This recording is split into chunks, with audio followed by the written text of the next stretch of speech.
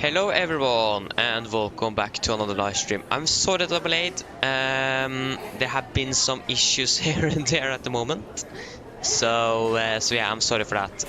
But yeah, now we are here at least.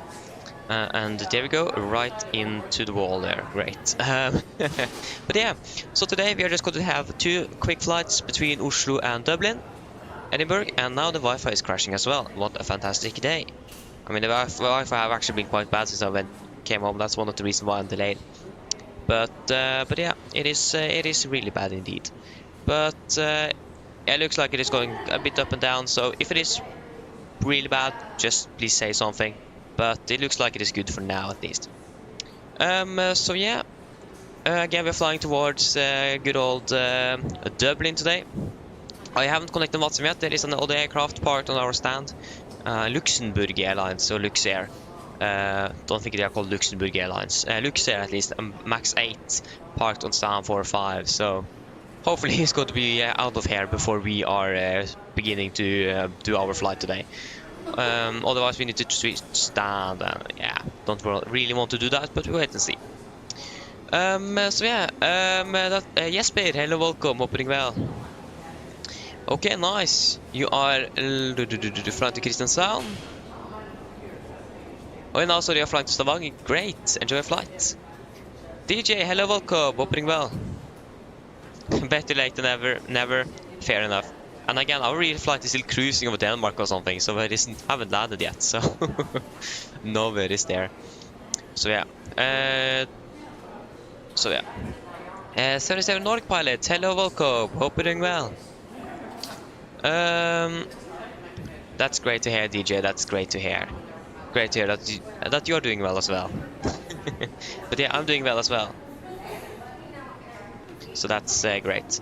Of course, before we're doing our good old briefing, we are going to go ahead and we are going to introduce the crew on board after Carmen had done a BA. 760 til Trondheim. Alle passasjerer med gruppe A kan nå gå ombord i flyet. Alle passasjerer med radnummer 16 til 32 bruker bakerste trapp. Vi ber alle andre passasjerer vente på videre informasjon. Why is there going to be a double announcement on here? What? Ladies and gentlemen, good afternoon.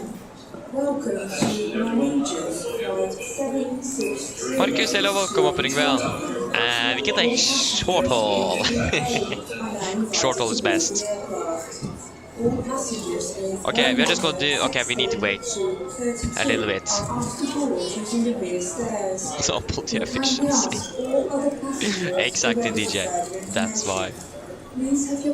But how long is this announcement? At least there's a Norwegian announcement, so that's great. Okay, there you go. So, before doing the briefing, we are of course going to introduce our good old crew on board. So we have Hovi, Knordox, and Yolo John. So shout out to all of you, and thank you for the support, as always. And now, we can begin to go through the briefing. We have 15 minutes before we should be in aircraft, but again, probably not even landed when we are finished with the briefing, so we'll wait and see. So, today we're going to be flying 2 sectors on the... first, it is the 7th of November today, 2024. Flying 2 sectors between Oslo and Dublin. What?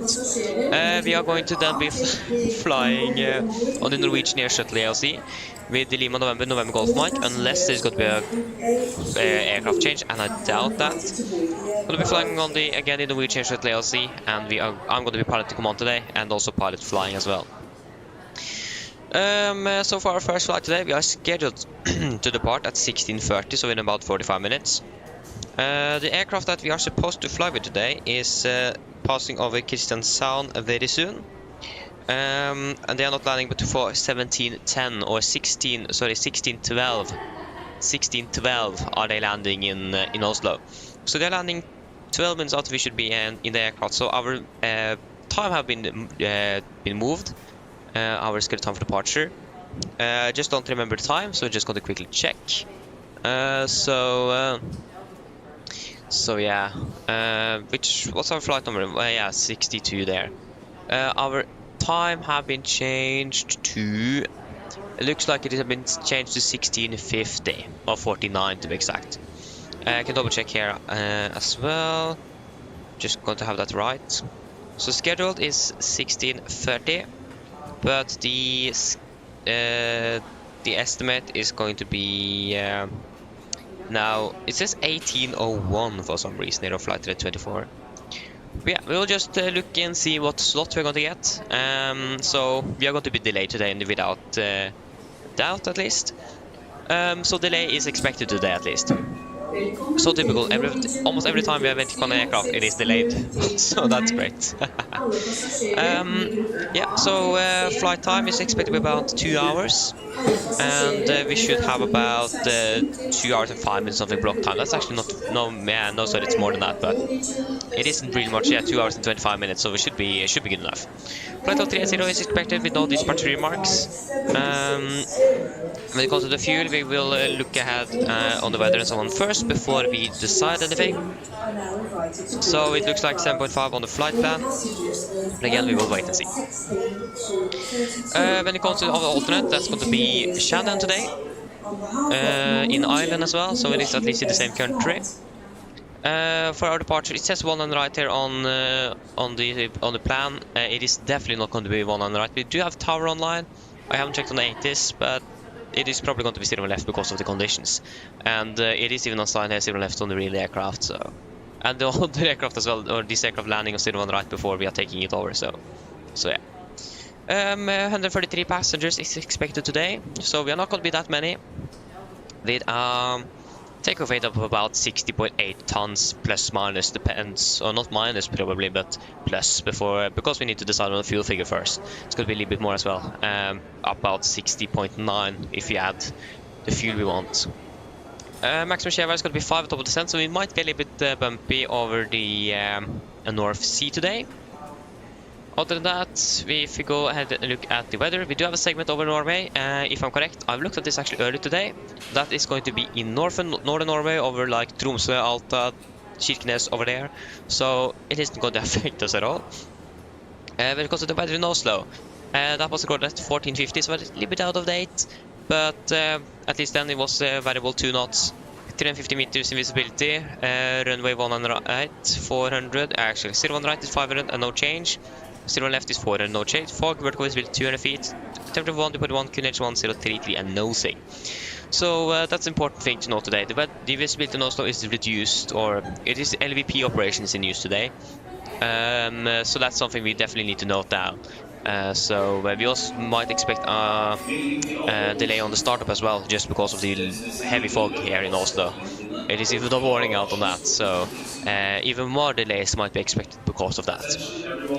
Throughout today, when we are landing back in Oslo at least, between 7:19 and 7:21, freezing fog. So it doesn't look like the weather is going to improve. We have probability of 40% though, but again, that's not when we are landing back, so yeah. And that's already actually outdated, so. For our destination, Dublin, it isn't really looking good there either, at least better than in Oslo. We currently have winds stand 150 at 9, variable between 110 and 190, 10, fuel class at 800, scattered at 1600, broken at 2100, 15, 11, 102 for a nosing. And throughout the day as well, when we are expected to land at least, we might expect some light drizzles and broken at 7 feet with a probability of 40%. What about winds coming from 110 at 9 knots, few at 1000 and broken at 1600. So we might also expect some rain in Dublin, but at least the visibility is better there. And for Shannon, our alternate as well is looking good, but should be within the limits for an alternate airport, so we should be good there. Maybe some rain as well, but again, it is should be good enough. Other than that, we don't really have anything significant here on the NOTAMs. When it comes to Dublin as well, we do have some obstacle erected.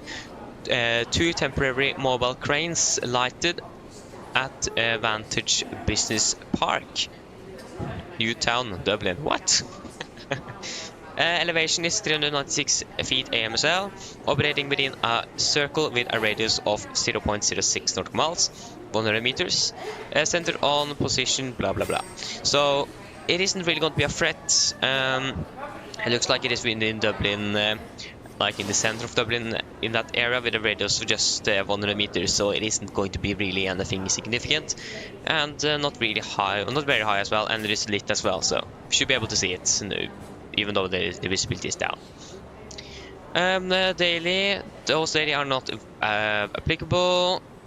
ILS RDH published. Okay, yeah, that's not really anything significant either. DME waypoint Wolf Trap. What?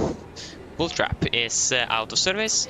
There's some RP approaches for runway 28 left, 28 right. So minimum changes, but we are not going to do any VR and RMPs into Dublin today because of the weather. So yeah. And Dublin NDB, OP and OE Dublin NDB locator associated with runway 28 left and 10 right is unserviceable, so not working.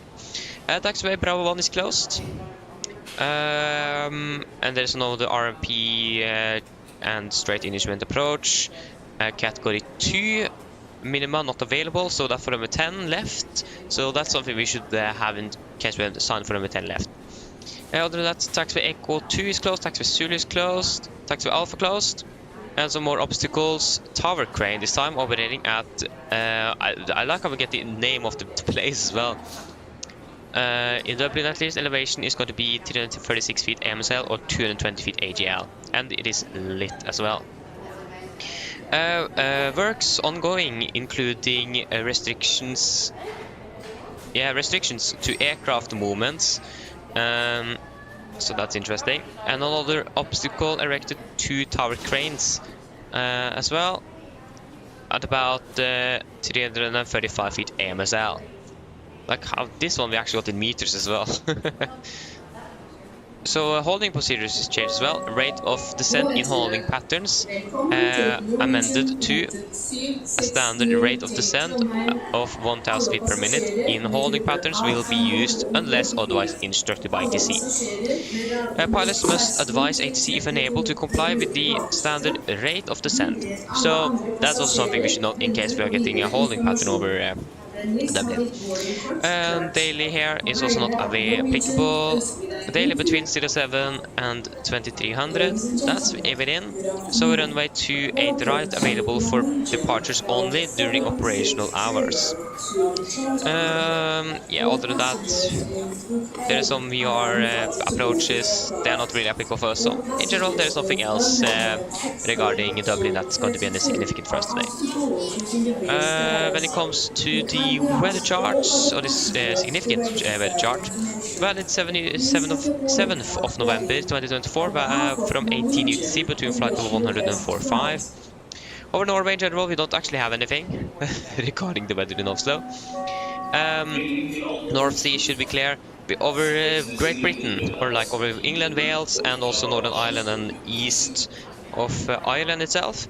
We do have some moderate turbulence between 4.5 and 3.5. We are cruising at 3.80, but yeah, we will just wait and see how it goes. But we could expect some turbulence in towards Dublin. We do also have some moderate turbulence and moderate icing as well from the Atlantic. I'm not quite sure. The winds are normally coming from west to east, so that might be moving over towards us on the return flight, but we will check on that. Other than that, okay, actually the winds are going northbound this time, so forget that then. Flight level 390, going to be, actually there's some wind changes over the North Sea here, but other than that we are going to have mostly a crosswind and then a little winds here and there. Then it's going to be mostly a crosswind on average, then at least through the flight down to Dublin. So yes, then we can do our return flight as well then. Vonstad, hello, welcome, hope you're doing well. Yes, 01 left in use indeed, and it's low visibility indeed, yeah. It is quite a bit low visibility indeed. Yeah, it looks like our scheduled time of departure will be moved to 1650. So, yeah. So when it comes to our return flight, we are going to be departing from Dublin at 19:45. Plus, we wait to see how that goes regarding the delay we have. Other than that, flight level 370, expected way back. Dispatch remarks none. When it comes to the fuel from the last flight, we will do that after we've done this because I forgot, so sorry for that. We are actually supposed to be landing in Oslo at 21:45, but probably going to be later than that. 2 hours approximately on the flight time, with approximately 8.2 tons, but again we will decide on that before we are landing in Dublin, so we can give the ground handling the amount they are going to fuel on the aircraft. So we wait and decide on that later on. Trondheim-Værnes is going to be our alternate, and to say that, by the weather is so much better than here in Oslo. 159 packs back to Oslo, with approximately takeoff weight of about 63.4 tons. Maximum share value is going to be 5 at top of climb, so again might be the same that we're expecting on the way down. When it comes to the weather for Værnes, like I said, we have currently winds 104 knots, variable wind 070-140, visibility 10 km more, fuel class at 2900, broken at 4100, temperature 10, 9, 1030, and NOC. A bit high pressure, but still the weather is so much better than in Oslo, and it is expected to be broken at 30,000 feet, 10 km visibility throughout the day and tomorrow. So yeah, the weather is fantastic up there, so that's the best old diversion airport. We can go straight down to the significant. What's all of this? Yeah, there's some NOTAMs, not some other NOTAMs as well. So yeah, this is valid now between flight level 145 from 00 UTC. So we can see that the turbulence over most of Great Britain is now gone. The weather up on the North Atlantic is basically at the same place, so that haven't really moved anything. We do have some turbulence and jet stream coming over Germany, but we are not going to fly anywhere close. So nothing really, anything to note there. It's going to be a mostly crosswind on the way back to Oslo as well, but it might be a little bit headwind when we are arriving back in Oslo. And again, the revenues, we wait and see. Probably it's going to be 01s again, so we'll just wait and see on that. Yes, that should be it. When it comes to Dublin, we have flown there one time before. If there is anything you guys want me to go through Dublin airport itself, then please say so. But for now, should be good. Are there any questions?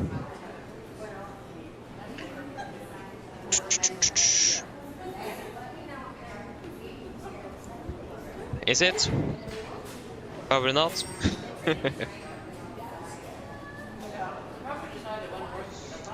No, probably not then.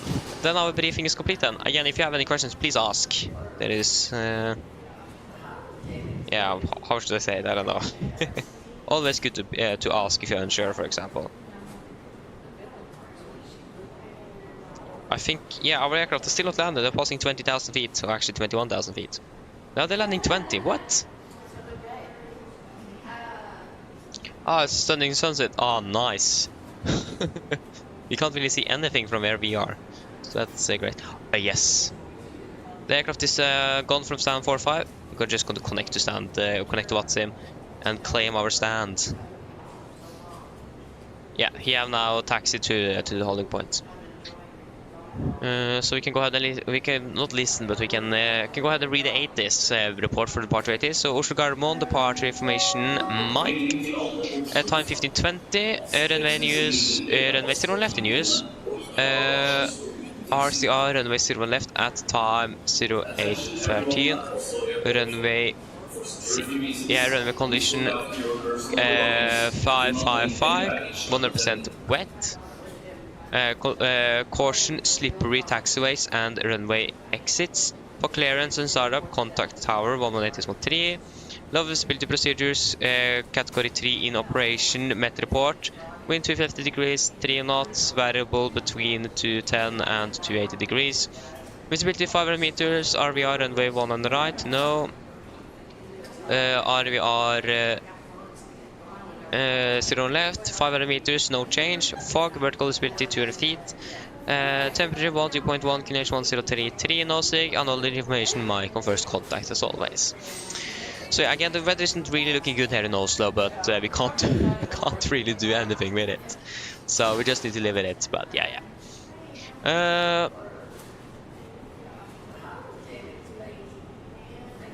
Hey, that's great, Jesper. That's great. Perfect timing. I'm happy that you managed to learn it. So you're welcome. I'm always glad to help.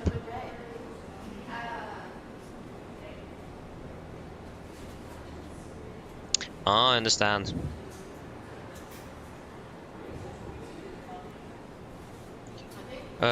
Sognal. Ja, det är också delayed. This video aircraft is delayed about an hour. So that's great.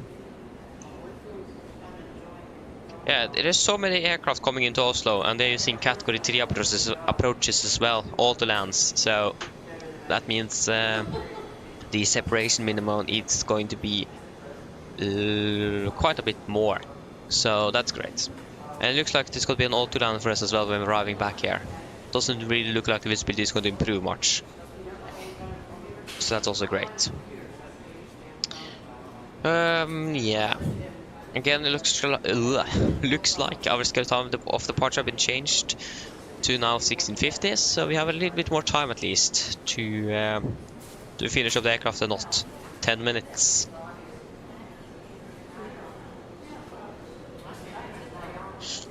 Oh, that was really odd. But yeah, we should have about 30 minutes.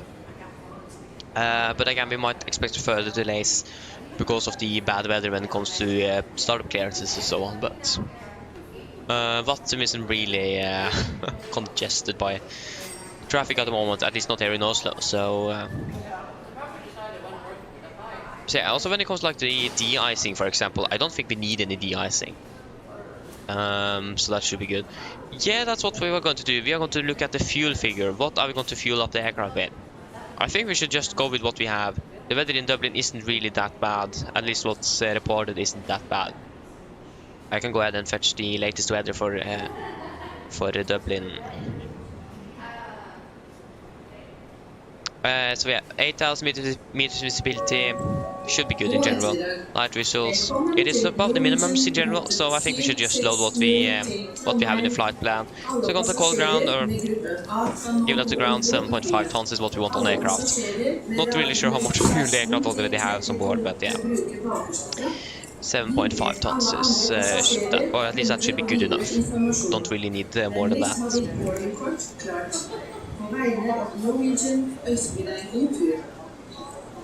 I wonder how it is to like fly the shorter operations here now. But you have like a really short, tight schedule throughout your duty, and the weather is so bad and there's delays everywhere. It's going to make yeah, probably not the best to do short ops today. Does Norwegian fly directly from Köpenick to Tromsø as well? I didn't even know that. At least for Norwegian Air Sweden up to Tromsø from Köpenick. On behalf of Norwegian, we wish you a pleasant flight. 15-year-old. Wait, what? Okay, this aircraft is. I'm actually 1 year older than this aircraft. Finnair A330 from Helsinki to JFK. Nice. Yeah, our aircraft is passing 14,000 feet. So, still a bit more to go before we can enter our wonderful aircraft today. We have Speedbird, British Airways beside us today as well, from on stand 49er. So that was great. Alle passasjerer med gruppe A til B kan nå gå ombord I flyet. Oh, thank you.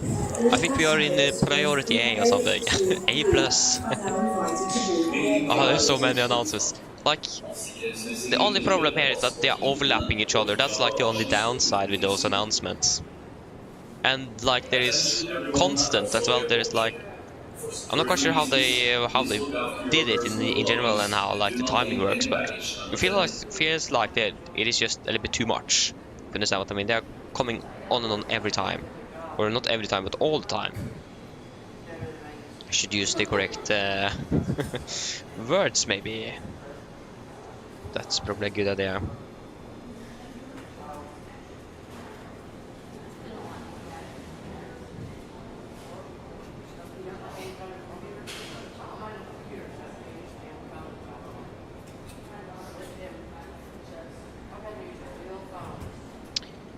Yeah.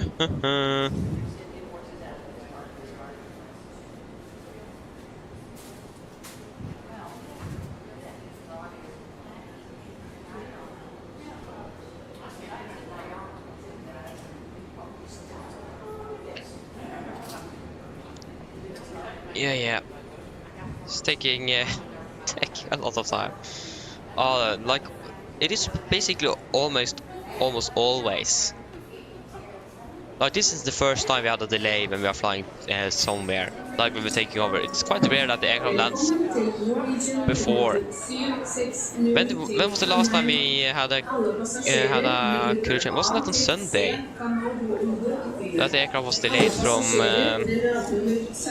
Yeah, I think it was on Sunday, but it was delayed from. Where did they fly from again?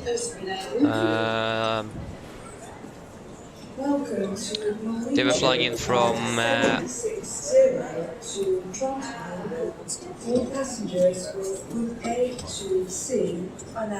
don't remember, but at least they were a bit delayed.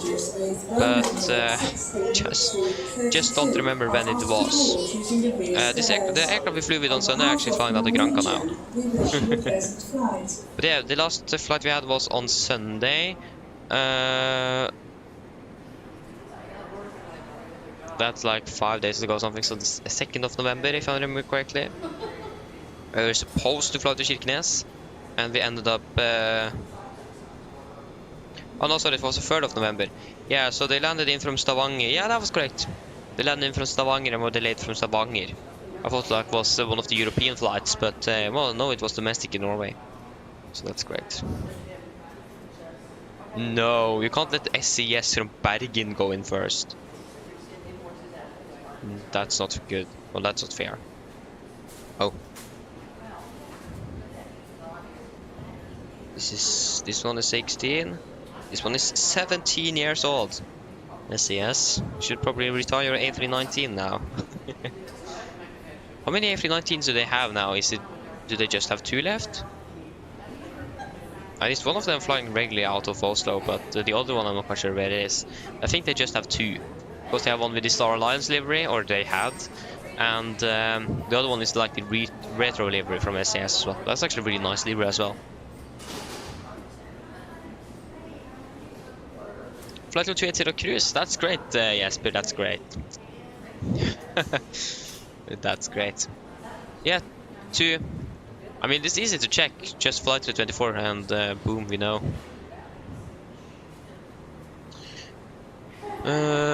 So airline.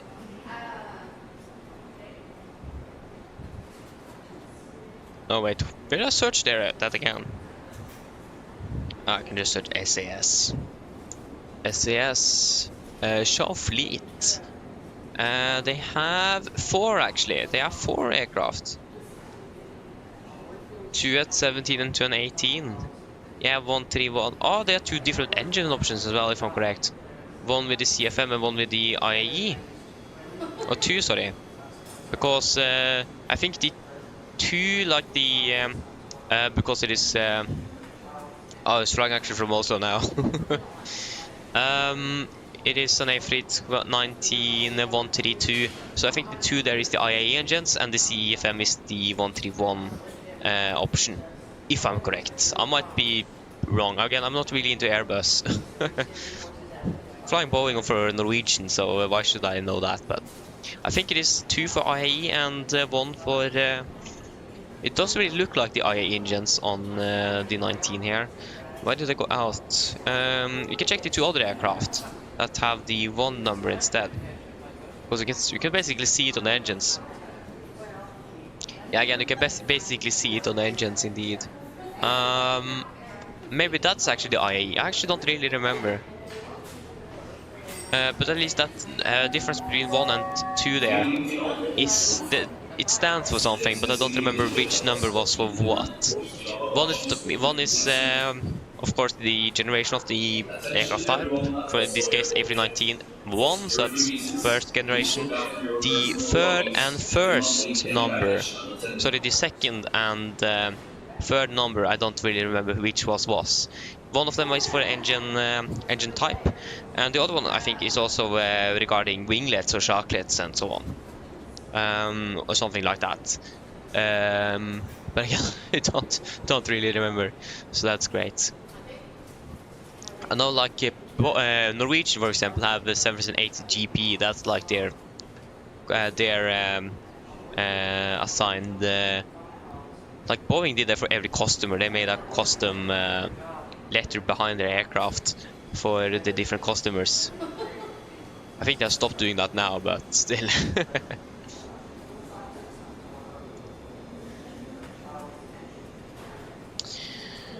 So yeah, this aircraft should be landing soon, I hope. Otherwise we're going to be really delayed. Yeah, it's turning final soon. Oh, Rome, you can please wait. Okay, you're landing behind. Oh, you're landing really behind schedule. What happened with those guys? They're landing almost an hour behind. What happened with this flight from Rome today to Oslo? Yeah.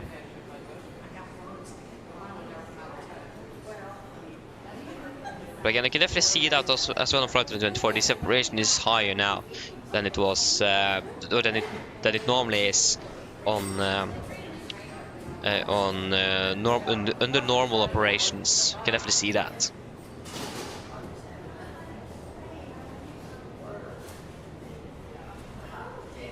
Yeah, I mean that's fair enough, Jesper. That's fair enough. Fair enough. But again, the weather conditions at the moment doesn't look like to improve either, so I think it is better to just divert. But again, Oslo is certified, so you can do an auto land, so you can basically land without visibility in Oslo, or 50 feet, 200 meters RVR is like the minimum. So if you see the runway at the 50 feet radial, then you can just continue. So you should basically be landing nevertheless with what conditions in Oslo at the moment, but yeah. Like if you have thunderstorms, that's something else. Then you can't land. But I'm actually not quite sure how it works when it comes to thunderstorms. If I remember those thunderstorm here one day, I don't remember when it was, but it was an aircraft that diverted to Bergen because of it. They couldn't land in Oslo for some reason. Again, because of the thunderstorms. So but it's quite rare that there is like thunderstorms close, like the thunderstorms actually close down the airport itself, or set the traffic on hold. Welcome to Norwegian flight 760. So there you go. Our aircraft is now on final approach for runway 01 right, passing over past Kjeller Airport already. Passing over Lillestrøm. That's great. Hey, that's mice. That's nice, Marcus. That's nice. Again, it is actually really the FSL traffic is really good. FS traffic, it looks like it is better, but that's quite a bit more expensive than FSLTL though. Like $40 compared to nothing. I mean, then the FSLTL is definitely good. I remember when I used IAG, the performance was so bad, but I think they have improved both the models and the performance as well. So maybe I should look at it. But it was also a pain to install as well. You need to download every single airline differently. So that was that took many hours to just download the airlines you wanted. The good thing with that is that you just download the airlines you wanted to see. But when you're flying on VATSIM, that doesn't really work out. So yeah. All passengers in group A to B are now invited to board the aircraft.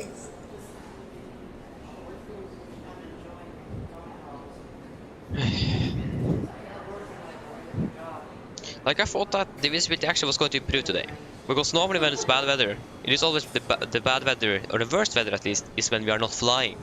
Always when I'm then going to begin to fly, the weather improves. That's not the case today. So yeah. To be honest, I feel like we have been a little bit unlucky there. It's rarely that we actually fly in this certain condition like this, because the weather is always improving when I'm not flying. So yeah. But yeah. So at least today, a little bit luckier there. Exactly, here we have an Airbus. Yeah, yeah, okay, definitely, yeah.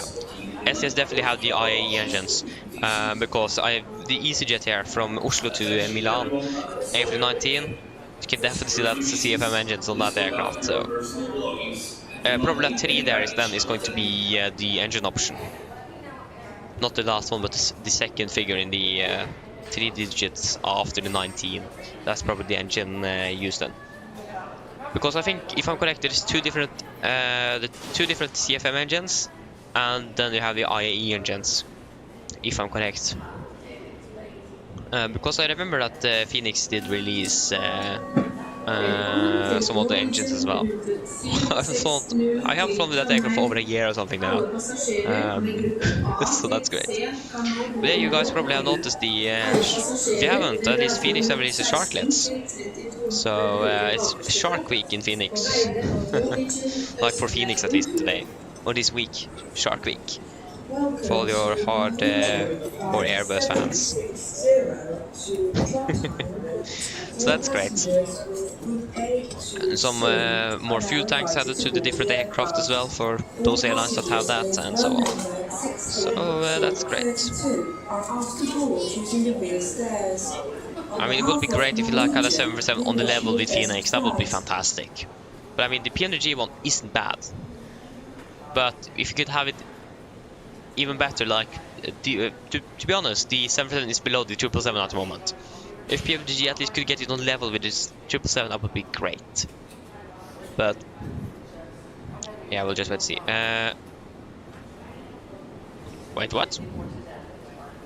I like how the EasyJet aircraft just disappeared from the radar and then it have landed or something out of coverage. But yeah, there you go. Our aircraft now touched the ground in Oslo. So now we just need to wait for it to be parked at the gate, and then deboard all the passengers, and then we can go ahead and enter the aircraft. So we are scheduled to depart in 15 minutes, and we haven't even got our aircraft. So that's great. Even the British Airways guy is now pushing back and landing. Wait. Oh, I thought that was our aircraft. Someone on Vatsu that flew with this aircraft here, because there was a guy landing at the exact same time. Norwegian aircraft, but that was from Gdansk, so yeah.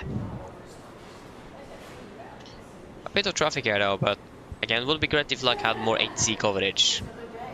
Do we have anything in Dublin? No, Dublin is quite quiet at the moment. So yeah.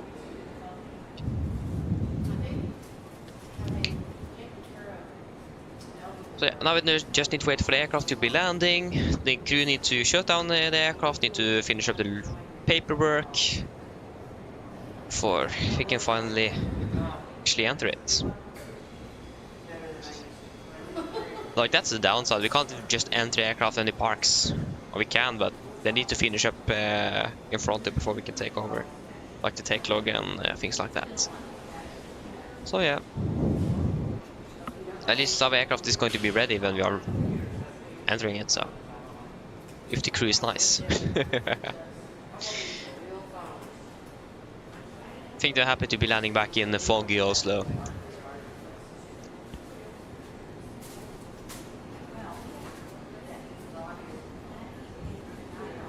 I wonder how it is to like decide who's going to be pilot flying on which leg when you are expecting a auto land in in one of the airports.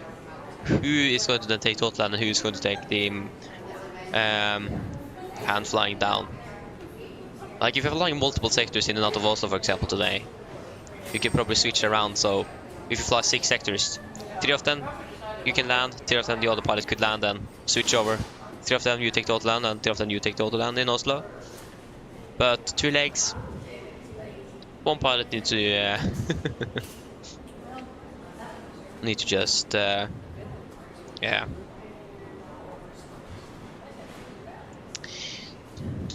Need to just how should I say it? I don't know, but at least can't do any manual landings that day. Unless suddenly the weather just magically improves, but doesn't seem really likely. So yeah. 1 degrees, and we still have... Okay, actually the weather is improving, forget that, it is 650 meters. What did I say? It is improving when I'm coming around. Always. I think the EasyJet aircraft is taxiing as well. And our aircraft is pulling up right now. Why is the Bergen aircraft... What? Why was the Bergen aircraft located at the international terminal in Oslo? That doesn't really make sense. Okay, why not? Nikolai, hello, welcome, opening well. Okay, just wondering. Yes, we are delayed indeed. Our aircraft haven't even parked yet. We are supposed to depart from Oslo in 10 minutes, but our aircraft is just now taxiing onto the stand. So yeah, we are delayed indeed. So yeah, fantastic. Yeah, just parked. So now we just need to wait for the crew to finish up the paperwork and begin deboarding and so on before we can take over the aircraft. Normal day at work. Like, there's something with aviation, it is quite often delays. I mean, makes sense, but still it is something unique to aviation, to be honest. Unless you think about the train network in Norway. It's almost more delays there than in the Norwegian aviation, at least.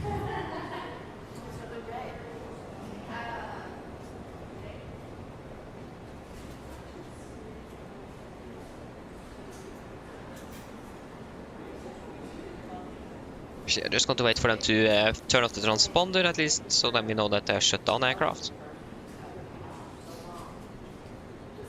That's like one of the last things you would do at least what I do on the shutdown flow is to turn off the transponder. Some pilots even turn it off before they're turning onto the stand, so so it's a little bit some difference there. So how long have we been waiting now? We're waiting for 42 minutes. Great. All passengers. Yes, still not turned off the transponder. What's going on that flight? I might be flight attendant for that's a little bit delayed as well. I mean, that makes sense. We're landing now, Jesper. That's great. Good luck. Ladies and gentlemen, good afternoon. Welcome to Norwegian flight 7. Again, we don't really have much time on the ground now because there you go, they finally turn off the transponder. We can at least enter go ahead and request deboarding. Boarding requested. Since yeah. What happened now? Oh, there you go. Okay, but yeah, where is the door is there, but where are we actually? Wait, we are actually not at the correct. Yeah, we are correct. Yeah, Foxtrot 15, that's correct. But where's the way in? What? Is that? Wait, what? Do we even have that in us? Okay, that wasn't really looking very good when it comes to like the modeling, but I mean, just that. Why do we need to have a dispenser here when it comes to like... Reminds me of the corona pandemic, to be honest. Basically what it is, but don't remember the actual word for it. But that we actually have that here is actually quite nice. Okay, we'll just go through the wall or through the window. I can just go ahead and run towards the aircraft. Some zigzagging between passengers.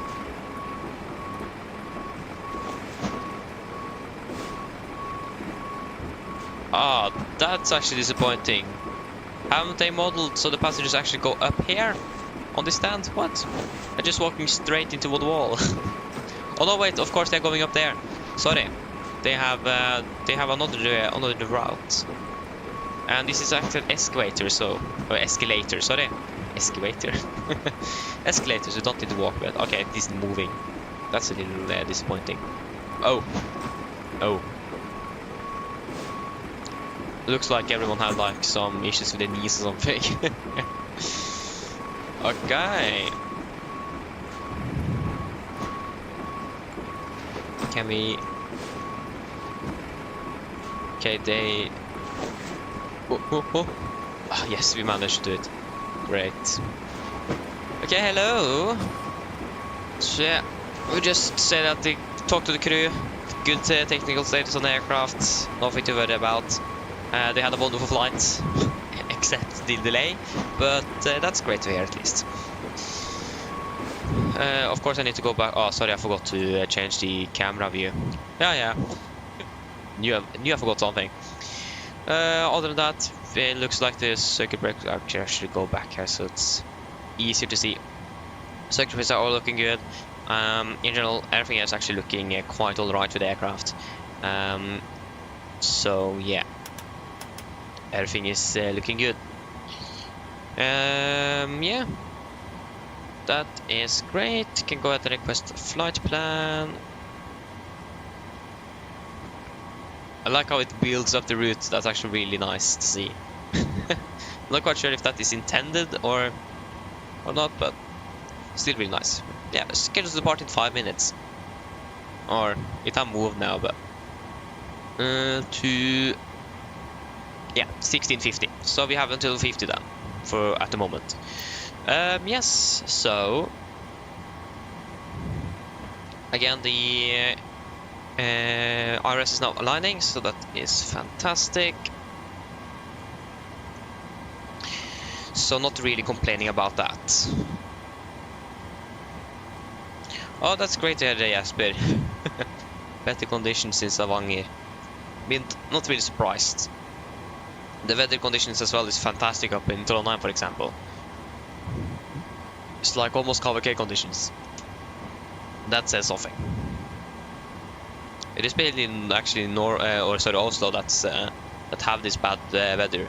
I'm not quite sure about Bergen, for example. I don't think it is that bad in Bergen either. Again, if the weather in Stavanger isn't that bad, then it should be quite alright in Bergen as well. Quite close to each other, so it makes quite a bit of sense. Like also Torp was actually better in Torp than in Oslo, and they're also not really far apart, but still a little bit. So yes, should we just begin to set up? Just go ahead and request some refueling as well. So we are the 7800, 26 carriage engines. The rack is up to date. Latest operational program for the 747 as well. That is fantastic. Currently standing here at Gardermoen. GPS left or right? Good question. Stand 45, please. Yeah, we just got to use. Okay, changed. Just got to use the left, nevertheless. Gardermoen, and we are flying to Dublin. We are Nordic. Actually, good question. What's our call sign again? Oh, there you go. We still have that warning there. That's something I need to look up. Why do we get it? Going to see if I can find anything in the Norwegian, the PMDG forums about it. It is, but again, it might be because the IRS is not aligned. Not quite sure if we have got that warning. Actually, to be honest, we have never started a flight without the IRS not being aligned, so but it might be because again it is not aligned. For example, here it says the actual navigation performance is 9.98 nautical miles, so message could make sense that way, but I'm not really 100% sure that is, or if that's the case. But can you just discard how I noted it down again? So yeah, we'll just I will look up on the flight to Edinburgh. Sorry, not Edinburgh, but Dublin. Yeah, it's going to be Atlap 5 Alpha. It's going to be Papa 600 to Klon.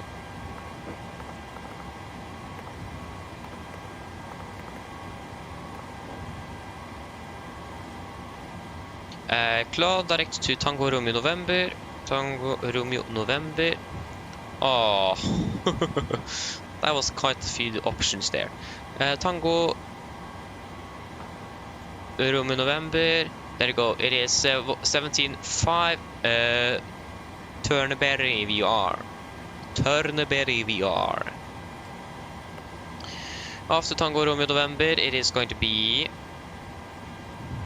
direct to Plaza Oblaka.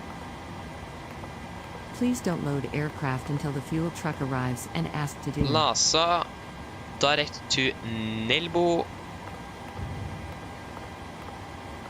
Nelbo, direct to Nimat.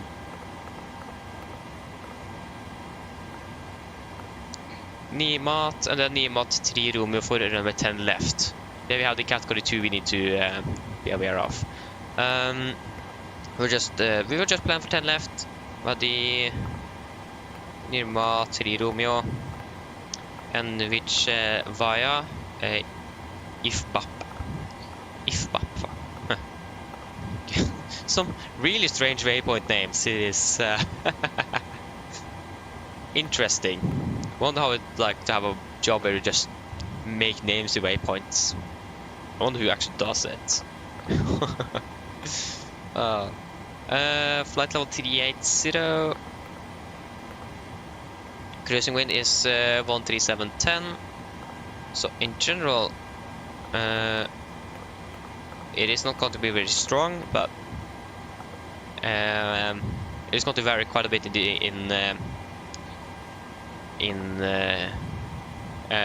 the direction. That's what it is going to do. 250.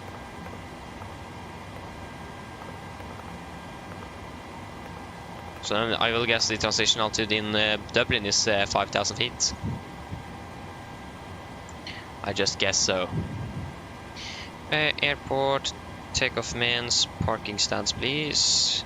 As said, we want the Atlap 5 Alpha departure. Arrival, the airport charts. Airport, takeoff means parking stand, west or east? East.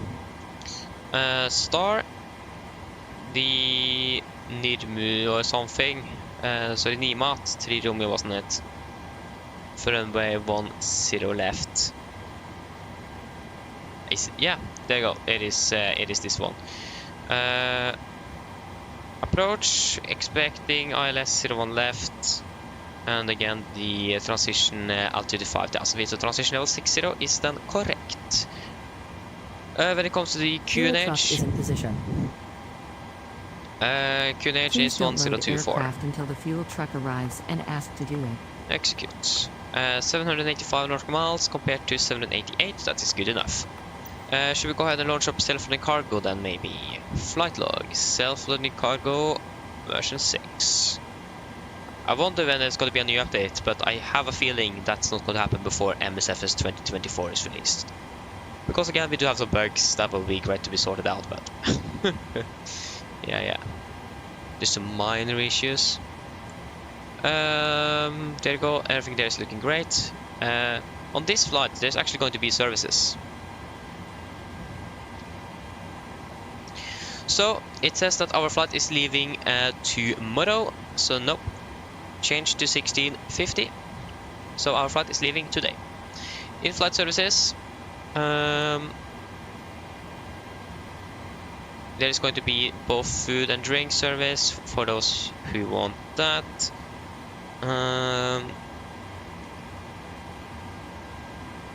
Yeah, go ahead and start up the flight.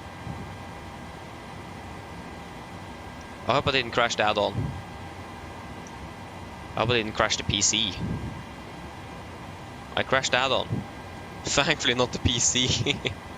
I clicked on it while it was loading. Bad idea.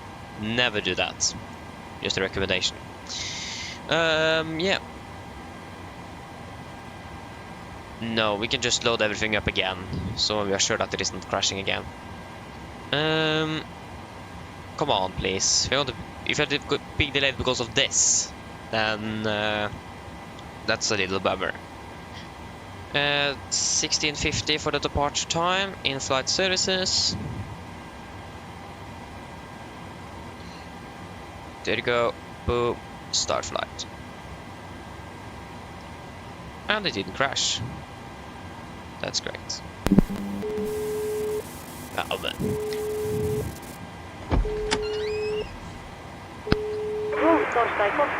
Hello.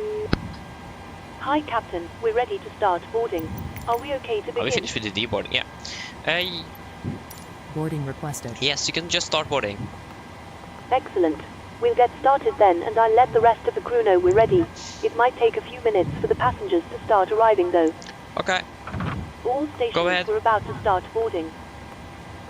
Go ahead. You can just request wins as well. Hi, Captain. Microphone check, please. Read you loud and clear. OK, Captain. Radio check IS komplete. DNL kontaktlyden ger ready torstai snart roll. Roger. Lutz, hello, welcome. Good evening. Hope you're doing well. Great. Then we have loaded up Passengers boarding starting. that. I forgot one thing.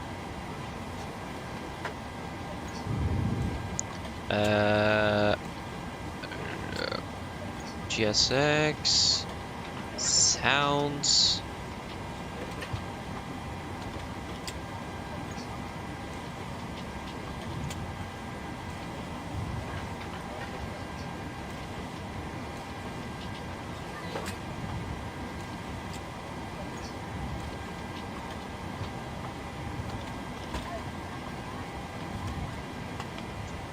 Your boarding pass, please. Yeah, if you have if you heard the sound there, that's just GSX. I forgot to delete it, so I also forgot to update it, so that's great. Skolvik, hello, welcome. Hope you're doing well. This way, please. That's great. Oh, fantastic, Skolvik, fantastic. Welcome at least. Hello. Hi, Captain. Just to let you know, we've started bringing the passengers on board. Thank you. Okay, should we just begin or set up more here then? We are pretty much ready to do any eventual briefing soon. Our first officer is okay. It's raining now in Dublin. The visibility currently in Oslo is about. It's still not Oslo. Thank you. 600 meters fog. Kunners 1033. The Kunners is 1033. Again, so something wrong with the airport bar on the PFD, but yeah. Flight level 380 and the airport aviation Dublin. What's that? Hello. Yeah, they go runway 0 left. Yeah, that's going to be about 200 feet then. 200 feet. There you go.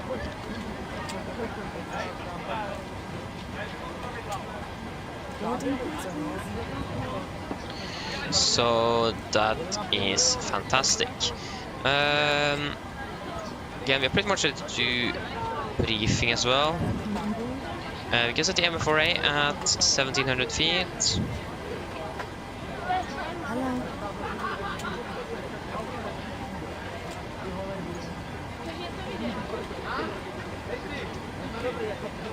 There you go. Fantastic. T1R1AG, hello, welcome. Hope you're doing well. What 747 I have the PMDG, if I understand the question correctly. I'm not quite sure what you mean with developer there, but I have the PMDG 747 at least. Lucas, hello, welcome. Hope you're doing well.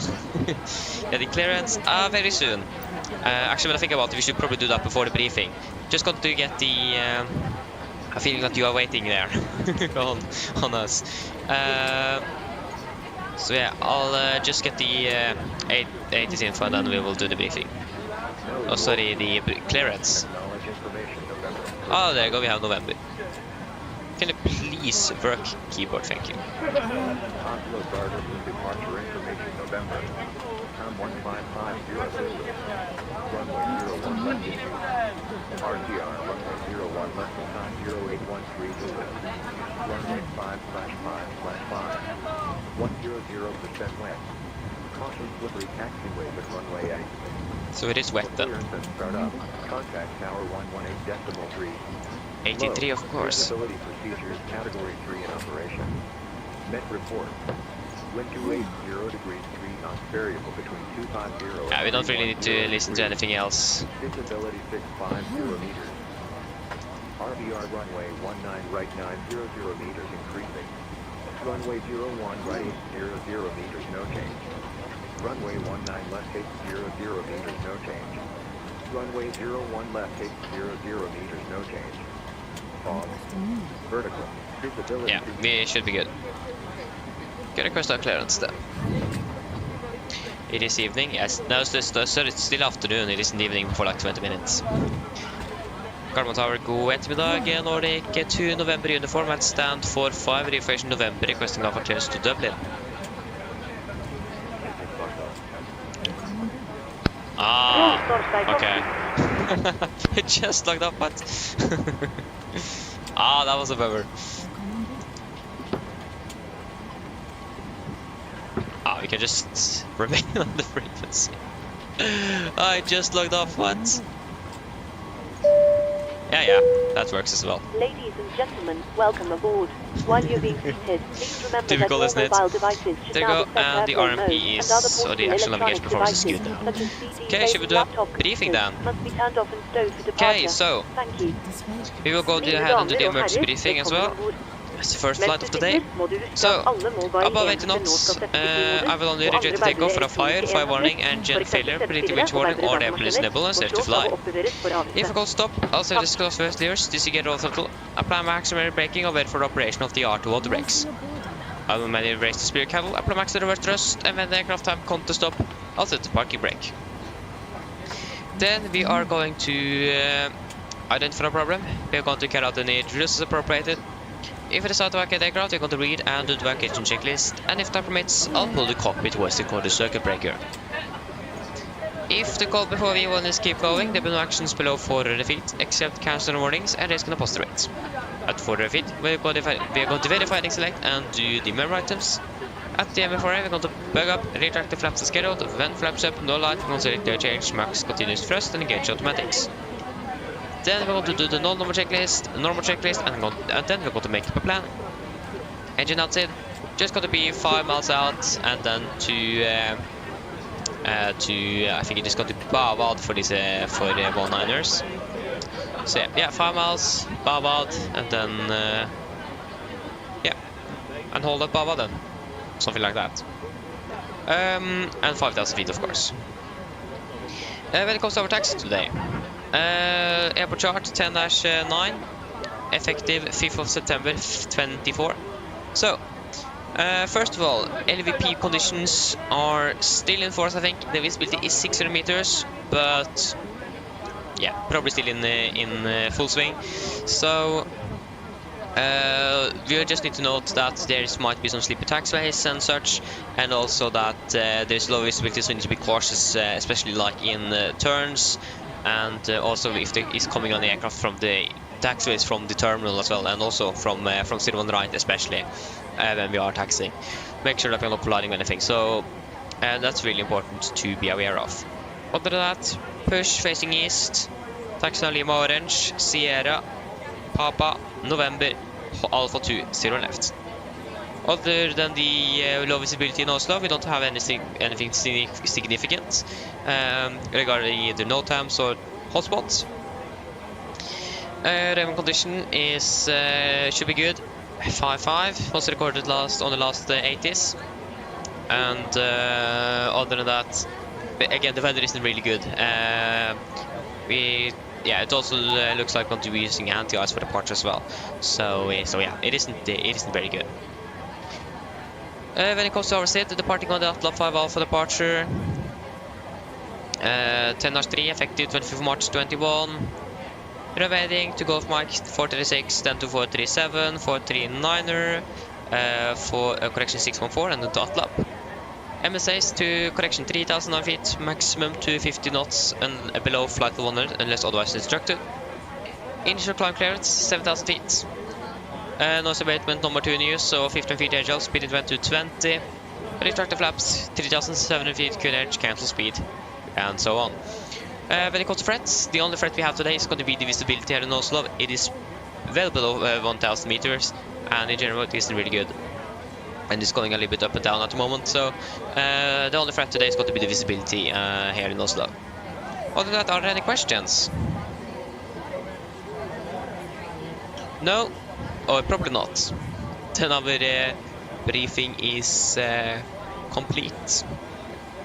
We can go ahead and do the pre-flight checklist to the line. Pins and covers removed. Oxygen, good, I haven't tested that. Tested 1%, now transfer the display switches, normal auto, window heat, on, prestation mode, selector, auto, flight instruments.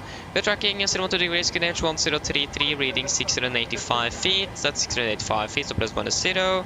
Parking brake, set, engine start levers, cut off, and the taxi takeoff briefing completed. Pre-flight checklist to the line is complete. So yeah. Okay, Skolvik, thank you for tuning in at least. I'll enjoy the rest of your duty then, of your work. So yeah, and thank you as well. We'll try to enjoy it. We will try our best. So yeah, the refilling should be complete. We have 7.5 tons and the truck is... Yeah, we will finish with boarding of course. And the beep sound from GSX. The weather in Berlin actually. Yeah, so it's going to be in Dublin, 210 at 8, correction, 210 at 9 knots, 1424. So 210, 9, 1424. 210, 9, 1424. Expecting runway 10 left. Looks like that's going to be a little wet. I'm not quite sure about the ATIS yet, but we'll find and see. Yeah, that's all looking good for guard 1 as well. 0 left, that runway is dry, flaps 5. Engine anti-ice is expected. Or is not expected, is needed. Take off from the wrong airport. There you go. Alpha 2 is 34906. 34906. And the rest we can wait a little bit. It looks like we're going to be a little bit delayed on this one as well. So that is just great. Go ahead. When did ground call us? I can't remember. They have called us. Hi Captain, just Arctic update both by let you know that we we're never getting the load sheet now. Ian, I'll contact you again once we are done. Oh, Roger. Yeah, we're getting the load sheet in about 11 minutes. But probably less. Should probably do a PA jetpacks onto the passengers. Flight time 2 hours. And yeah.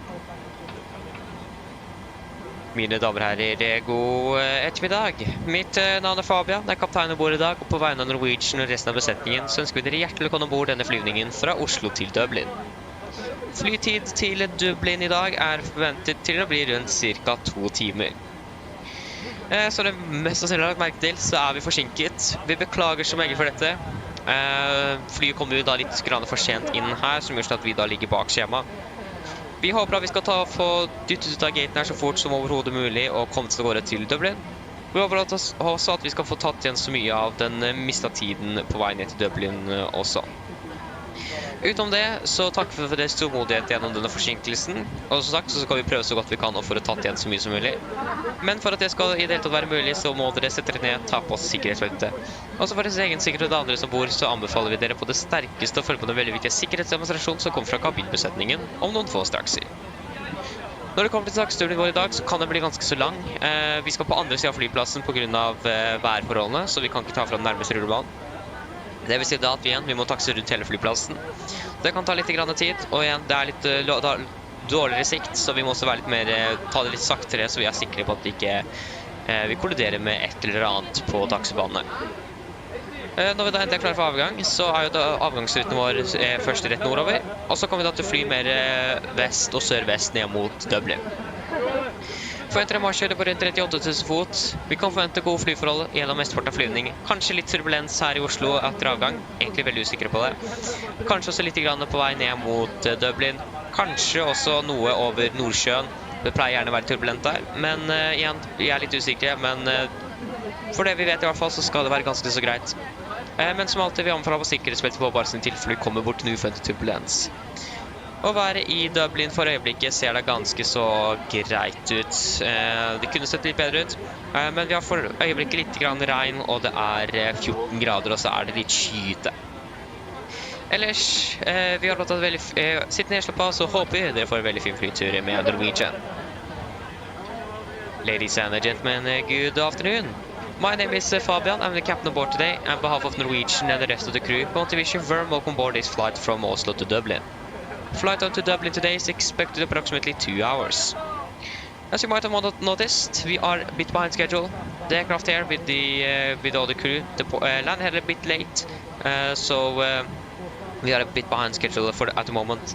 We are very sorry for this and apologize for that. We hope that we're going to be able to catch up as much as possible and in general get out of here as quickly as possible. But for that to be happening, then you need to then sit out, take your seatbelts, and for your own safety and others, we recommend you as always to follow the important safety demonstration that comes from the camera crew now very soon. When it comes to our taxiing today, that expected to be a bit longer than normal. Because of the low visibility here, we are going to depart from the runway on the opposite side of the airport, so we need to taxi all around, so it might take a little bit longer time. Again, it's low visibility, so also might take it a bit slower as well, so we're sure that we're not colliding with anything. When we find the for departure, we're departing initially northbound, before we then go to turn a bit west and southwest towards Dublin. We're expecting a flight level of, or cruising altitude up to 38,000 feet. Good flying conditions are expected, maybe some turbulence on the climb, maybe something into Dublin. And again, we're flying on the North Sea, so it might be a little bit bumpy over there. But for what we have seen, it looks like to be great. But as always, we recommend to the on just in case encountering some unexpected turbulence. And the weather at the moment in Dublin is looking all okay enough. It is better than Oslo at least. It is currently a little bit of rain, a little bit of wind coming as well from the south. About 14 degrees and a bit cloudy as well. Other than that, please sit down, take your seatbelts, and sit down, relax, and enjoy the flight. Thank you. Of course, I messed that up again. Hello. Hello. Hi, Captain. Okay, here's the load sheet from ground. I've written the passenger count here, the crew count here, and the total number of souls, not including yourself, here. Thank you. Okay, looks like we're all set to go whenever you're ready. Okay, great. I'll call the ground to remove the jetway and you can just close up the doors. No problem. Go ahead.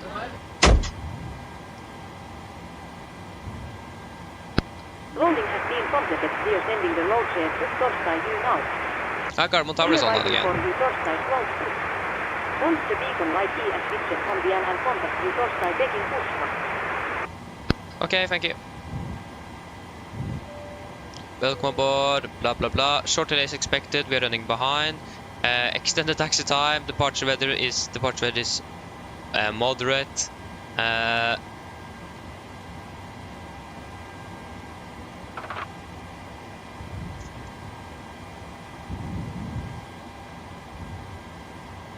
And we haven't got a clearance yet, so we need to wait for that. At least we have the load sheet, but that doesn't really help now. 61.1 tons compared to 60. Yeah, that's within. So, come on. There you go. 61, 100, and it's going to be 21.1. Again, we do also have tower on at the moment, so we will just go ahead and request clearance.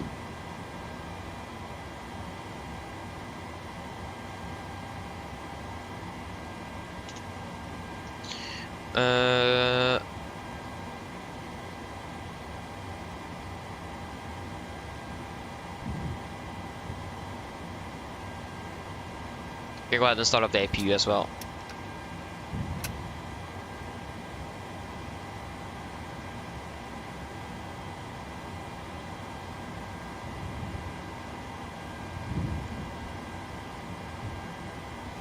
There you go, we have...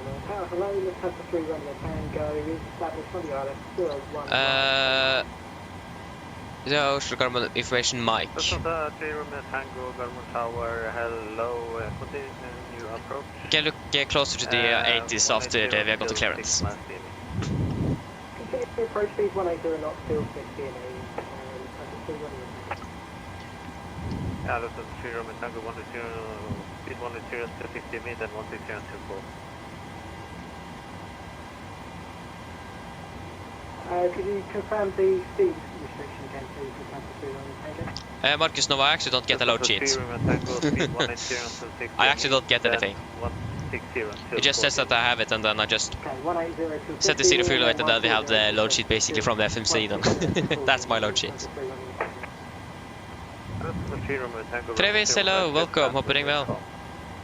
Still on right clear line for Papa 3 Romeo Tango.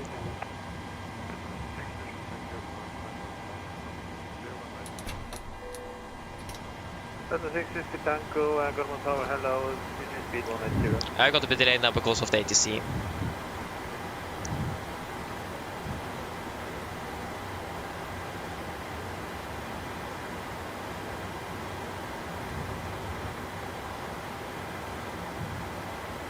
Gorman Tower, hello, you're clear to set runway at the Variable 2 knots. departure, runway 01 left, initial climb 7,000 feet. 134. 7,110.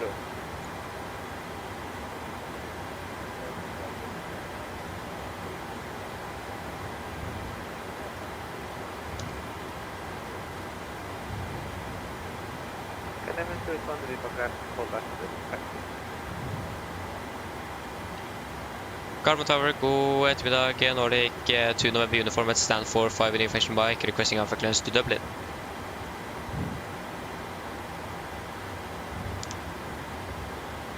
Nordic 2 November uniform, Gorman Tower, hello, you're clear to Dublin via the Oslo 5 Oslo departure, runway 01 left, initial climb 7,000 feet, squawk 4007. Nordic 2 November uniforms clear to Dublin via the Atla 5 Alpha departure at 0 left, initial climb 7000, squawk 4007. Nordic 2 November uniform, is that correct? 4007. We will just Can I make one? do that for now. We can go ahead and execute, and we can calculate.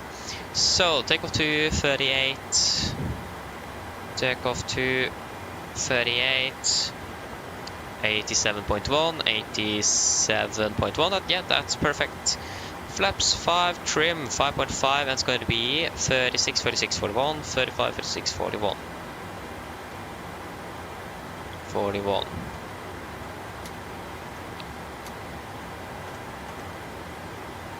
Before tax correction, pre-flight check speed of line. Fuel, we have 7,500 kilograms on board. We should probably have the pumps on. We should probably turn on you as well. We don't have any in the center, no. Passenger sides are set, auto brake, RGO, 0% cars completed, takeoff speeds, 135, 136, 141, MSP, 141, 012, 7,000 set. Pre-flight checklist is complete. Cockpit to ground.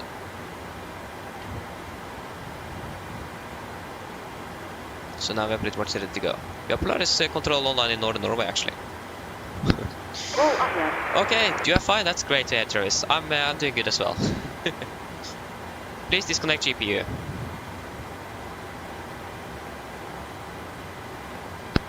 Roger. Stand by. Okay, ground, remove chocks. Roll cover has been disconnected. Thank you.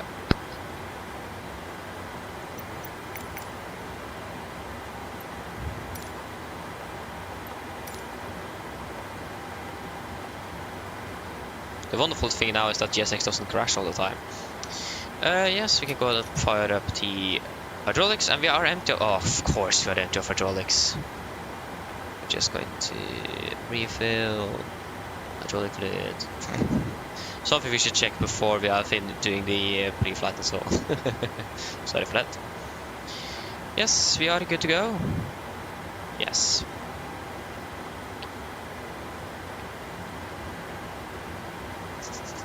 Long week, yeah, understandable. And a long week here as well. I've been just doing math for like 3 days in a row now. Finally finished today, so that's great. Like, I was going to try if we can do like the holding tutorial that some of you requested yesterday. Couldn't do it because I need to do even more math, so that was great. Or math. No. Okay. Yeah, just, yeah, you understand what I mean at least. Go ahead. At least I hope you understand what I mean. Red Master 6 Whiskey Tango, Thunder Winds, call me back when established again. Sorry about that. Oh, someone called a mist. I mean, the visibility isn't really great though, so I mean, it makes perfect sense. Roll ES1. Tango, Use ahead to your vehicle right ES1. 77.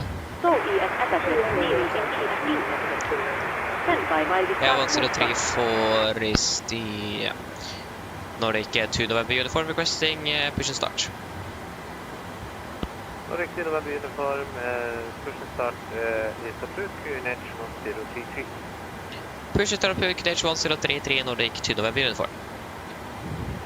Position... which one should we take? I don't really remember how the positions are working here in... Red Master 6 Whiskey Tango, monitor that 122 decimal. Nice, Travis.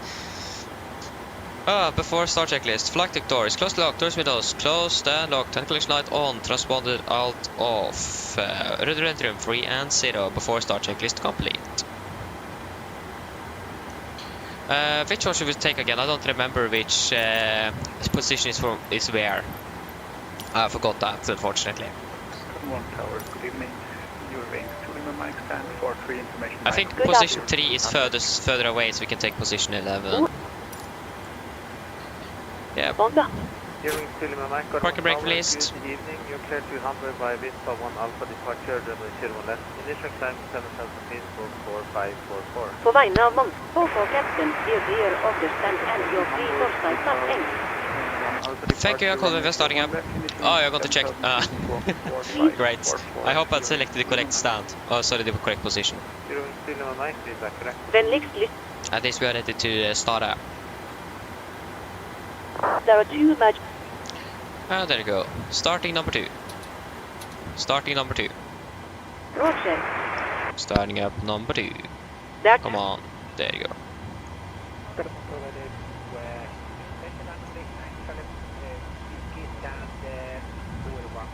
Should the cabin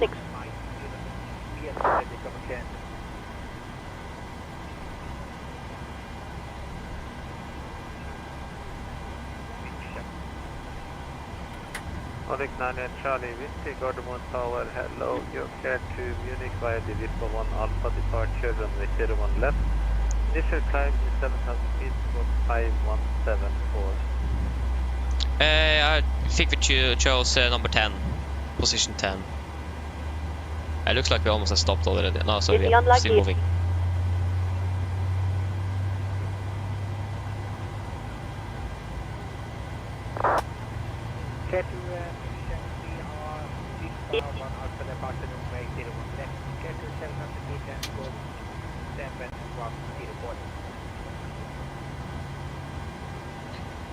Starting number 1. Nordic 98 Charlie, Whiskey, Roger. that squawk is 5174. Deep. 5174. While we wait for There you go, engine number 2 stable.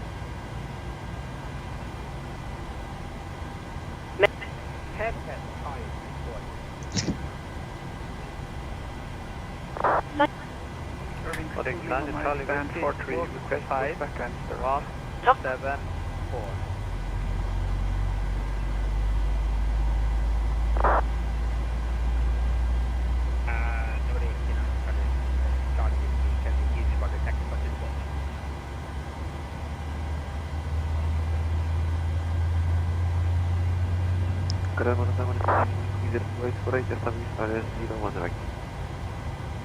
Set to 848, the Gardermoen Tower, hello. Wind calm, runway 01 right, clear to land. 01 right, please, that's just correct. Nordic 9 Charlie, Whiskey, the back is correct. Your range to Lima Mike stand for 3 request pushback and start. Here winds to Lima Mike, standby for push. Okay, engine number 1 is stable. Oh, we're still moving. Oh, I chose the wrong one then. Should have. I haven't found any Nordic charts. 2 November uniform, you're not clear to taxi.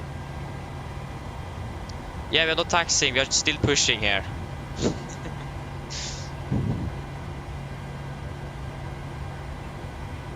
Gearing to Lima Mike, person start approved, finish 1034. Think of taxing. I mean, really understandable though. 34, Lima Mike, to Lima Mike.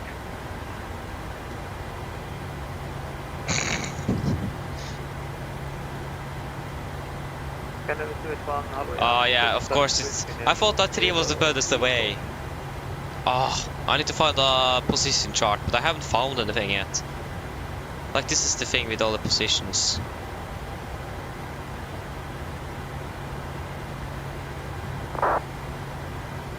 Are we finished soon, please? Like, at least the Eurowings was able to push back, so that's great. Your parking bracket. Parking brake is set. Stand by, please keep your parking bracket on while we monitor engine startup and disconnect resolve. Yeah, we finished up here with the start, so 2 good stables, or 2 good engines, so we can just disconnect.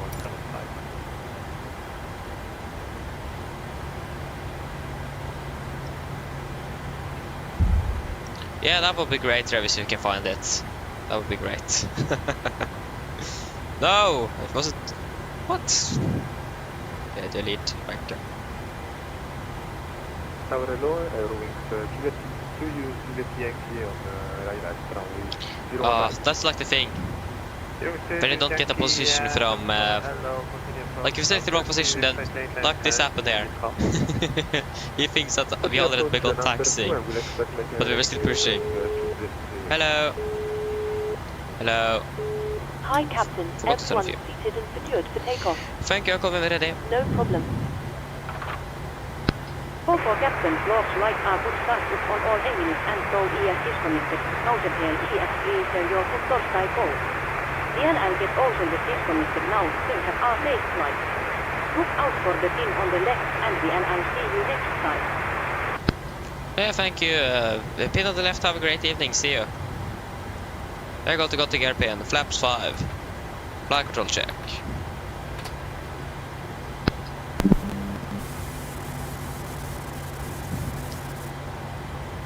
Mr. 848, stand 45, bucket 906. Before start check, correction before taxi checklist. Generators on, preheat on, anti-ice on, air compress packs auto, isolation valve auto, engine start switches continuous, vehicle checked, engine start and flight controls checked, ground equipment is almost clear. Flaps, 5 land, 5 greens, and APU off before taxi check is complete. Nordic 2 November uniform requesting taxi. Det var den kursen jeg har sett på Gardermoen noen gang, men taxi left on Sierra, then Papa and November morning 01 left. Left on Sierra, Papa, November, hold på styr on left, og jeg er enig med det, det er litt så spesielle prosedyrer noen ganger til November uniform.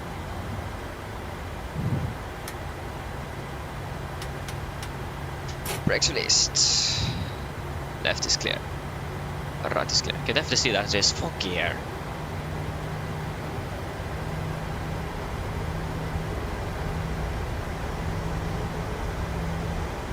It's a 2848, yeah, pressure Sierra. Okay, yeah, that's the bit. Going to Juliet Yankee, going to Juliet Yankee, in Southern 01 Cheslam. There you go, we have a vacating aircraft there. Right looks to be nice and clear, and left is clear. I still not fixed the 2 bright taxiway signs here in Oslo.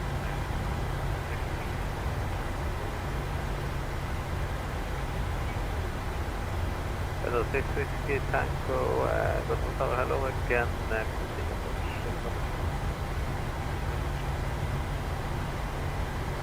Okay, that was a beautiful turn. That's one of my better turns. Okay, that was fantastic.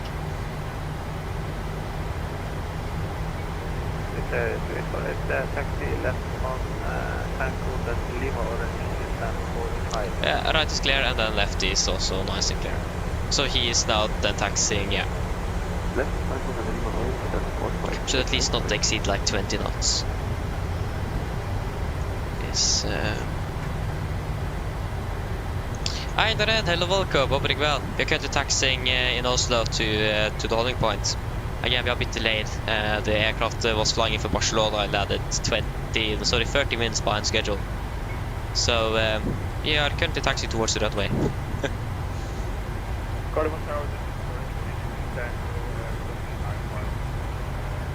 Yeah, the real aircraft at least are now pushed as well, or at least pushing. Okay, right is clear, left is clear. That's left of Papa. If it was Papa, I think so. Go with 2 Juliet Yankee, taxi right on Tango, hold short Lima.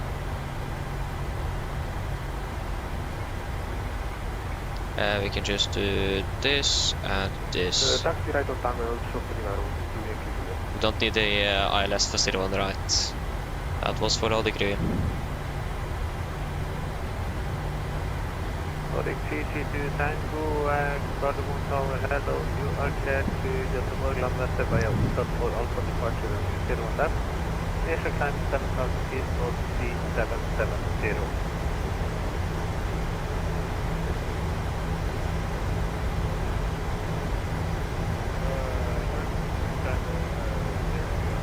Yeah, left is clear, right is clear. Yeah, we will try to not exceed the 20 knots.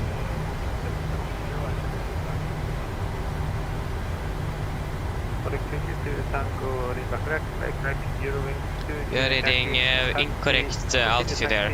Again, if I remember correctly, the QNH is now 1034.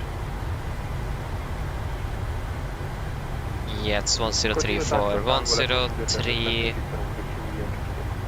1034 is set. And we are reading 680. 685. Yeah, about 680 feet. Yeah, I mean, we are taxiing, so it is changing a bit, but yeah, about 680. Left is clear and right is clear. Fantastic. Again, we were taxiing down in November. We can then turn on the weather radar and so on. Still going to pass the terminal here, so we wait a little bit to that. So we are should have departed half an hour ago, so we are about half an hour delayed at the moment. At least we are ahead of the real aircraft, but that isn't really much.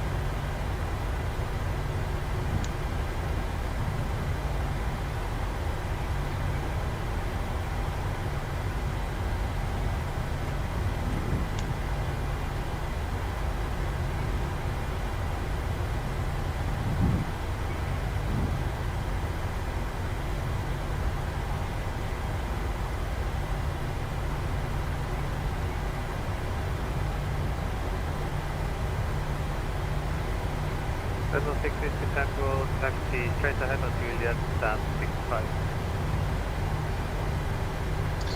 Right looks to be clear. Yeah, I can't see any aircraft on the right. Left also looks to be clear from at least from what we can see. It's not really good weather indeed. It's really bad. So that's great.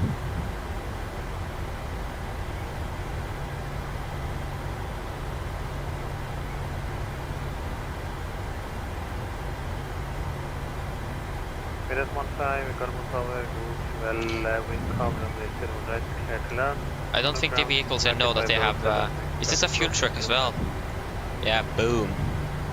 Didn't survive this flight. That's something I think Microsoft said that, or Asobo said that they have improved on using the AI of the vehicles and so on at the airports, because they are acting really strange. Okay, left is clear and right is clear. Can I have a 1 taxi kilo, hold short November. Kilo. That's yeah. So he is going to taxi down from in front of us there. So that is that guy there. I haven't turned on the taxi lights yet, so we can't really see. November uniform, do you need the DI? Negative. We don't need that 2 November uniform. November uniform. Left clear. Right clear. So FSLTL It is fantastic. I'm using it as well. It's really great. Again, it's free as well. Don't really complain about that. Can I respond? You can take kill one. It's rain on you. Fantastic. When I think about it, it feels a little bit more appealing to actually have the terrain radar on here and weather there. Because we can't see a thing, so to know where the terrain is would be fantastic. Yeah, should we see the cabin crew then? Before takeoff checklist. Flaps, 5 land, 5 green, stabilizer trim, 5.5 units is not set. 5.5 set. Cabin crew or cabin call given before the checklist is complete. Oh, we have exited 20 knots. I'm sorry for that.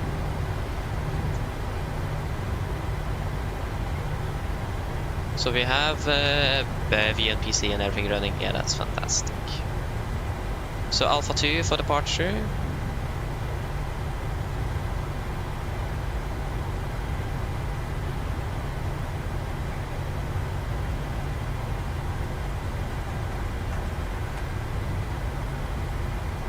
Yeah, there's no aircraft coming from the hangar at least, so that's fantastic. Oh, that's great. Not fantastic, it is great.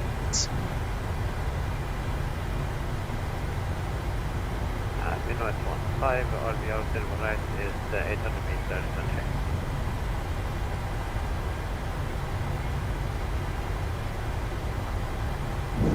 Here at 1.5, RVR 0 right is 800 meters and check.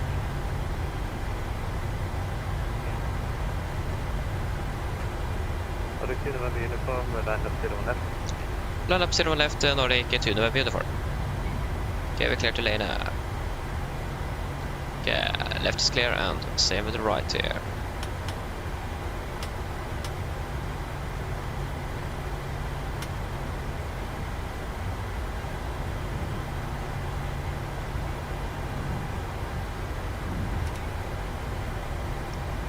Okay, left. Can't see a thing. So we will assume left is clear and right looks to be clear as well. Again, the visibility is not really good. We can't really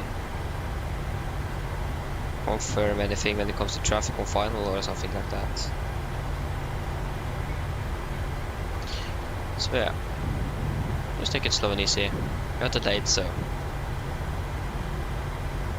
doesn't really matter if we are delayed then by 2 minutes more or something.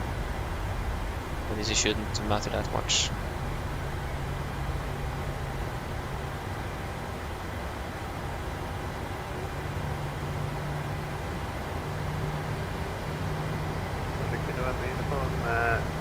Wind is calm and 0 left, clear for takeoff. RVR is 800 meters, no change.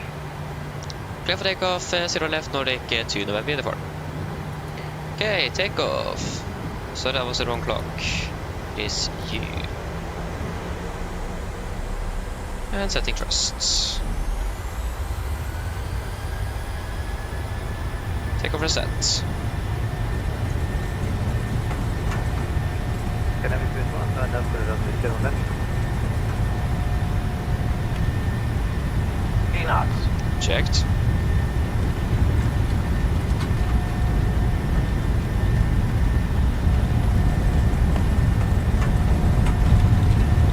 V1 take.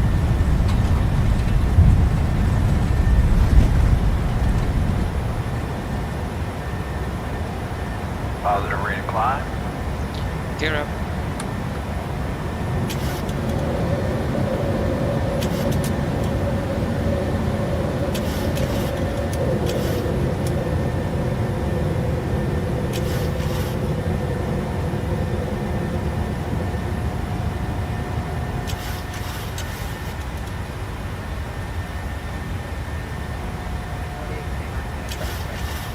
Speed into it to 20.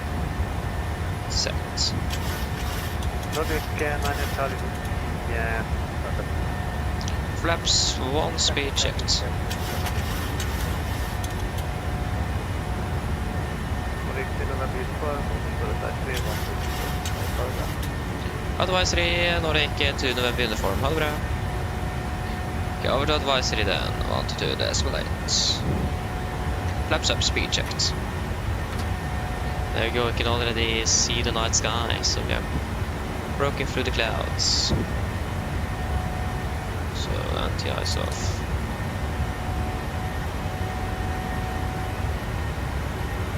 And cancel speed. You can also go ahead and delete the climb D rate.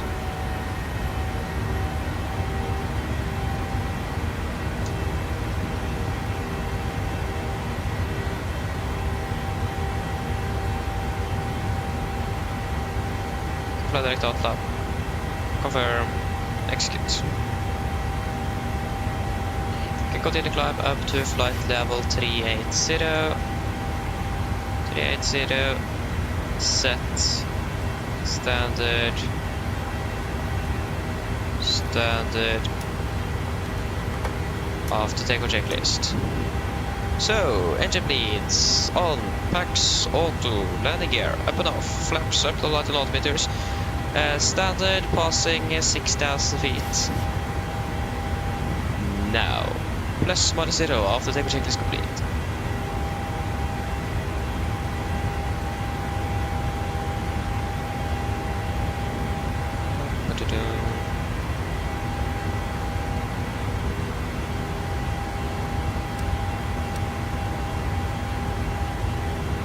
There you go. Okay, the weather is so much better up here. Oh, it's great to see.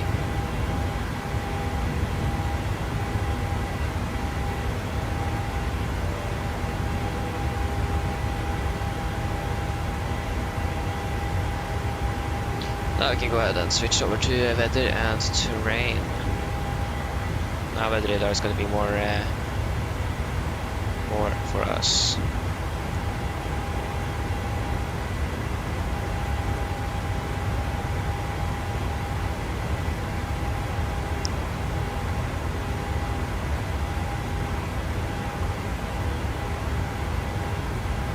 Okay, there you go, passing flight level 100.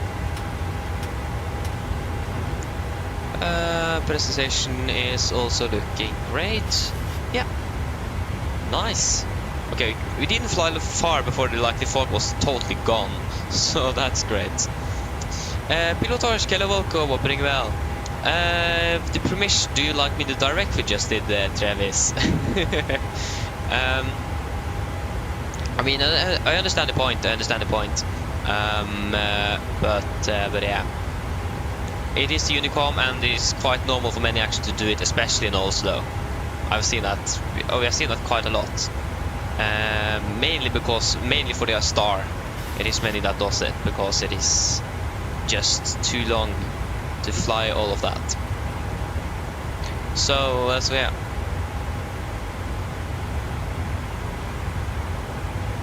Oh, sorry. Oh, I'm talking about the link.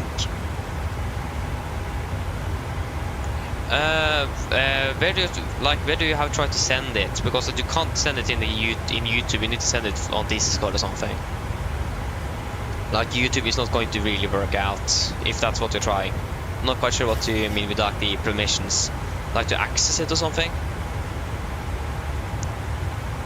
Selim, hello, welcome, opening well. I hope I pronounced it correctly. If I didn't, I apologize. But yeah, thank you. And hope you're doing well and welcome as well. So yeah, so now I need to clarify this Travis.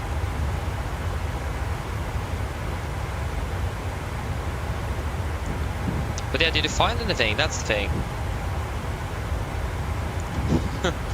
So yeah. Pilotage, yes, we are delayed. The aircraft was delayed from Barcelona, and so yeah, we are like 20 to 30 minutes behind. Okay, I'll send it in general then. That's great, Travis. Thank you as well. Thank you for the help.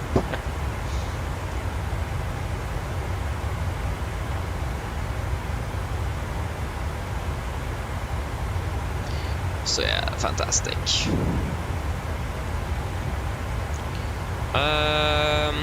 Yeah, we're landing 1919 and our scheduled time of arrival is like 18:55, so we're landing 25 minutes behind.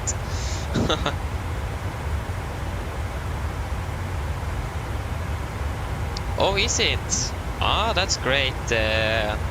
Great, Selim. That's great. Ooh.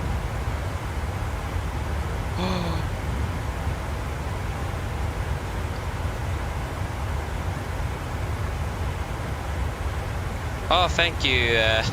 Thank you, Travis. How did you find this? Oh, thank you.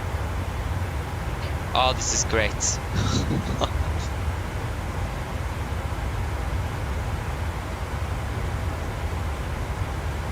Yeah. Now, I'm not going to push 10 anymore. But still, it feels like we were... It feels like that 10 is off. It feels like that the like the 11 point is the 10 point in the sim, and that the 12 point is 11, because we were being pulled quite far, longer than it says on the 10 here. So I think I think the profile might be a little bit off actually. Zombie? What? Why do we have a point called Zombie on the taxiway here? Yeah, that's like for the underground, and Nordlak. Yeah, probably the tunnel there over the taxiway there.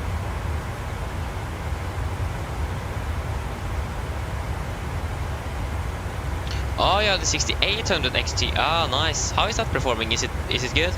I mean, probably it is. Yeah, I'm from Norway. So yeah. Why does it say we're flying with Echo November Tango when we are clearly flying with Echo? Why are we...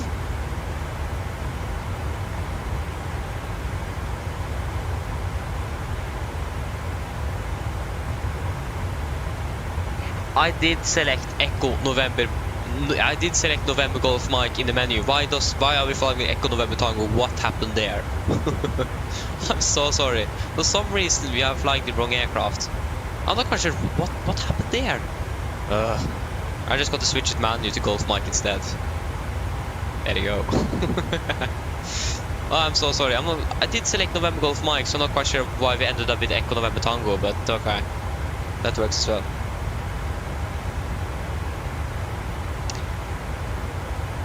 Salim, yes. Or, sorry, is Salim or Selim? Selim, sorry. Yes, I agree with you. Really like PMDG. It's great. I think they could do a little bit more on the 747, especially now after they have updated the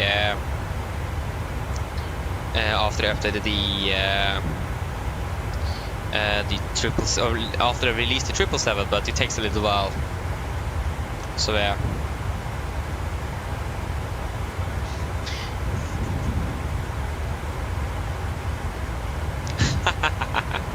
Ah, Pilotorski, that's great. To be honest, I did actually hope for Kamala, but I did think that Trump was going to win all, like, from the beginning, like he did in 2016. So, but again, we just wait to see what's happening. But yeah, I actually hope for Kamala, but yeah, that didn't really happen, did it? So yeah.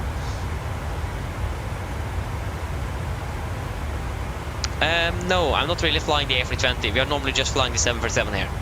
I haven't flown with the A320 for more than half a year now, plus. And so yeah. So we are flying with Norwegian and on the 747 full time. That's what we are doing. Not really flying anything else. But I do have like the Phoenix A320, for example, but I don't have the A19 and the 21 because I'm never flying with it. So why should I buy it when I'm not using it?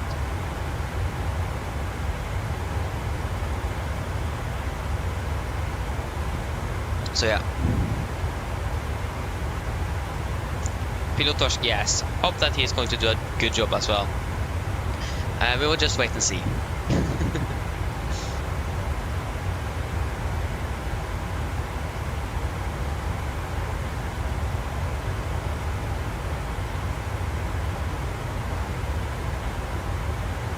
Oh, so it is for controllers. Why don't every controller use it then?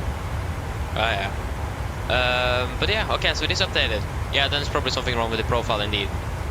Yeah, it isn't the Aerosoft profile. It is a third-party one, mainly because I had some issues with the Aerosoft one. It would select STS ground handling for default for us all the time. We could choose the operator. So that was one of the reasons I switched over to the third-party one. But yeah. So yeah, probably something wrong with the with the profile indeed. So yeah. But it's great to know or have that chart available. I tried to find it before, but I have just not been able to find it anywhere. I've googled everywhere and I just could never find it. A little bit annoying, to be honest. Because on the east side of the airport it is quite important to actually know where the release points are.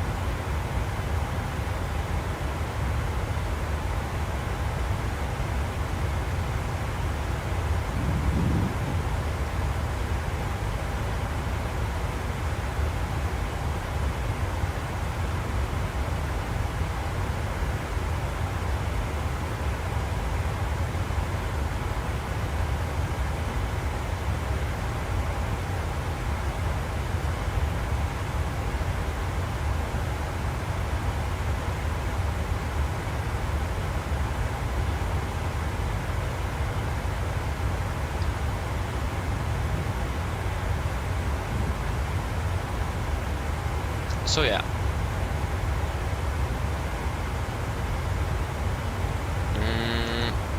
Yeah. Adrian, hello, welcome, opening well.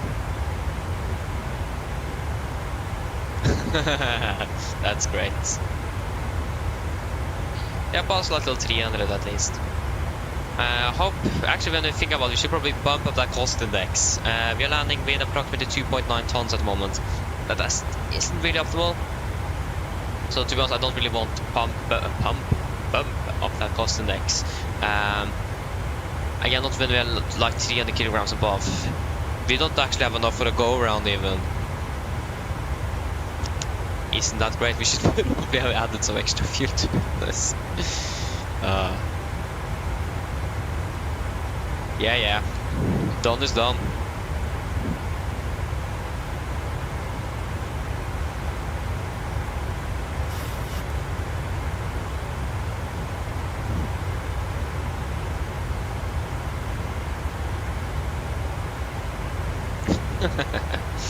Nice.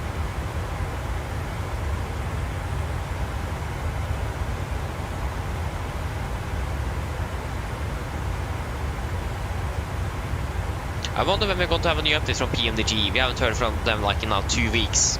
Like, it is normal to them to like be silent for 2 weeks, then do something new, but again, it is quite expected that nothing is really happening at the moment.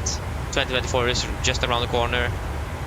They don't really have anything else to do while they're waiting, to be honest, unless we're focusing mainly on the finishing up the 777s and continue development on the 74. So yeah.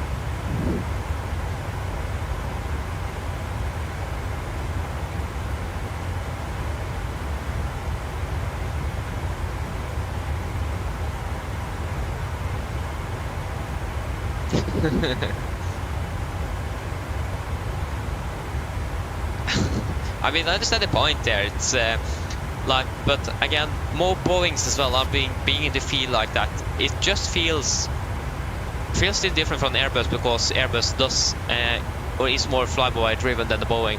But the newer Boeings does have quite a bit more fly-by-wire, especially the 7% that basically have nothing. I understand the point in that, but Boeing also is moving on to fly-by-wire though, not to the extent that Airbus is doing.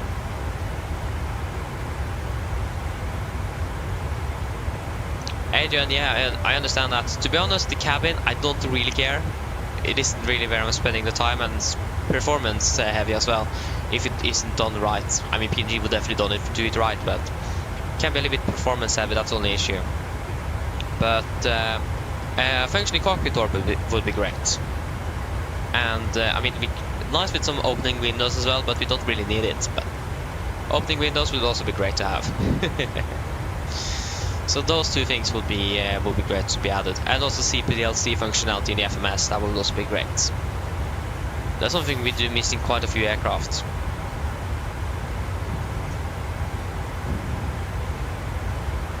Oh, you're landing soon in Leeds, that's great.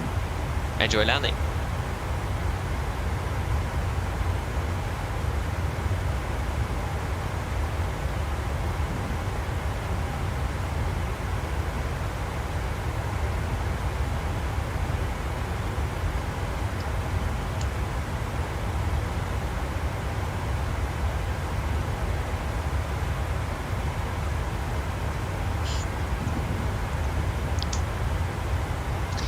great.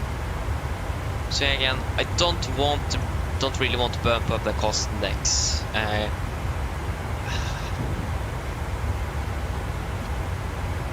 We should probably add some extra fuel, to be honest. It is quite tight, especially with the weather down there. I mean, the weather isn't that bad, but it isn't really good either. That's the problem. I mean, it isn't that windy either. 10 knots. So we should be able to land on first try, but yeah, we'll wait and see.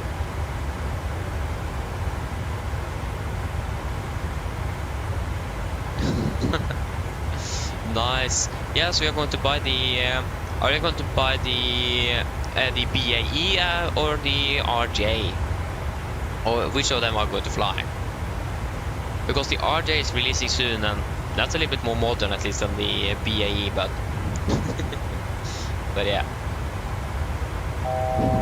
There you go. 1,000 to go. Quite light though. We are climbing at 1,000 feet above 37,000, so that's great. Yeah, going for the RJ, of course. I mean, that's the more modern one, and yeah, it makes sense. I'm not quite sure when it's releasing, but looks like it is right around the corner. I've been using quite a bit of time actually to develop that aircraft, haven't they? 1 or 2 years since they announced it, something. I don't remember, but it has taken a bit of time.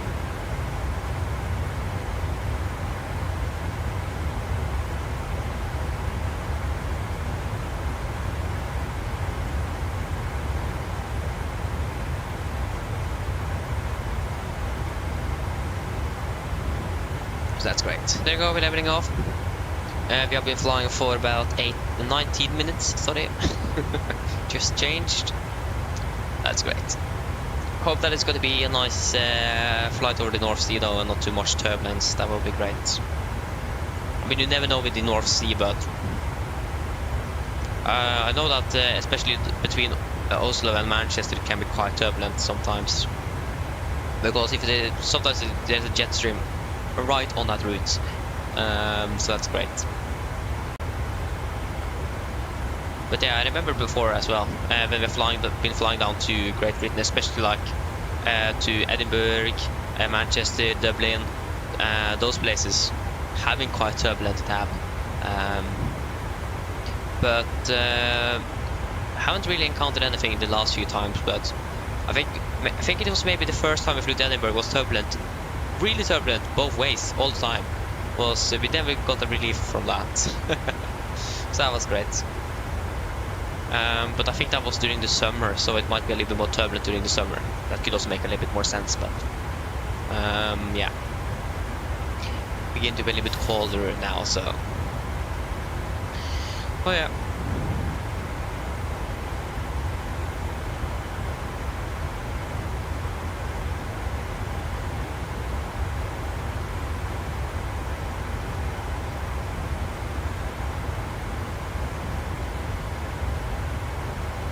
Yeah, it's a Friday tomorrow already.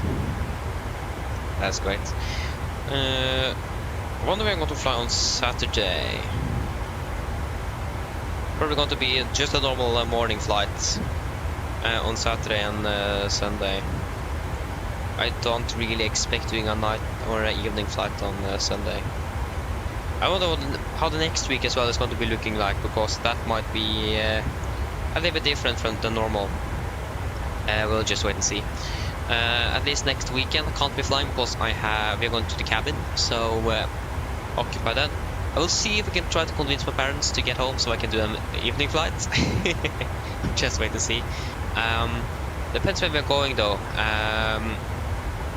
and so on. Looks like I don't have any school on Friday, but I don't know yet. We'll just wait and see how. To talk with my teacher, because we don't have school on Friday, but we are not going to be at school for the next week. We're going to be outside working, so yeah, and I don't have anywhere to work on Wednesday, so if it is true that we're going to have a day off on Friday, maybe I can convince my teacher to allow me to have the day off on Wednesday and then work on Friday instead. Maybe that could work. Just wait and see if you're going to have the day off at all. It is in the calendar now that it is a day off, but we'll just wait and see. So yeah. 77 Max 8, hello, welcome, opening well. Yeah, so to get the passengers in the inside the cabin, first you need to go to the FS Dream Team installer and go to the config, and then if you wait, you'll get seated passenger window there. You can tick, but you have the different aircraft that's supported that you have installed already. Then you just check the box and then close and then exit out and just load the simulator. And for some those aircraft that have a functioning cockpit door, you can just open the cockpit door and the passengers will appear, because when they close it, they are going to disappear to save performance, of course. But on the 747 with PMDG, since your cockpit door isn't functional, if you turn off the no smoking light, the passengers are going to appear in the back here. So now they're slowly loading in, and if you then turn back on the no smoking, they are not going to be spawning. So that's how it works on the 747 at least. But you need to go in and check the box for FS Dream Team or through their installer.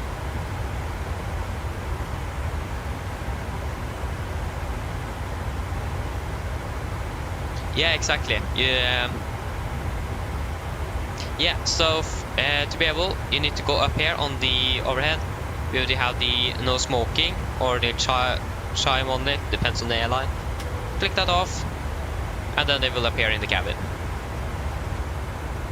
So here they are doing some stuff, and here we have the cabin crew as well, even with a Norwegian uniform, so that's great. Quite a full aircraft today. Oh, what's happening now? And then just remove them again. Click turn on new again. Oh, we have Polaris control on 121.55. 121.55.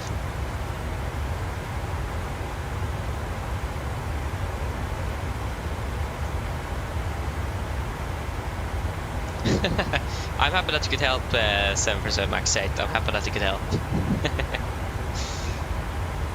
Can you turn one Polaris control? Clear P2. Discussion clear the kill.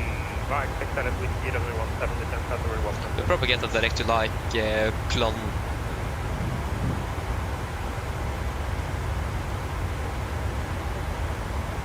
Press control, god kväll, Nordic 2 November uniform, flight level 380.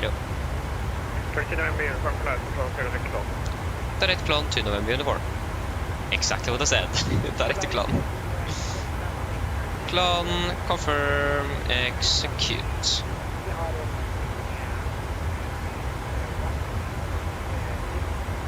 We're still landing 25 minutes behind.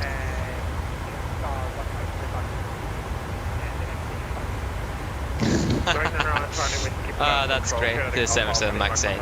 I do understand your feeling with that, yeah. I think, I'm not quite sure if I can actually find it. I think it might say something about it in the manual. But again, that manual is quite extensive, and yeah, it can be a little bit hard to find anything on that manual, to be honest. So, so yeah. I also took a little while for me to find out how that worked, but found it out a little later. But that will probably change if PMDG will add the functioning cockpit door to the aircraft one day. Wait and see. Copy 3365 and expect entry company leading off for 01 arrive, not a airflight.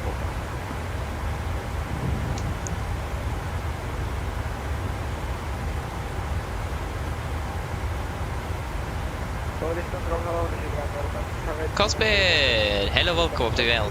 Ja, det är vet du. Är norsk. So yes. Can't fly out in and out of Norway with Norwegian. Okay, I'm going to take back what I just was beginning to say there. That doesn't sound good. But yeah, Norwegian indeed. Good evening, welcome to Peter and Flight 357. What? Cleared Luni 4 Lima arrival with the rest of the number 250 on conversion speed 260 knots. Lunar 40 mile arrival, Lunar 40 mile, and that is outside of 250 on conversion speed 250. Lowest steady control for plateau 79 for plateau 300. Yeah, the visibility also is not really good today. Clear failure to micro arrival. Here's the micro arrival. Can you please finish? Oh, man, come on. Oh, there you go. Cockpit, yes, that would be great, but I can't because my eyesight is not good enough, and I can't correct to anything. Can't even get a driver license, førerkort. So yeah, can't really become a pilot, unfortunately. But yeah. So you confirm your call sign is not a 4 Mike Lima or 4 Mike Romeo? This is a 4 Mike Romeo for license call. Hello, clear direct north black, excellent 0 right, center will 120, speed 300. Nice, Marcus. Nice. Like, there's actually quite a few people. Okay, just wait a moment.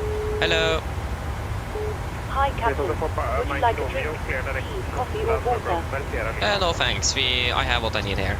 No problem. If you change your mind, just give me a call. Because it is fun. That's the only thing. And like, this is the closest I can become a pilot, is to fly in the simulator. So yeah, that's why. Currently going the education to become a flight mechanic, so at least I can be that. So yeah, I have 4 more years until I can until I'm finished.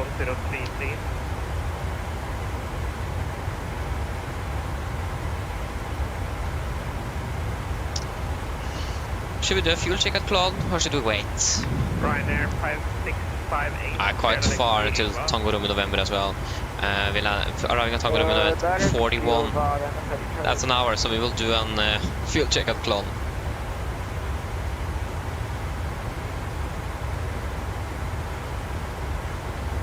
Clon, where are you? There you are, Clon.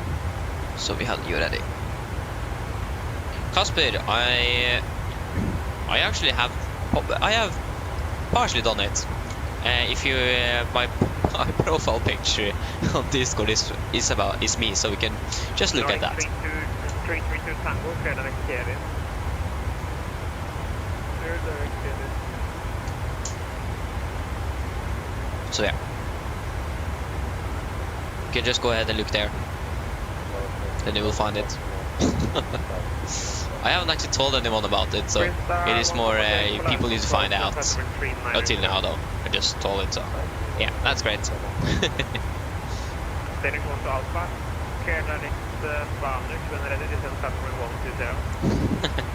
Thank you, Casper. Appreciate it.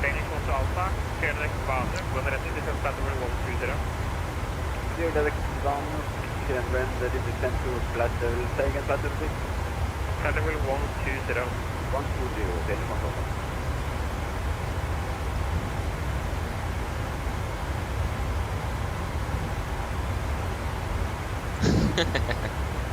Oh, nice.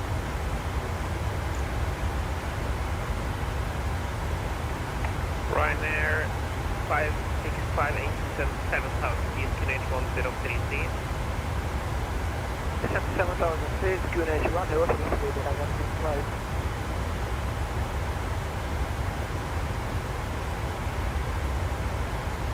Nordic 545, clear direct to Rockship.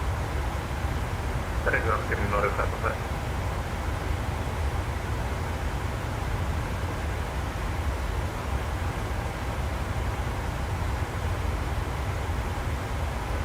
Green Star 1 Papa Quebec, clear direct Kigni. Go Green Star. That's Flyr. Oh, I miss Flyr. I wasn't really able to fly much with them in the sim. I did a little bit. I think I actually did a stream one day. It was an event in Norway, so we were going to fly to and from Tromsø with Flyr, and then the simulator. Now the aircraft broke down in Tromsø, so the stream is unlisted, so we can't really see. But we had done one flight with Flyr here on the channel at least, before it went bankrupt, unfortunately. Really sad actually. Really like Flyr. Was not able to fly with them in real life, unfortunately, but Sorry, 332 Tango, stop So, yeah. runway 270. ooh, nice Travis. That's great. Wait, what is it? Oh, it's still 10 minutes into the clone. Okay, I thought we were a bit closer, but we are definitely not done. But that's actually really nice, Travis. I would imagine that wasn't really really cheap. Control loading in flat 1 I mean, I'm nicely using my good old 2K, so. When I think about it, I should probably get on some other monitors as well, because the two other ones I have is not mine. I just own one of them, and I have 3. That's great. Yeah. And for those of you that have requested a setup tour, it is coming one day. I just don't know when. Hopefully before Christmas or before New Year. We will just wait and see. So yeah, it is coming one day, just don't know when.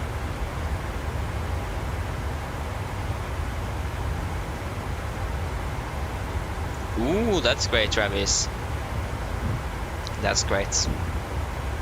Again, don't you need a really powerful computer though to have to run 4K smoothly? To be honest, I don't really see any difference on my computer between 2K and 1080p, to be honest. Or 1440p is normally what you're saying though. Not really saying 2K. Between 1080p and 1440p. Don't really see a huge difference in the performance actually. And one of the reasons I like 1440p battery is that the mouse is a little bit smaller. That's one of the reasons why I like it.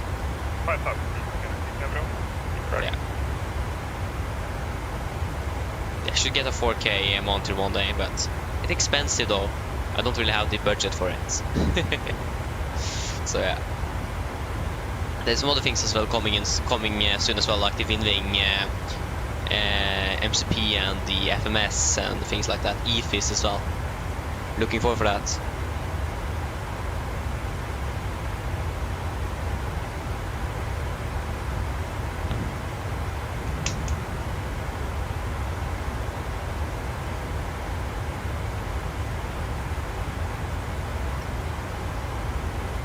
That's nice, Travis. I mean, I would say that's probably my goal for the future, to get a better PC than I have. I mean, the PC I have now is good, but to get another PC that's even better would be great, because the PC I'm using for streaming now, or like actually yes, and the stream itself, because I have a dual PC setup here, is my old computer, like 6-year-old computer. To be honest, this is really good. It sounds like it is dying every 2 minutes or something. It's going full power all the time, so it isn't really good. And the PC I have now running the simulator is what's recommended for streaming in general. Yeah, one day I want to buy another one. Maybe I'm not going to buy another one, but just upgrade this one. But better to buy another one so I can use this one for streaming instead. But yeah, we'll just wait and see. One day. Yeah, 4090 cost about 20,000 Norwegian kroner or something. It's costing a lot. It's extremely expensive. If you want to buy a PC like that, you probably need about 40 to 50,000 Norwegian kroner. It is a bit of saving on that. So yeah, it's very expensive.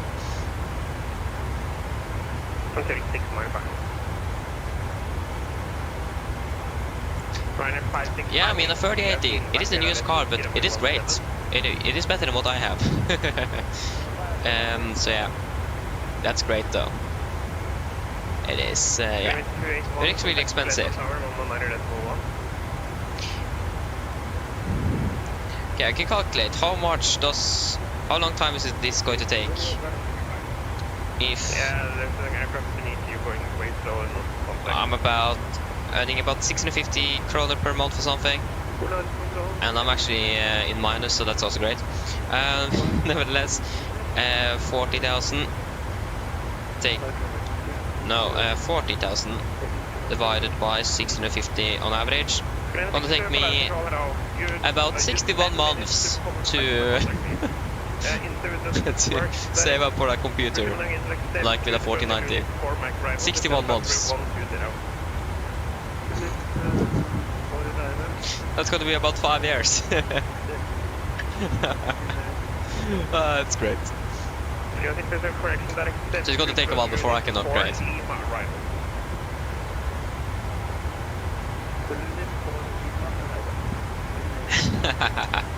So that's great. Yeah, Cloud is about 36 miles.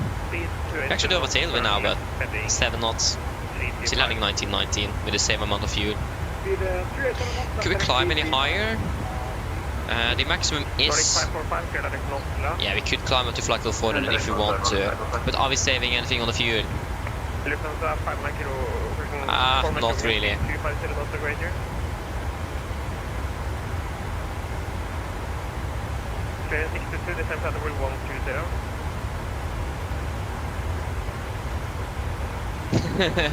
Good idea, Marcus, good idea. Yeah, that's the thing.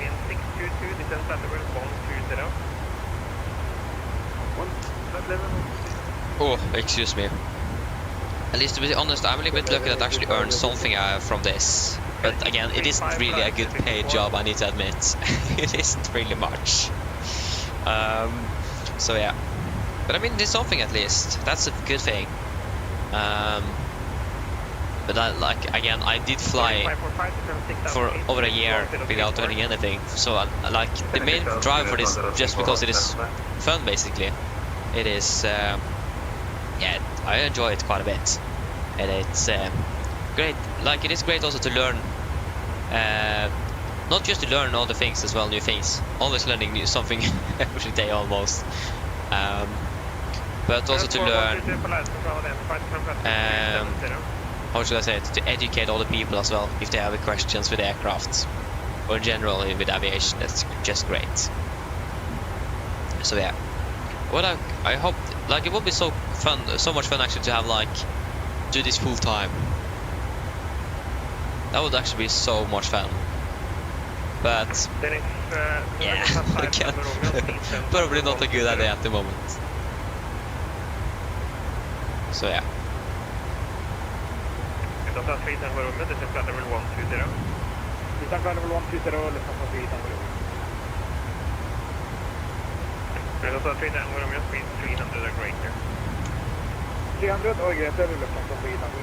So yeah.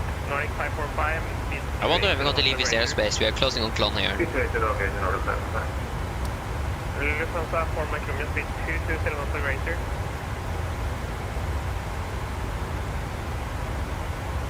Redness 4122, clear direct master. Yeah.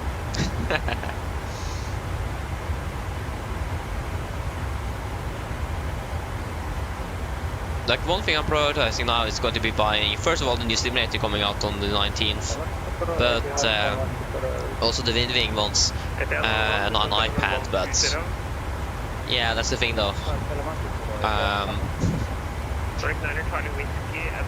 I don't really have the budget for it. I don't think I'm going to have the budget for it for a while as well, that's a problem, but yeah. No, there is. One day. But again, I'm really looking forward for the Windwing. To be honest, for the price as well, it's good. Looks really good. Yeah, it's 10 miles to the fuel check, so I'm going to do that soon as well.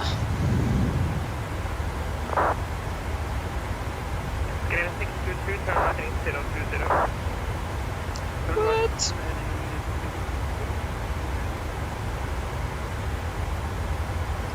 Hahaha, great.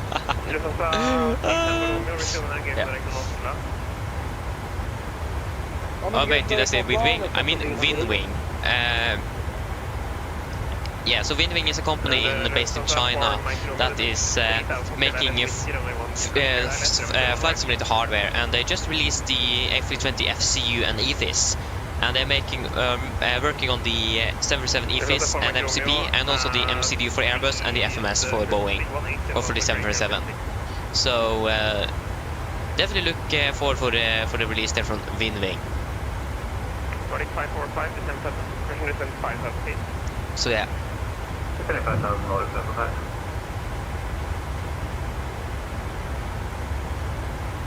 Heading close to Alpha, descend 790. 790, Dennis on board. Yeah, we'll do a fuel check. So, Klon, 4.7 tons, we have 5 tons, we have 300 above, so that's great. 2.7, we have burned approximately 2.6 tons.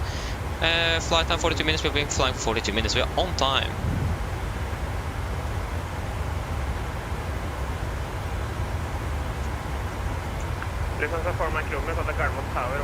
I wonder when we are going to be going over to advisory. That's great. Mr. 46 Kilo Polaris Control, stand for level 310.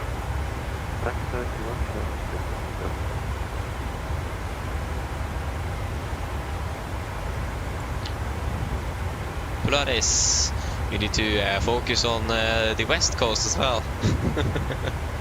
With the 2 November uniform. Nordic 2 November There you uniform, go. advisory 1 to the decimal 8, goodbye. Advisory 2 November uniform, ha det bra. Green 1 Papa Quebec, on the Polaris. Advisory, there you go. And we've done the fuel check, everything is good. Okay, I'm just going to actually when forget it. I'll just go and refill my water bottle, so I will be back back soon.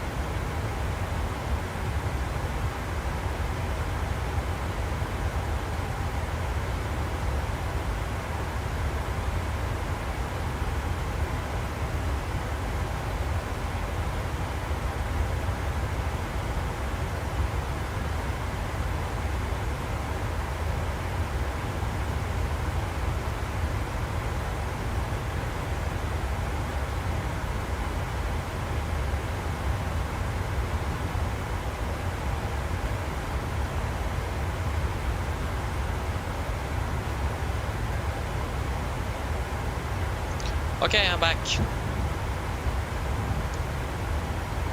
Wow. Oh, that's great. Yeah. So we are doing good. It's beautiful weather, I need to admit. Better than Oslo. It gets a little bit cold in here as well. One thing that would be so cool to do one day, if possible, I mean, why shouldn't it, is to have an air conditioning and or like an AC unit or something like that, and connect up with the simulator, so it is going to be the same temperature in the cockpit here in the room as well. So Like for example, at the moment it is about 25 degrees in the cockpit. So then it will be 25 degrees here. So if I change it in the sim, it would change here as well. That would be so cool to have. I mean, probably isn't impossible either. Just some programming and so on. And like we're working currently at school, we're working with like small electrical components that's used for like the automated, like when the lights are automatically turned on during the night, for example. We are working with components for that thing. Not quite sure what it is in English. Skumringsbryter in Norwegian at least. So how that works with those small components. So I mean, would be really cool to do. So yeah.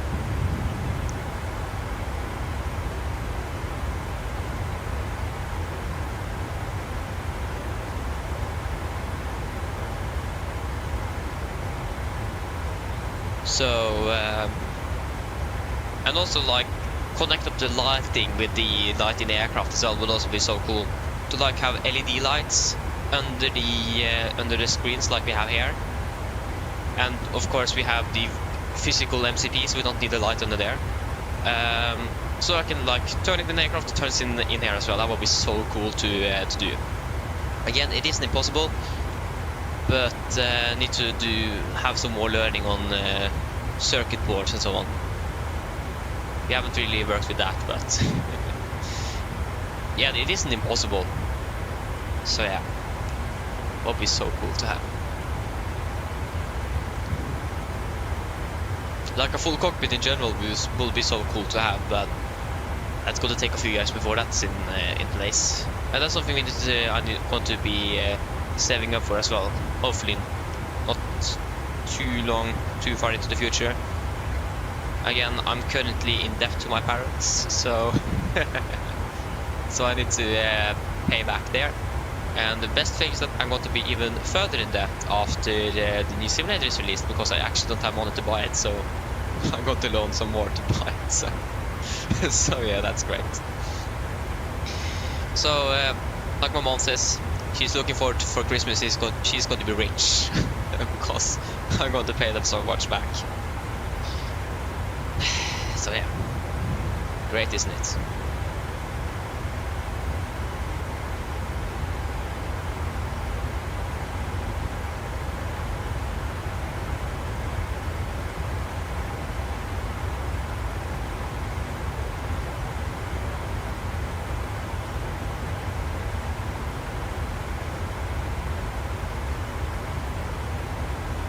So yeah. But yeah, no worries.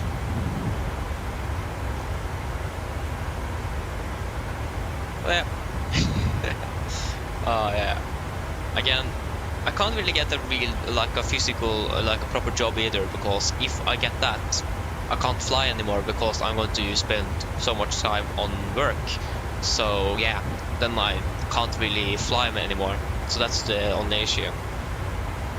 So like, currently that I'm earning a little bit from this is just positive.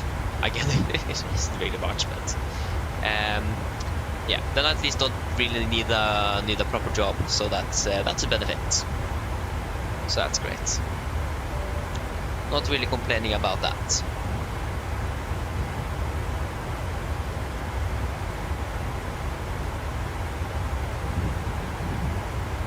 But of course I would earn more, but this is more fun though.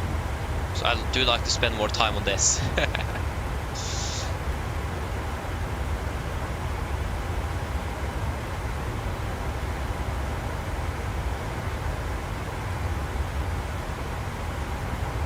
Why am I shaking so much? I'm not quite sure.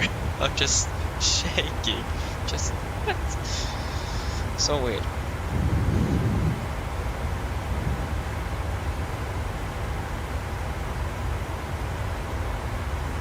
Probably because it is a little bit cold. Like it is just below what like is comfortable. I don't really feel it is cold, but it is just a little bit below. So that's probably why I'm shaking a little bit. That could make sense.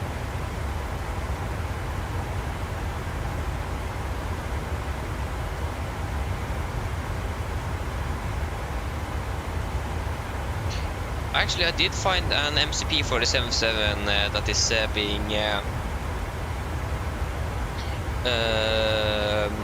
being sold in Norway, but the only problem with that is it is the old Honeywell and not the Collins.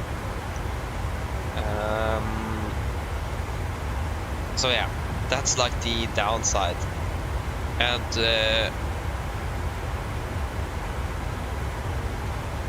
And now also, like the EFIS was now sold as well, so we just have the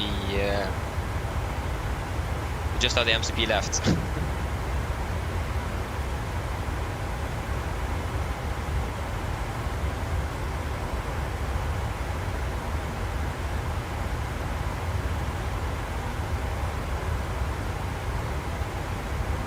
So if it was like the new Collins, that would be something else. We'll definitely have bought it then.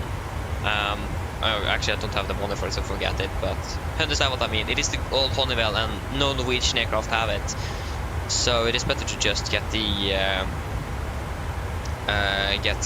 new Honeywell instead, like the new Collins. I mean, don't really need the Honeywell when the Norwegian aren't really using it.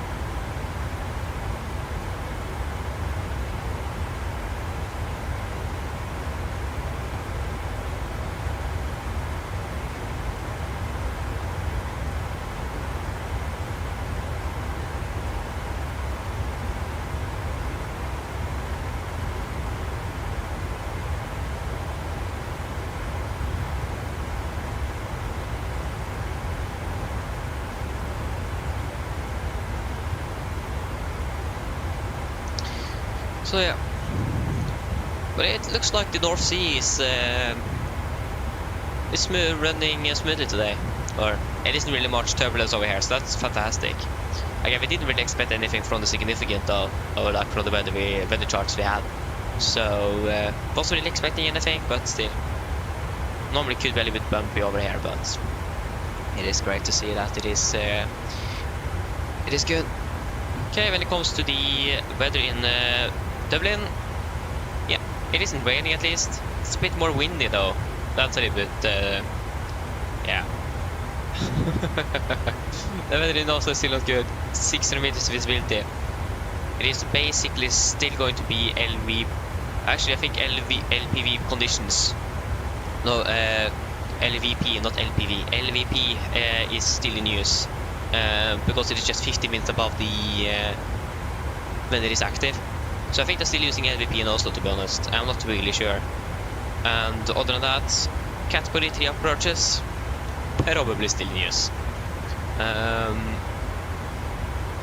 think you can actually do an auto land, or sorry, a manual landing in Oslo theoretically. But the only problem here is the fog and the vertical visibility. So I wouldn't take the chance on it, to be honest. And we also do have the dew point and the temperature is the same as well. That isn't good. So yeah. So that's probably why it's quite foggy. But as well, they have a really high QNH, or like really high pressure in Oslo as well. 1034 is quite high. It isn't really often we are seeing such high pressures. Like it is more normal during the winter, for example, than during the summer. So no, sorry, opposite. Normally no, during the summer actually.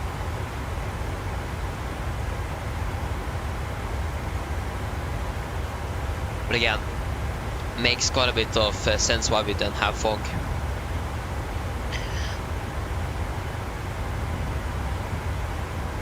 So yeah, again, if I remember correctly, I learned from actually learned this in 9th grade, I think it was. Is that if you have a high pressure, you will either have fog or clear skies. Low pressure, normally bad weather in general. I think that's how it goes, but it might be opposites. But I think it is high pressure, good weather, or fog, and low pressure normally then gives you bad weather. And that does make a little bit. That does make a little bit sense, but also doesn't, because if you forget about the low pressure, the pressure is low. Well, makes sense that that fog can accumulate because if clouds are then don't really have much pressure to them, so just fall down. Like, you understand what I mean? So I mean, that could make sense if in itself. But also high pressure could make sense as well because then the pressure is then pushing down the clouds to then accumulate fog.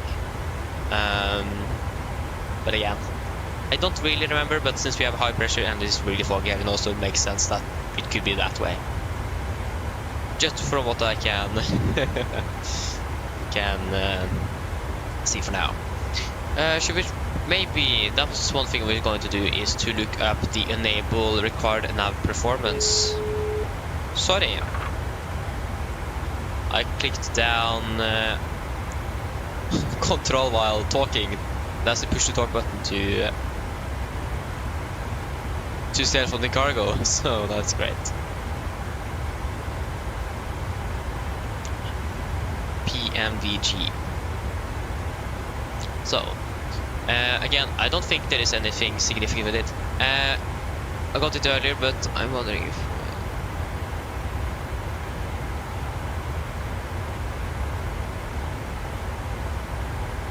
Oh, yeah, of course.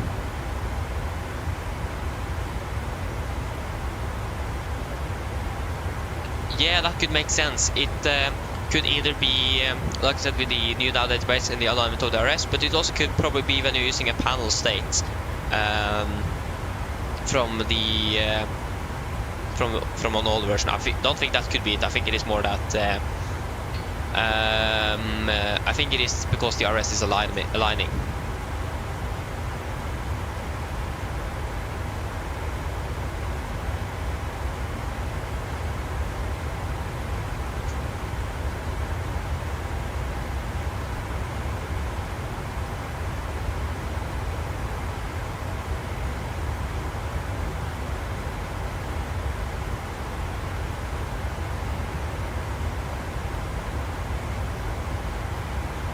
Yeah, that's also one thing. It doesn't appear on the 777 as well when you're aligning the IRS or the IRU. So yeah.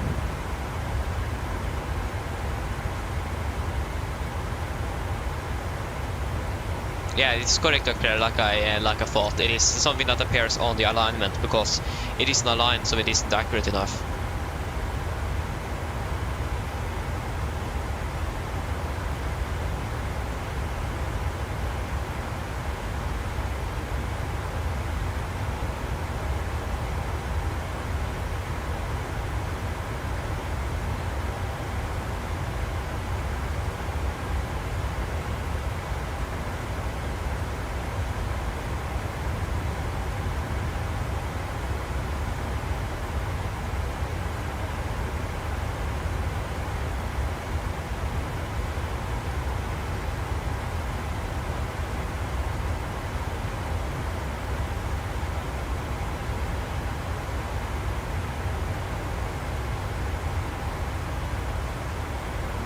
So yeah, again, it was basically what I said. It is because of the IRS alignment, like I thought, because the navigation performance isn't accurate enough because it isn't aligned.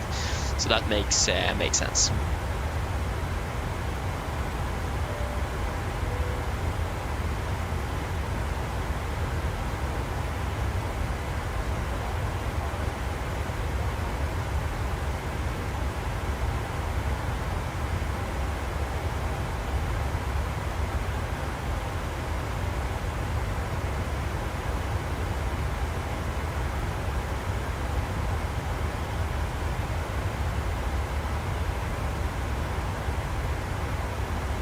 So yeah,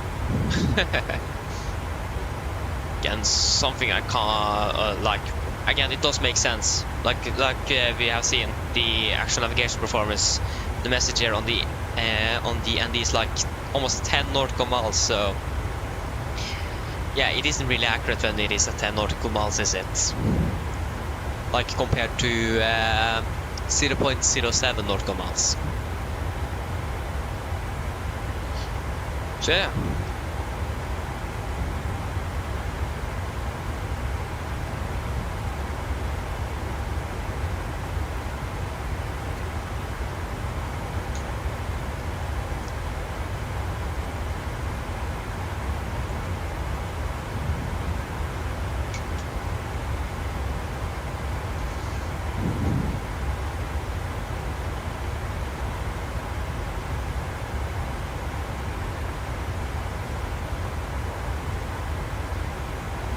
So yeah.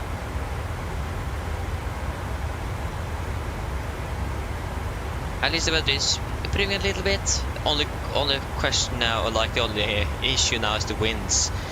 They are improving, or not improving. They are increasing. So in speed. So not really optimal, but yeah, that works as well. We're still landing 25 minutes behind schedule, and I should probably download a GSX profile before we're landing, and not after, like I sometimes do. I actually sometimes are downloading it on short final, or not a final, but a short final, but on the final. So that's a little bit late, isn't it? So I should download it before I start the stream, but I always forget. And today, for some reason, the Wi-Fi was really bad before the stream started, so that didn't really help. So there's an autopilot. Hello, welcome, operating well. We're landing 1919 or 2019 Norwegian time. So 1919 UTC. So we're landing 25 minutes behind, like I said before. So yeah, we are basically half an hour delay. But nothing that we really could do anything about, to be honest. There you go, and choose one. Yeah, does I actually don't remember if our scenery have the VDGS. I don't remember. I need to check.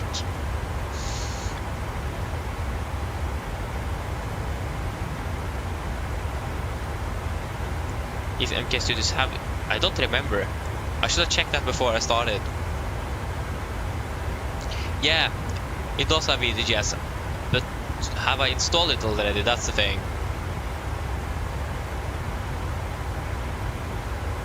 Have I installed it? Because if I have, that's good. If I haven't, that is yeah, not really good. Just because you can choose between GSX VDGS and the airport's VDGS. Definitely want the airport one, but if it isn't installed, then we have an issue there. And I'm not quite sure whether I check the VDGS here is installed. Like the NUL, I think it is called.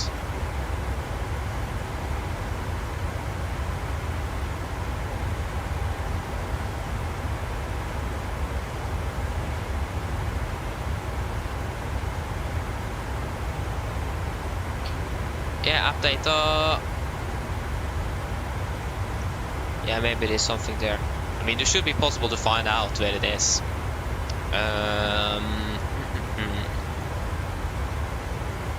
Oh, that was the wrong button. There you go. The app data folder. And then local cache. Okay, local cache then.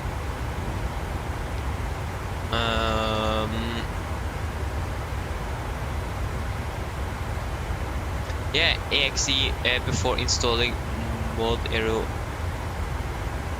Yeah, VDGS. It is something to do with a VDGS in here at least, so that could be promising.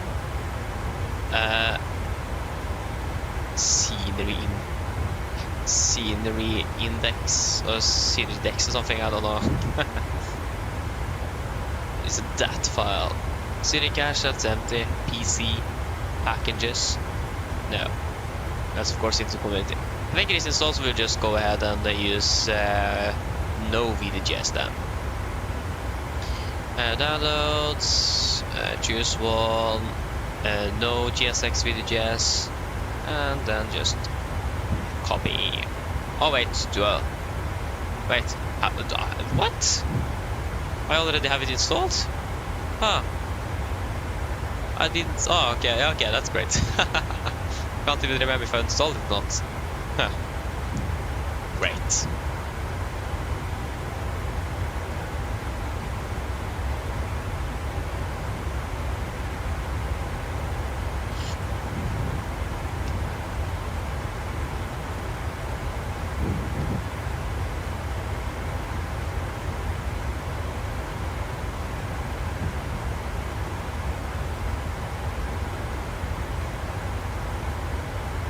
So yes.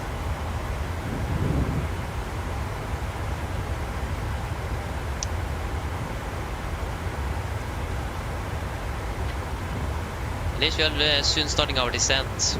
Or we should actually start our preparations soon, actually. In about 40 miles. That's great. I thought we got a master caution there, but that was just me that got a well, option set. I don't know. But yeah, it looked like it, but it wasn't really.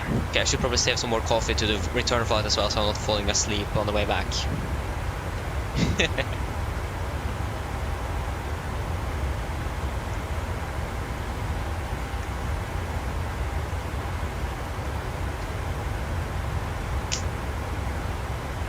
So yeah, I just need to go quickly to the toilet, or on the toilet, so owl, not an owl, but owl, I'll I'll be back shortly.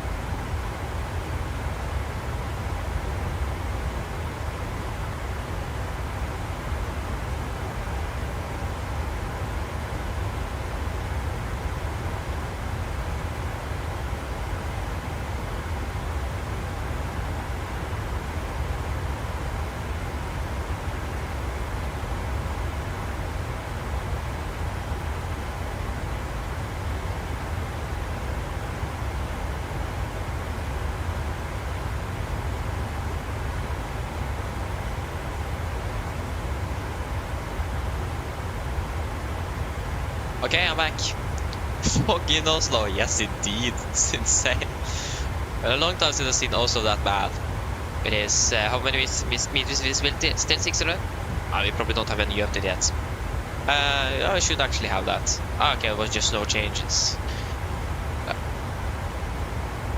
Yeah, now we're running even later. By like 1 minute or something. Okay, that isn't really bad, but...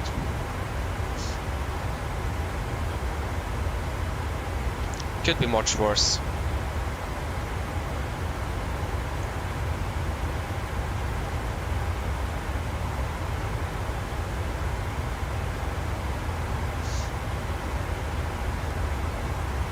Oh, flying out to Denmark, nice! Enjoy your flight. Oh, yeah, the temperature is not really optimal in there. It's still shaking. It's a little bit, tiny bit cold. Okay, should we prepare for our arrival? So, what do we expect? What runway are they using and so on? We'll just check India Delta Whiskey. Dublin Airport. Why did we get so... okay. Many Ryanair flights make sense.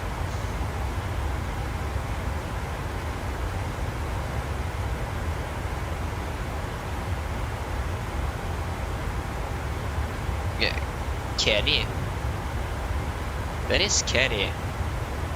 Oh, okay, so we're in Ireland. Okay, that makes sense. I would know what it is to fly domestically in Ireland. Yeah. So 10 left for landings, and this looks like 10 right for departures. So yeah, 10 left then, exactly what we're planned for. It's going to be a normal ILS approach. 505 on the minimums. 505. 505. It's going to be a heading of 097 degrees. So almost directly east. 097. Still shaking so much. What? Ugh. Going to be a little bit frustrating as well. That it never stops. But yeah. 10955. 10955. 10955.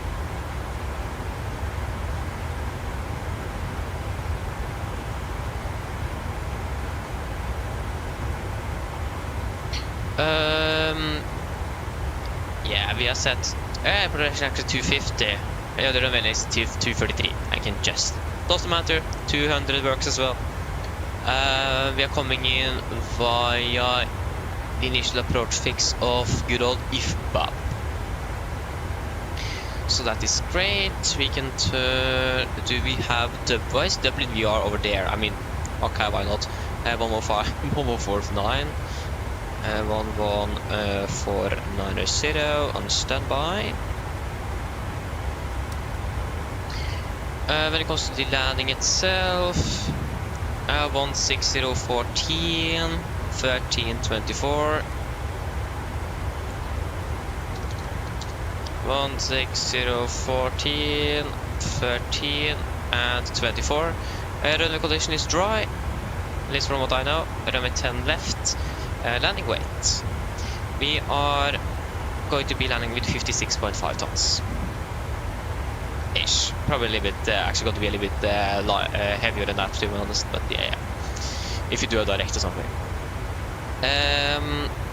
Just wanted to confirm, I have read through the airport material, but I don't remember if there was anything about a reverse thrust. Just got to double check, because Dublin is quite a populated city and the airport is quite close, so if they want us to not use more than either reverse, then yeah, there you go, reverse thrust. So, but between 2300 and 0600, reverse thrust should not be used during landing operation or any run on any runway except for operational safety reasons. Yeah, so we are landing up way ahead of that, so it is basically the same as Oslo. So yeah, that's good. So yeah, normal reverse, or how is it looking when it comes to like the taxi? We want to make it at November 4. How much runway is that? November 4 for November 16. 16 what? Ah, that's the wrong runway, sorry. 10 left, there you go. November 2. November 4 is not even an option here. Yeah, I mean the runway is long enough. We'll just use normal reverse thrust and then use less brakes instead. Since we are going to use more brakes and less reverse thrust in Oslo, so can do that. 143, that's going to be 138. 149 is also perfectly fine with connection. It's going to be 7 knots since it is 14.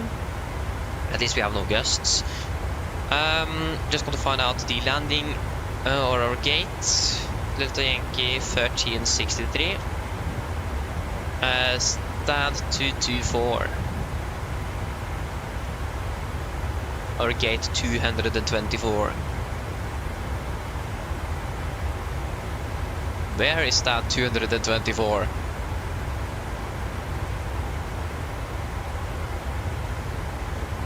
What? It's delayed. Departing 2000. Ah, that makes more sense. Yeah, so Dublin Airport map. The map actually. Wow.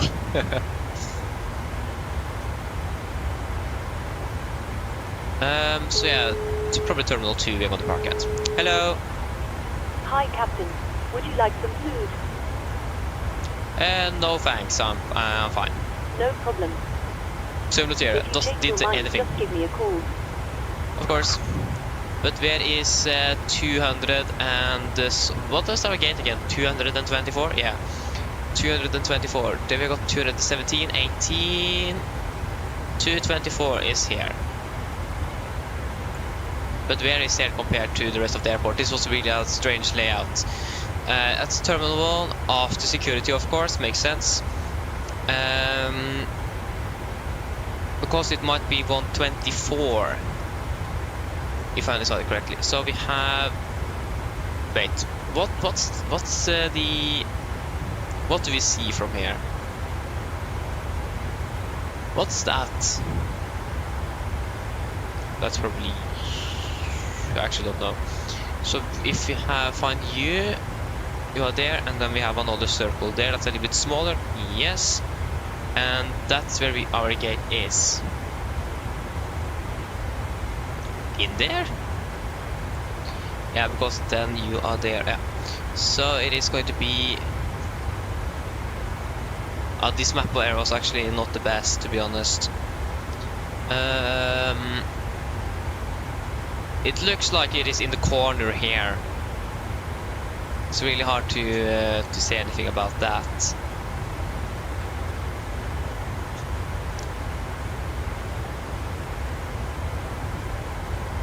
Terminal 2, it's Terminal 1 at least.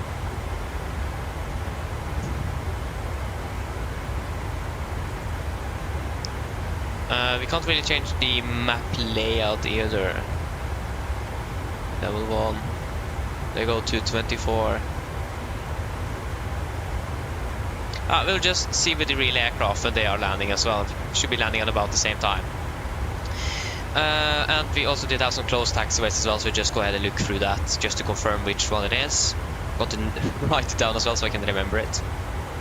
Isn't this Dublin right here? Yeah. So daily, no. No. So, Bravo 1 is closed. Echo 2, Zulu, Alpha. Okay, wait. Zulu, Alpha. Some obstacles. Yeah, that is all looking... I think that's all the... Yeah, that's all. Okay guys, are we ready for an approach briefing? So, we can begin with the start. We are expecting the... NIMAT 3 Romeo arrival. Chart 10-2, effective 16th of May 24. So, we are coming in via NIMAT here. Below flight level 240, just got to confirm everything in the FMS. NIMAT 240B, continue to Ekeren, and then to Elbon, to Aster, maximum 220, flight level 80, Ester to 22080, and then, yeah, 22080 via Akiva, and then Adnal, Aput, Delta Whiskey 865, and then Delta Whiskey 866, and then to IFBAB, about 2000, maximum 220. Wait, IFBAB about 4000, did I say 2000? I mean 4000 if I said so. So that is all correct, good. MSA at Dublin is going to be, for the most part, 2400 feet. In the south, I think that's also going to be closer to the city, is about 4000 feet. But we are not expecting to fly through there. Actually, we are. So we are. It is on the runway on final there. After that, maximum 250 knots, below flight 100, as always. We do have a note here for ASCUP. Doesn't sound good.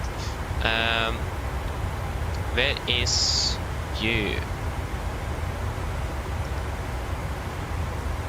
I don't think that's going to be anything for us actually, because I can't find it. Wait, what? Yeah, ask him. But where is it? Like it is non-existent. That's great. Okay, then we have a warning here. So GPWS terrain alert may be encountered by aircraft which are exceeding the standard speed restrictions while at or below 5,000 feet in the vicinity of terrain south of Dublin Airport. We're not going to really fly south of Dublin Airport, so we should be good. Other than that, we do not have really anything significant. We may expect a direct, hopefully. Wait and see how it goes. We currently don't have any ATC at the moment in Dublin, so it's a little bit unfortunate. When it comes to any threats, we do have some obstacles erected around especially like the city itself. So in the vicinity of the airport. If you just oh, that was wrong again. If you just go down here, the city of Dublin is south of the airport itself, so that shouldn't be anything we should be concerned of. But it is lit and everything, so we should be good. So we should be able to see them at least, so that's good. Yeah. Other than that, weather is okay. The runway is currently dry as well, so it is looking alright. For the approach itself, expecting to land the ILS runway 10 left. There was a NOTAM about this change for the category 2 approach, but we are not going to do the category 2 approach. We are just going to do a normal ILS approach, so that is not anything to be concerned of. This is on chart 11-1, effective 11th of July 24. So coming in via IFBAP, 4,000 feet, continue down to Subov, the initial fix, maximum 220, 4,000, before turning final. At Subov, we should be about... good question. We don't really know how far out we are, but yeah.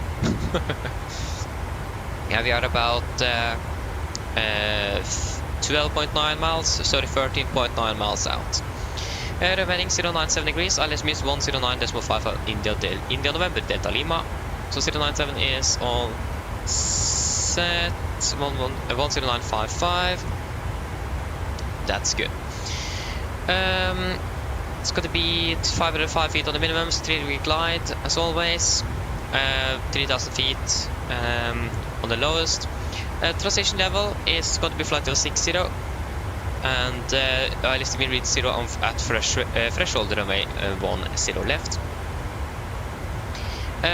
For the minimum, for the mist, we're just going to climb straight ahead to Delta Whiskey 906, turn left to Delta Whiskey 907, and Delta Whiskey 908 at or below 3000, maximum 200 knots. Then proceed at or above 4000 to Takeoff to initiate another approach or as directed. We're just going to set a lower descent here, or lower altitude, so we can begin our descent. So we can descend up to 210 initially. 210 set. Is it 211? Yeah, sorry, 210. There you go, set. Yes. Other than that, there is nothing else significant about the approach. For the airport chart, this is chart 10-9, no effective date actually. We're landing runway 10 left there. We're going to see if we can make it via Mike 4, correction, November 4. And we can expect down to taxi down via Foxtrot, and then via Link 3 or something into the stand. We'll wait and see where we're going to park. We could expect parking down here actually, so Link 4 then. But again, we're not really sure where we're going to be parking, so we'll wait and see with the real aircraft. We do have some closed taxiways, but it doesn't look like we're going to be taxiing over there, at least on the flight, or at least not on the taxi in. We have one hotspot that might be applicable, hotspot number 2. That says proceed with caution, complex layout, potential for taxiing error, and runway incursions. So that's really important, especially now. Airport we haven't really flown much into, and it is night as well, and so on. You can just go ahead and quickly over to the parking stands. 10-9 Charlie, no effective date. Again, we could expect taxi down via Foxtrot outer, and then probably via Link 4 or something, and then the Foxtrot inner or something, and in for us park on the Pier 2 is what we could expect for now. But again, we'll just wait to see with the real aircraft when we're landing. Again, we don't really taxi through any of the closed taxiways. The Echo 2 is closed. but I don't really see where Echo 2 could be here, so it should be good. Yeah, there you go, Echo 2 here is closed, so you can just taxi straight past that. So then, are there any questions for the briefing? Probably not, then approach briefing is complete. So, descent checklist, presentation, landing altitude set to 200 feet, recall checked, auto break-off, landing data, VRF 139, minimum 505 feet, approach briefing completed, descent checklist complete. Great, we're still landing a bit behind schedule. At least I got a new departure time though, so that's great. Yes, but oh, okay, you had a good port. Okay, I mean, understandable. It's a bit, it is understandable, but yeah. Hopefully that should be changing soon.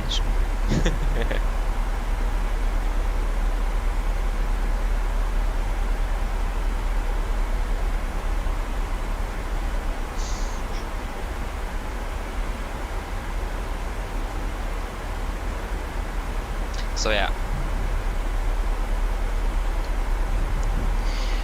At least we are arriving into Dublin now. So first we can do a PA. We're expected to be landing in about actually, wait, what? 35 minutes. I can say 30 minutes. We forgot to say the cabin crew when we are going to begin our descent, but yeah. We should probably also pull up the weather for Dublin, shouldn't we? Yeah, there you go. We now have, yeah, we have currently some winds coming from the south. It's going to be a crosswind landing then, yeah. Mine damer og herrer, dette en liten oppdatering her fremme fra cockpiten. Så dere kanskje la merke til, så nå begynner vi ned mot Dublin, og vi forventet til å lande om rundt ca. 30 minutter. Her i Dublin for øyeblikket ser det ganske så all right ut. Vi har faktisk litt vind kommende fra sør. Det rundt 13 grader for øyeblikket, og så det fortsatt en del skyer. Heldigvis har i hvert fall regnværet stoppet. Ellers, vi har brått hatt veldig fin flytur med oss i dag.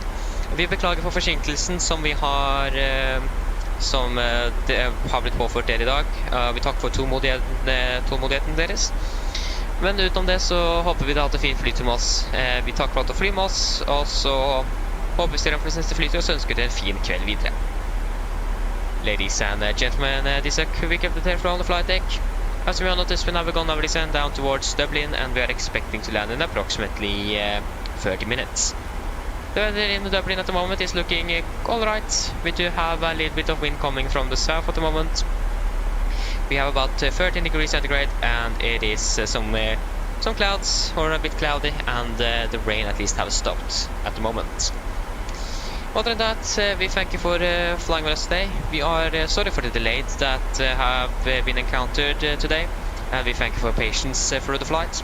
Other than that, we hope that you have enjoyed at least. We thank you for choosing us. We hope to see you again on the next one, and we wish you a pleasant evening. Thank you.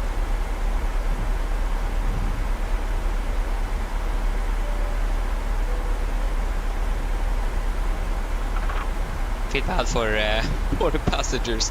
Actually, to be honest, I feel more bad for myself, but yeah. Okay, that didn't really sound good, but yeah.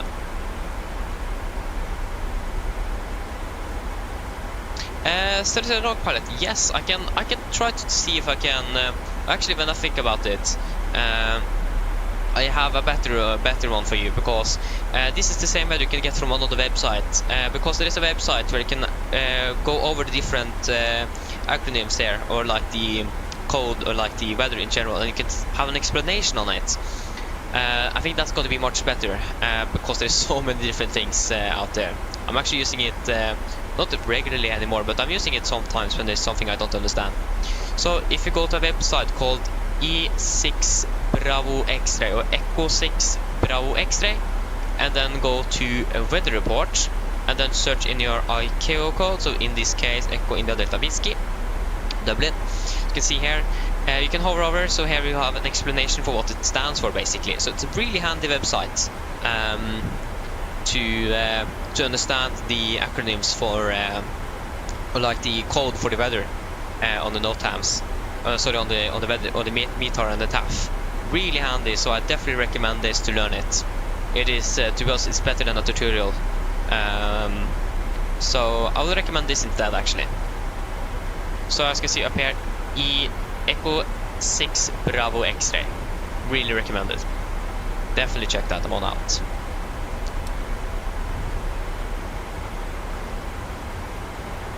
You're welcome.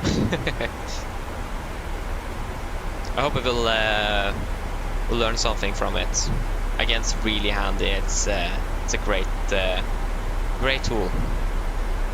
That's how I've learned everything in from that, like on the coding on the meter. That's how I learned it. It's probably a bit more accurate than the tutorial as well, because there's so many different ones there. So it's yeah. Yeah, I'll go to check on the relay aircraft. What's how it's going with that?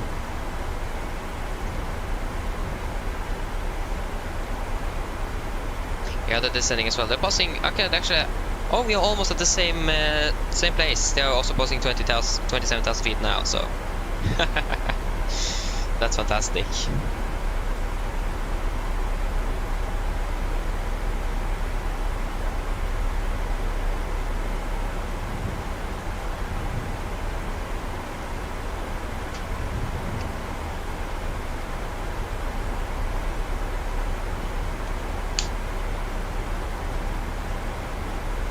If you go to the star, we need to go ahead and look at what the fuel we want back to Oslo. But if you fly, for example, direct between Aster, actually probably should do from because you should be at 8,000 feet there, flight 80. So Elbon to Ifba, because if you do from there, it's going to be quite a sharp descent to 4,000 there. So from Elbon to Ifba. Ifba, Elbon, okay, that scared me. Yeah, we're landing. We can expect to land 15. So 5 minutes earlier then. So about 30 minutes. Okay, that actually scared me quite a bit. Then Simulator was losing there. It always does. To be honest, that's like the worst thing with the flight simulator. It can crash, and that ruins everything. It is something else when you are on the ground, but when you are in the air, that's like the worst thing.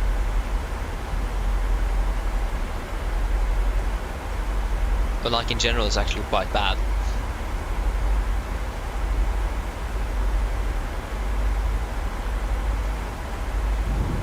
Okay, we continue down to flight level 140. Why not? 140 set.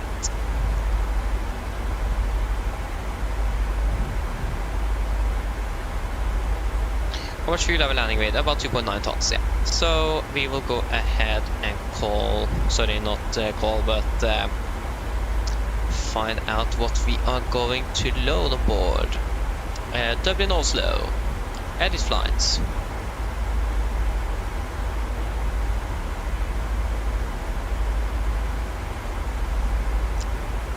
Generate.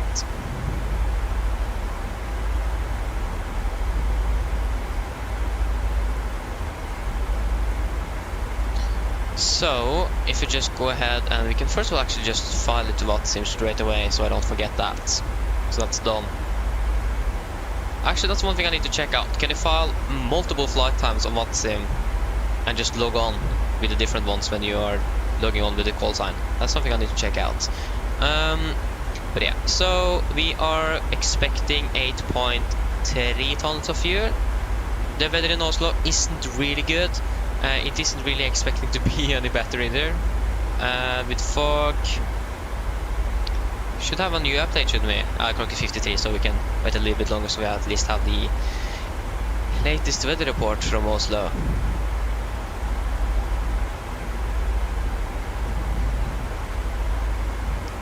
There you go, we can idle the thrust there. Because again, we might add some extra so we can at least do a go around if we need to, but probably going to do a Northland, so we should be able to land without any issues, but something can go wrong on the Northland as well. So having enough for a go around would probably be a good idea. but not really want to carry on too much extra fuel either, because I want to be heavier and so on. It's going to be a little bit more cost on the airline, or on our airline. Not quite sure how the fuel prices are in Dublin, but that could be probably quite expensive.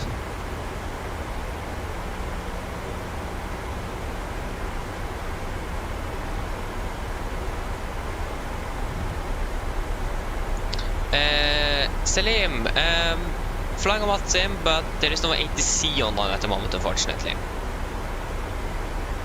So it is going to be on advisory at the moment, unless ATC suddenly comes on, but it doesn't really look like it at the moment. You never know. Oslo is online at least, but probably not online when we are arriving back. Yeah, there is nothing in Dublin at the moment.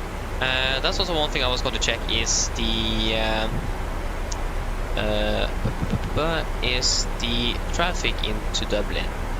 We have one aircraft landing ahead of us, and we have one actually not even departed from Manchester yet.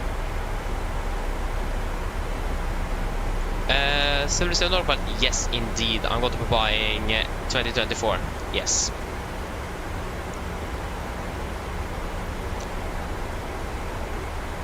Indeed.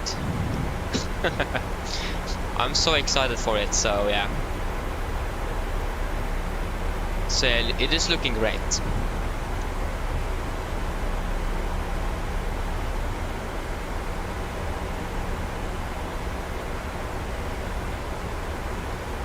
Can we please get an update soon?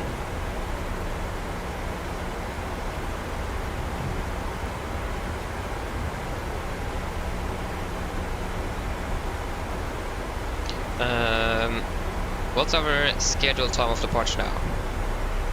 Oh, wait, what? Are they already at 9,000 feet? Okay, they are going quick here.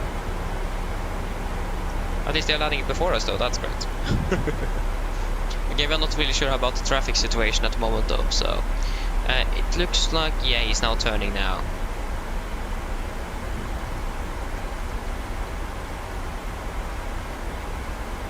So yeah, he's turning towards the west at the moment. So yeah, we are flying. Yeah, scheduled time of departure 2045, estimated departure is 2100. Yeah, so it has been changed to 2100. So yeah, that's good. Now we have at least more than. I don't actually remember how much time it did have then, but yeah, we have at least more time on the ground. Still delayed though, that haven't changed. But why aren't we receiving any new updates? There you go. Oslo. There you go. Yeah, variable 2 not 600. Runway 01 right is 600 and no change. And 1 on the right 800, no change. So I think we should add at least 800 kilograms, so we have at least enough for one go around. So we're going to then be adding, we have then 8.3 tons plus 800, so it's going to be 9.1 tons then of fuel back to Oslo. So we at least know enough for one go around. I've heard that it normally uses 600 kilograms 707, but I think that's 700 because when I have done go arounds, I've used more than 600 kilograms.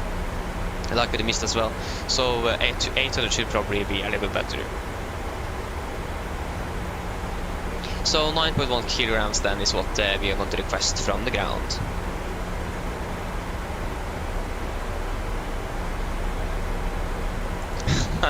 Travis, that's very understandable. It is quite annoying when it doesn't really behave, I agree. Why did I close out of Chrome? We were looking at the traffic into Edinburgh.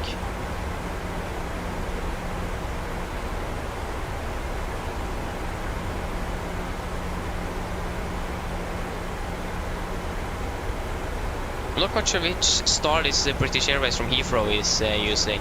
We can continue down to flight level 100 and we're going to turn on the seatbelt. So 100 set seatbelts.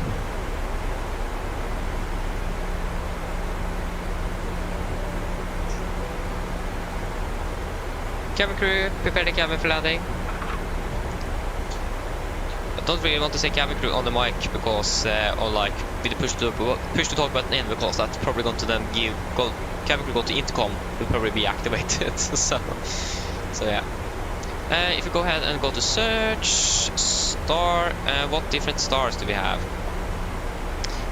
We have this one, and that looks like exactly what the British Airways aircraft is doing. He's currently at 9,000 feet, should be at 7,000. So that looks like what he is doing.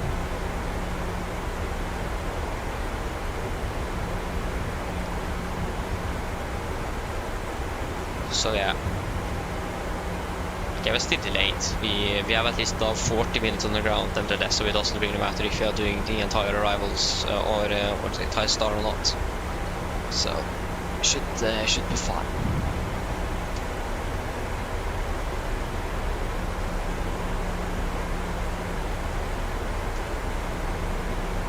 Again, the real aircraft is still landing ahead of us, so. But the faster we can get out of there, the better it is. For our sleep, at least.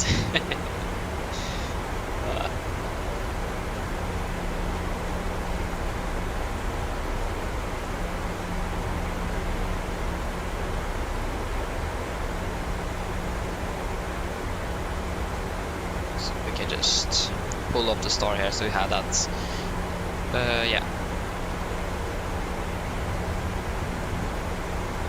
Okay, so we're intercepting at about 4,000 feet. So you can go ahead and descend on to 4,000. QNH in Dublin at the moment is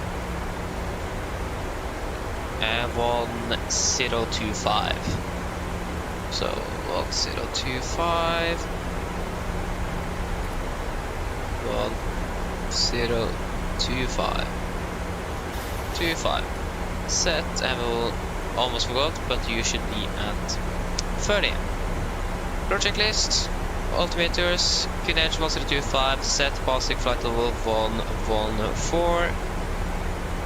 Now, plus -0, our project is complete.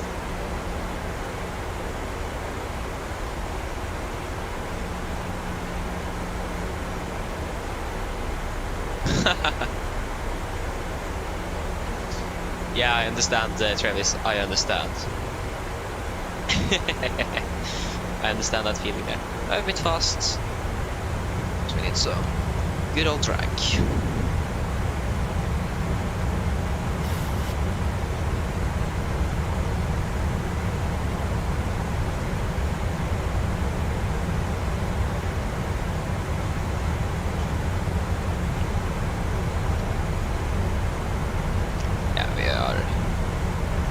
In general, I think we are doing good on the energy side of the flights. So we are a little bit fast, but we're catching it up. I hope that British Airways. I don't think that British Airways guy is going to do the direct. I think he's just going to go straight on the star. Place we're past 10,000 feet. That is all looking good. Fantastic. And we are soon arriving in Dublin, hopefully. If you could have done the direct though, that's just going to cross-check the actual missed approach altitude at 3,000. Yeah. Hello. Hi, Captain. The cabin is secured for landing. Thank you. I'll be ready. No problem. Yeah, there you go, it's on. So yeah, so it's gonna be 4,000 now. We just said 4,000. Easy and simple.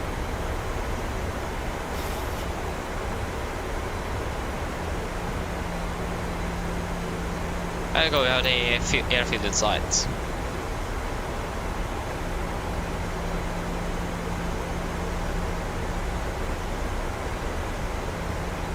We're actually a bit low on energy.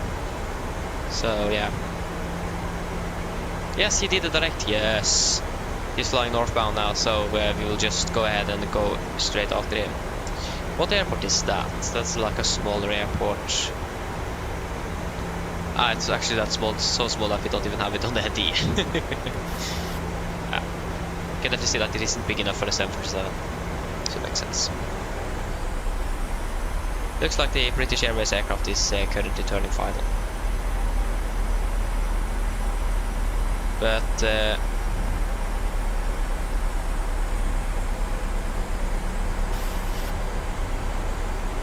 I will just wait a little longer so we are sure that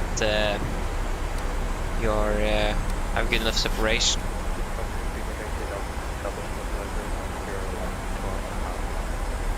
Okay, it's 12.5 miles, so he's around there then.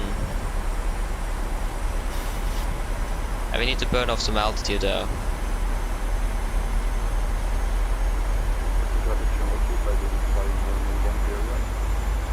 I can go heading to 275, heading select. And we can go level change as well to 20 knots. Good.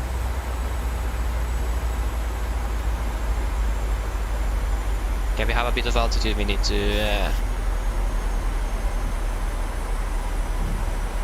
yeah, to burn off.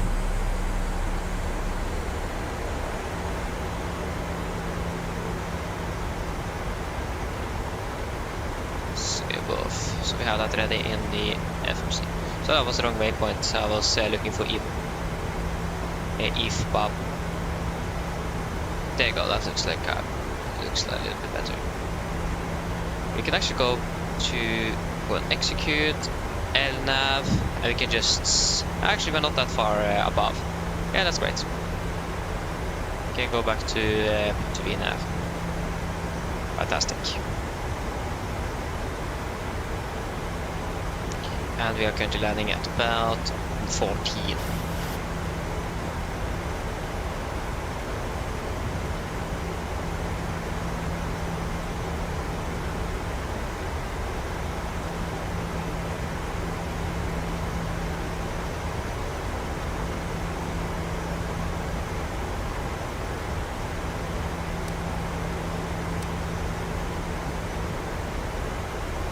That is, yeah, that's the British Airways aircraft there. So we have even visual contact with traffic. Great.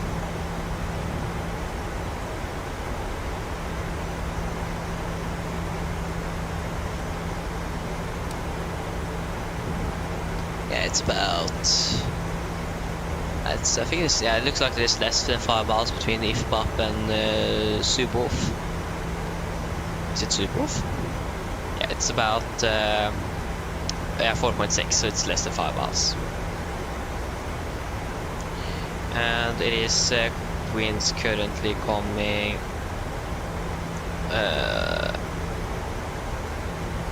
170 stable, so we actually don't need the 7 knots wind correction. We now disconnected. Reconnect please, thank you. So yeah, we don't need the wind correction of 7 knots since it isn't a direct head. It isn't a direct headwind.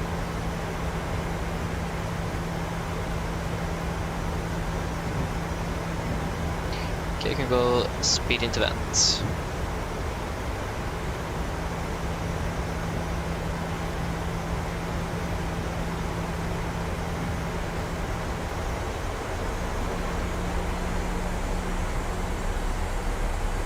Speed 200 set, flaps 5, speed is checked. 200 is actually the minimum clean speed as well.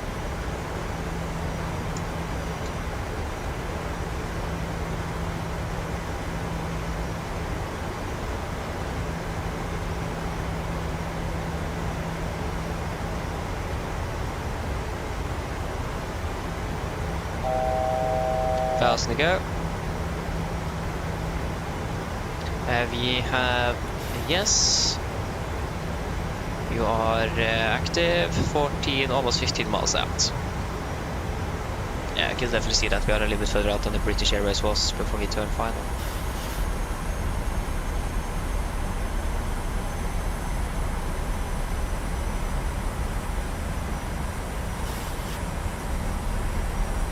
Okay, we're clear for the approach.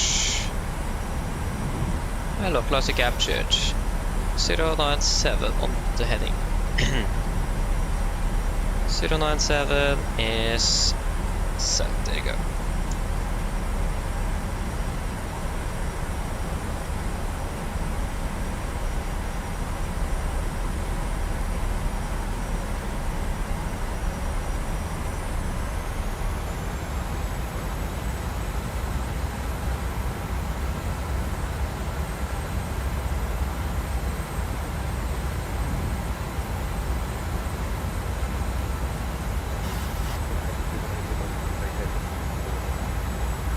Yeah, so he's now vacated. Fantastic.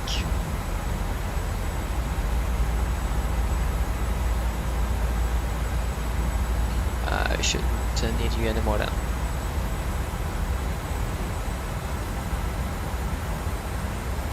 Yeah, close to captured. Mr. Approach altitude 4000 is set.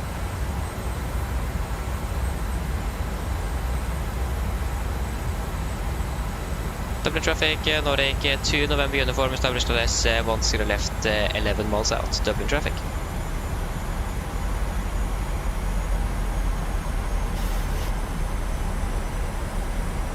Thank you.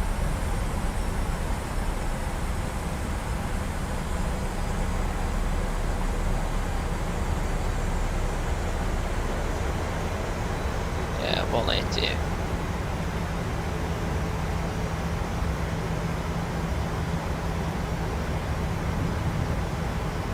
Probably increase the volume a little bit. It's a bit silent.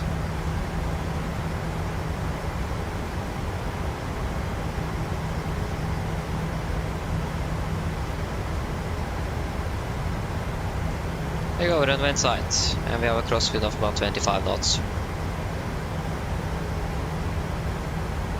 can definitely see that. 2500.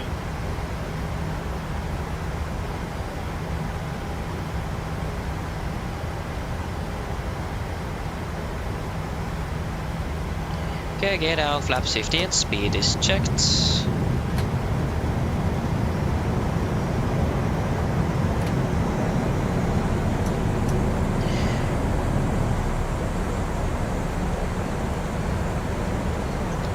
Cabin crew, seats for landing, please. Landing 60 flaps, cabin call, given. Engine start switches, sorry, they are already at continuous. Speed cloud landing down, flaps holding 15.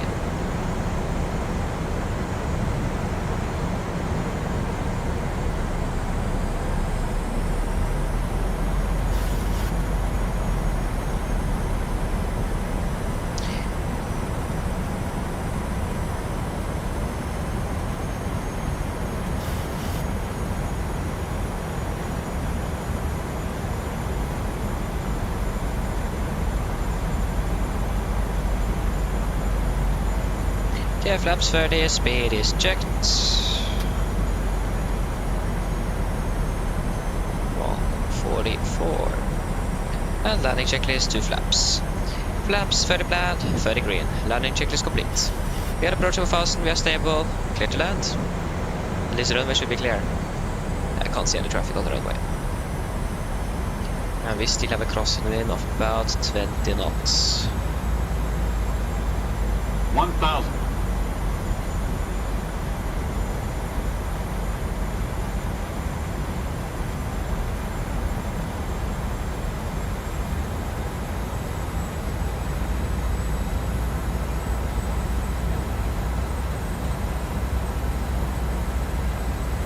Okay, disconnecting.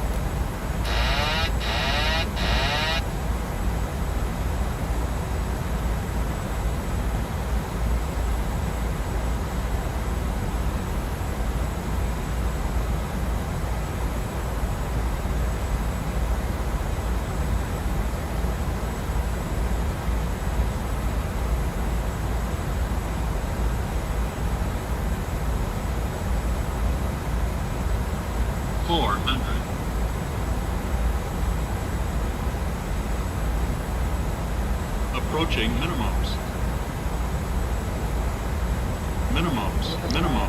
Continue. 200.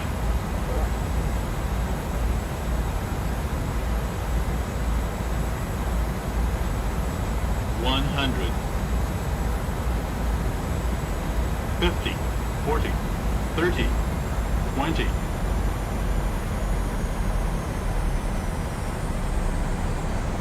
Ten.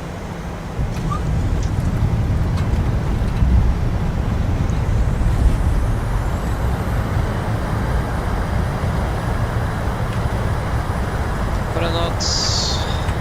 That is 80 knots. And 60 knots. There you go, guys. Welcome to Dublin. Flight time 1 hour 58 minutes. I used a little bit too much rudder there.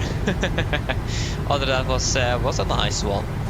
It looks like that this time the poppies wasn't actually correct. Oh, no. We missed it. Need to taxi further down. But yeah. So yeah, a little bit too much rudder there. But yeah, at least we didn't get the sudden pitch down like I've experienced before. And I think I found the reason why. It's because we've been too low on the speed on final.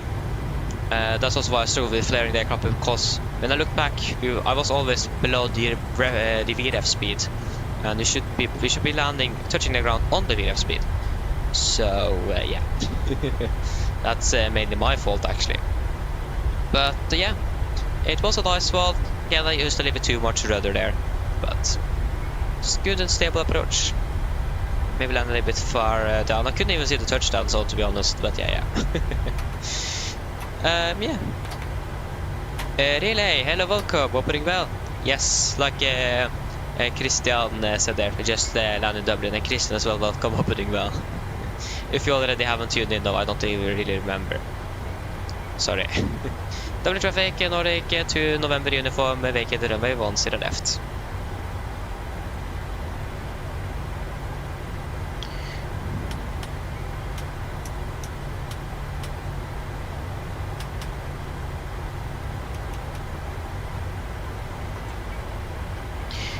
Yes, so where are we parking? That's like the question now. Where are we going to park? Oslo Dublin, playback. So they parked at... They parked somewhere. That's actually a nice speed to hold here so we can actually find out where we're going. Parking stand. So they went down here on... Oh, they taxied in there. Okay, so they went into the corner there, yeah. So it looks like they went for 207T. Tango, 207 Tango. So that is what we are going to do. So that means we are going to taxi... I'm not quite sure where we are actually. So that's something we need to find out as well.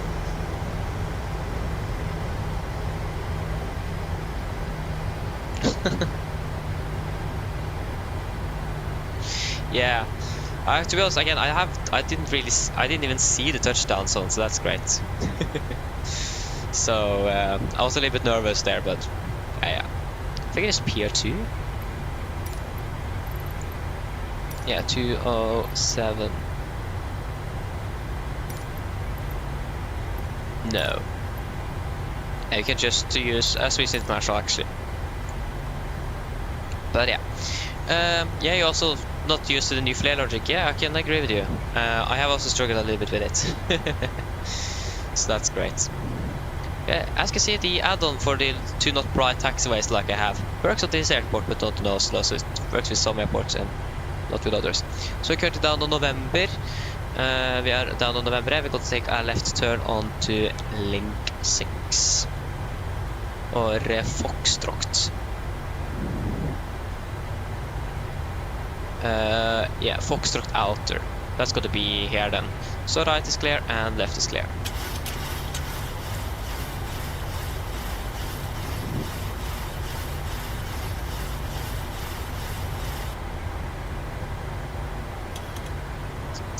A nice left turn here.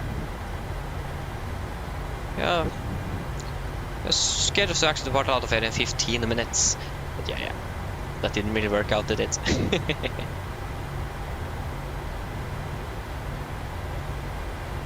Okay, my turns have been quite a bit better lately. I'm not quite sure what's happened.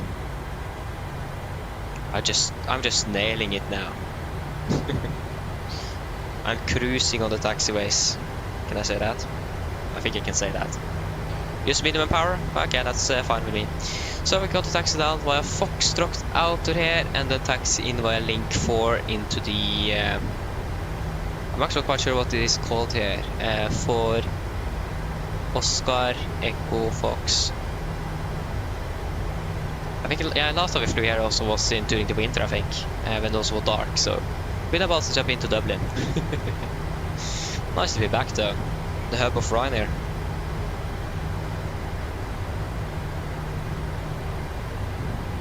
The hub of Ryanair, the Ryanair hub is probably more correct.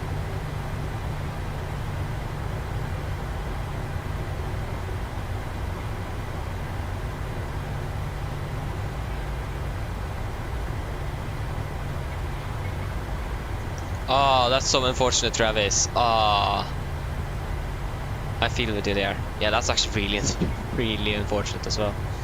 More indeed. Okay, we passed Link 5, so Link 4 is going to be the next. I think it is going to be up there.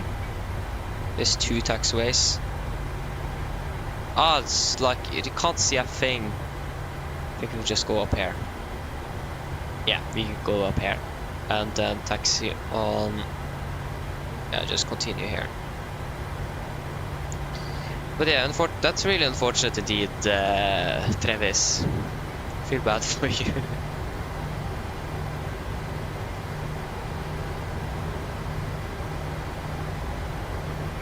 Yeah, left and right is clear.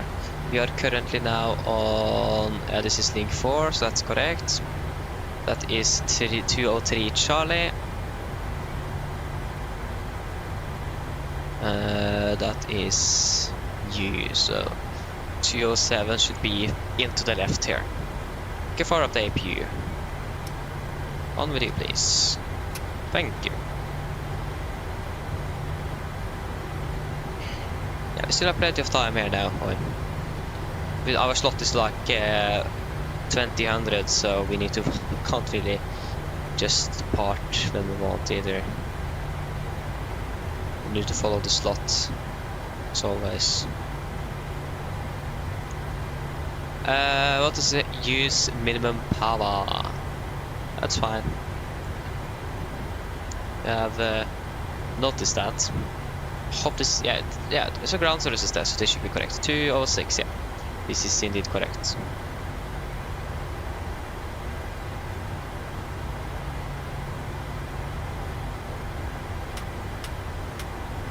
We can go ahead and shut down number 2.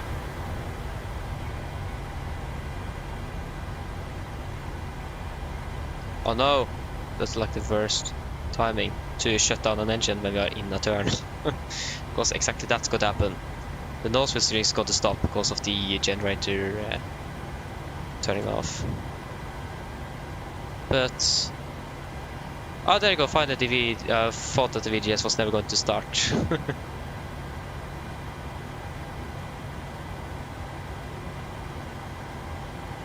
Yeah, but hello. I know we are a 747-800, but can you please show us where we're going to park? Okay, it's actually not going to help us.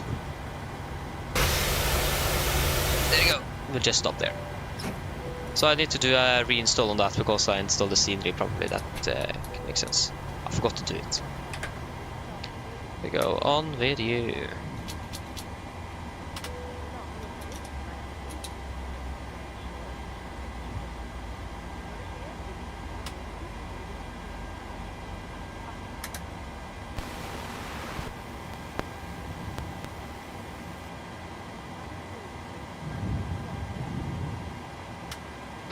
Ground to cockpit. Go ahead. Sound pretty enthusiastic, I like it. Hi Captain, microphone check please. Read it loud and clear. Roger. Okay Captain, ground power is available. Standby, we'll start getting you offloaded in a couple of minutes. Okay, thank you.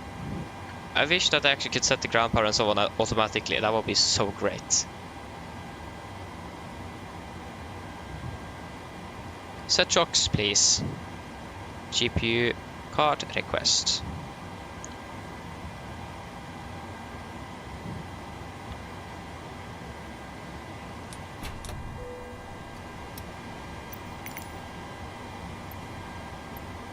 The boarding requested. Okay, shutdown checklist. To the line. Fuel pump off except one for APU. Probe heat off. Fire up set. Flaps up. No light. Parking brake set. Engine start. Levers cut off. And oh, sorry. Weather radar off. Shutdown checklist to the line is complete.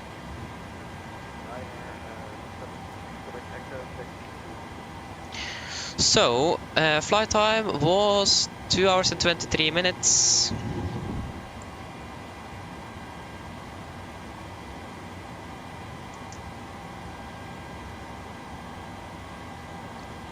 Two hours, 23 minutes. 2 hours, 23 minutes, that is great. Our passengers are really hungry. Bad for them, I don't really have any food for them. There you go, and we can, if I've done this correctly, I have, so can request a new flight plan. We can file up U, we can fly now, start, and we are flying with another aircraft.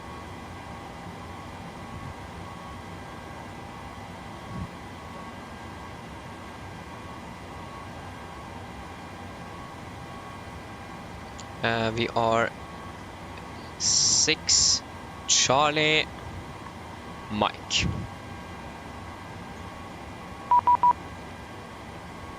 Oh yeah, sorry, it's Nordic 26 Charlie Mike. Sorry, that's why. 6 Charlie Mike. I forgot to remove the 2 there.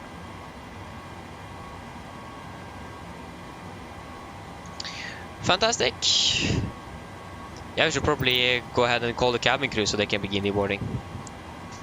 Cabin crew, you can begin deboarding once the jetway is attached. So basically you can begin deboarding because GSX have already begun it. Yeah. So shuttle checklist below the line. Technical completed, EFB completed, shuttle checklist complete. Before we set up for the flight back, I just need to go for a few moments. I will be back shortly.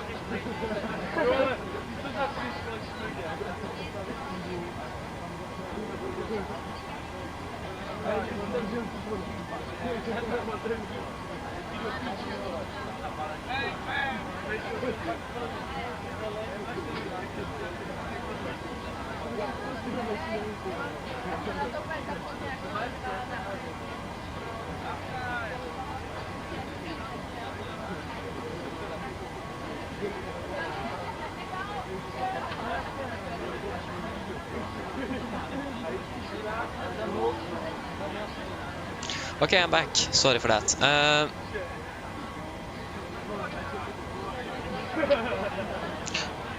Oh, that's unfortunate, Travis. Ah, yeah. Again, that's the thing with Flight Simulator, isn't it? So yeah, it is fortunate, but that's the charm as well. You can't have. You need to have some technical difficulties sometimes. 6 Charlie Mike. Departing 01 right, correction 10 right. I think that's what they're using in real life. Just got to confirm that.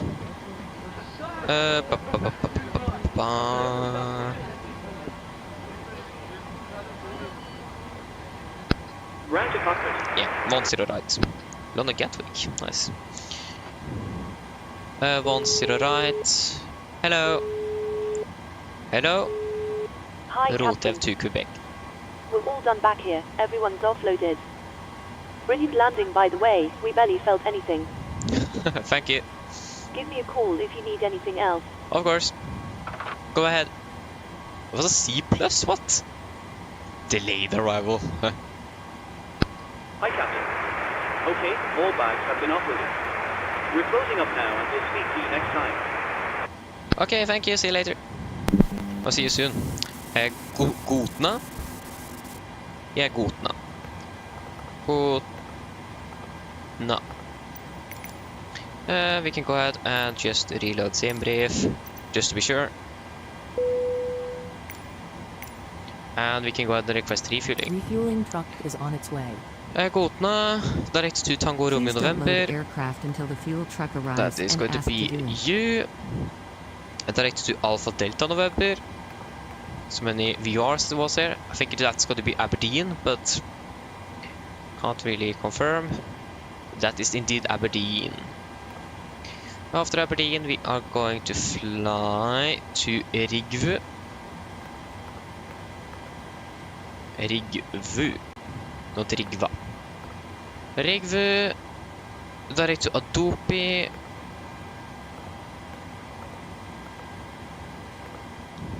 Adopi 3 Mike 19 right. They are definitely not using 19 right. It's going to be 01 right. Adopi 3 Lima and Valpu. So we'll just go ahead and start a new flight here as well. Yes, we want to start a new flight. Thank you. Oh, you're just landing in Copenhagen. Nice. It's been so long since I've been in Copenhagen. If I'm correct, last time I checked, it was half a year since we last time flew to Copenhagen. I've been a long time away from there. Really missed it, to be honest. So hopefully we're going to be able to get some schedules in there soon. Norwegian, and we are supposed to depart at 2000. We're landing 2210 scheduled or estimated.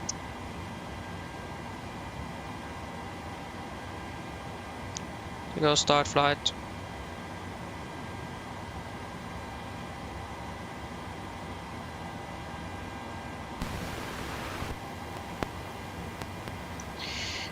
Contact going to be 9. Round to Cockpit. Fuel truck is in position. Go ahead. 3 tons, Please yeah, don't load 3.1 then. aircraft until the fuel truck arrives and ask to do it. Hi, Captain. Microphone check, please. Read your loud and clear. Wait, what, 3.5? Huh. Okay, Captain. Radio check is complete. We'll contact you when we're ready to start loading. 1.5. Roger. Go, hello. Hello, Captain. I'm up for 18. Okay, I've spoken to security, and I'm told they'll be ready to send the passengers down to us in a few minutes. Okay, thank you. No problem at all. Minus 53. 5,000, that's correct. 250. 310. 200. Go ahead. And 80 is... Hi there. Just to let you know that we've started fueling the aircraft. We'll let you know as soon as it's completed. Okay, thank you. We want actually 9.1 tons. Yes. So flight transition level is 7.5 at the moment in Oslo. And the QNH as well is... 500 meters. Okay, it's actually reducing now in stability. 1.334. So we need to expect auto land in Oslo.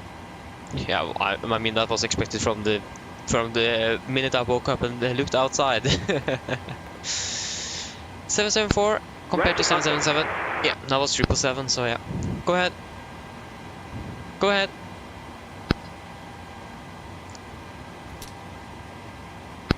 Hi, Captain. Just to let you know that the aircraft is now fueled as requested. Thank you. Great. I think the passengers are eager to get out, so we should probably go ahead and see if we can begin boarding. Yeah, we can request boarding. Boarding requested. No. We can go ahead and request some winds, so I don't forget that. All stations prepare to start boarding. It's typical for me to forget it, so...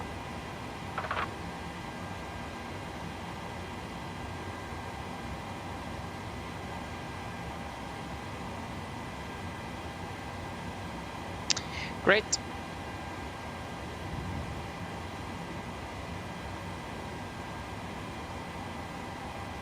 Passengers boarding starting.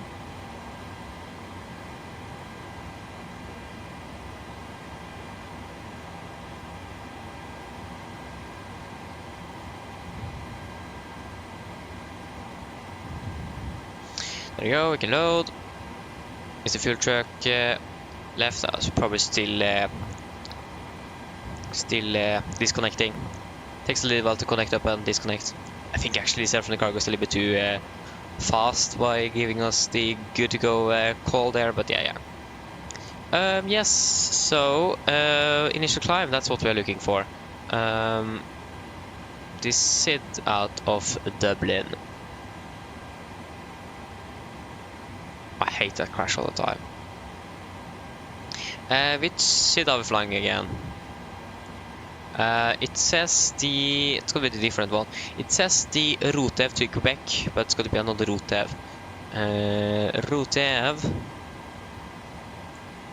Rotev Echo, I think it was. Yes, that looks to be correct.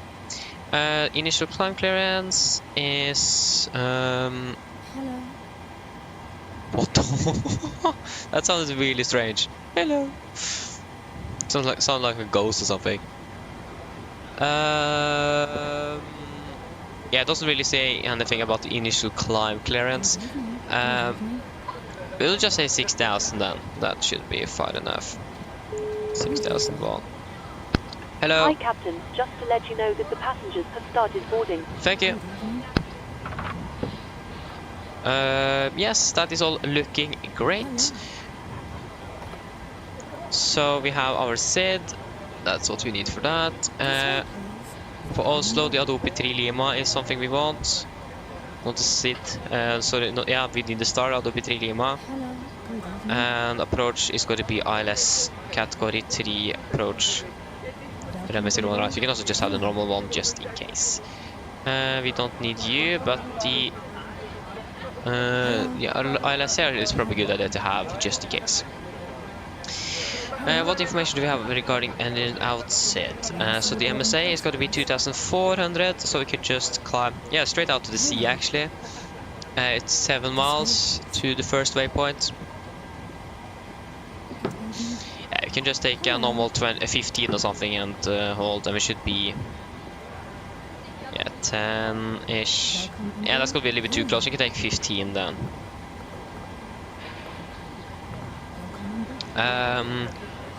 25, and we can go ahead and climb up to 4,000.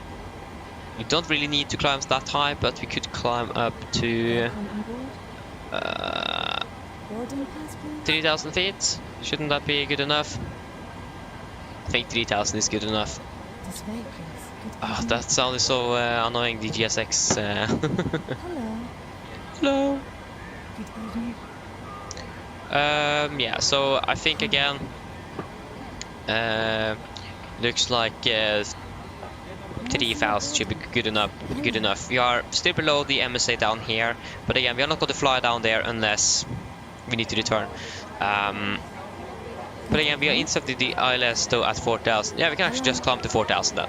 It makes more sense. 4,000 should be good enough.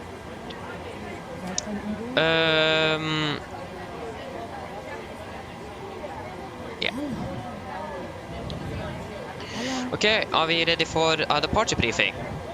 So, we can begin. Yeah, we have done the emergency briefing already today. Don't need to do it again unless you guys have any questions. So please ask if you have about the emergency briefing. We can go straight to the taxi then. So we are. We can begin with the parking stand chart. Chart 10-9 Charlie effective, no effective date.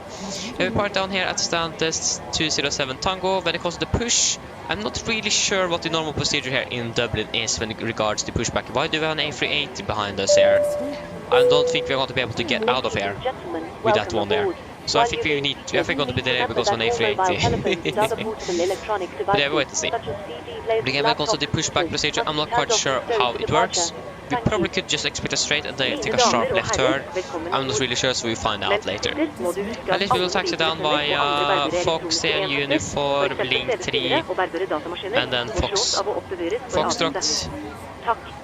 If we go then to the airport chart, we are chart 10-9 of effective date. We are going to then taxi via, we are parked here. Yeah. So then taxi then via, yeah, sorry, we have some closed taxiways. Alpha is one of them, I think.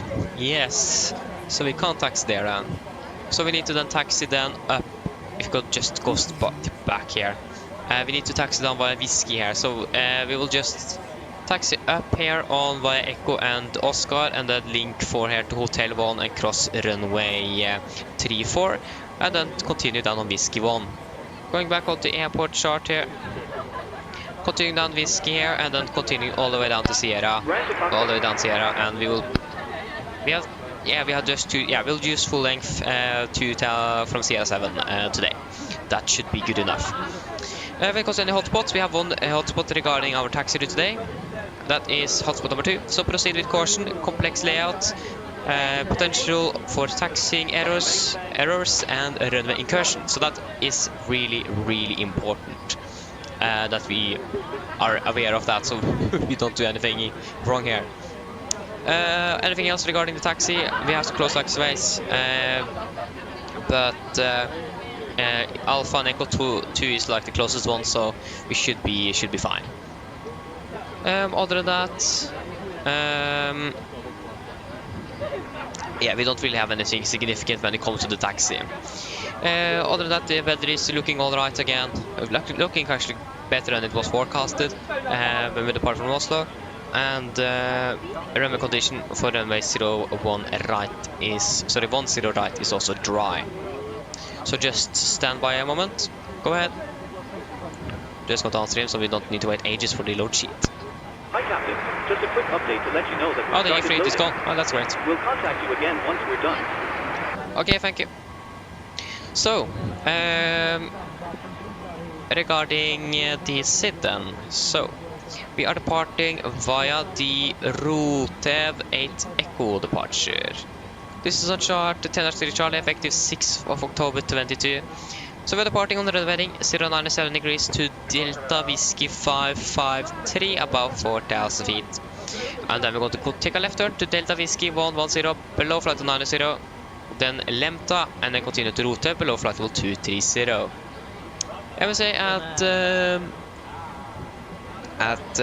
Dublin is 2,400 feet in the both of the north, the north, east and west region, but in the south we have 4,000 feet, and that's mainly over the city itself, so it makes sense.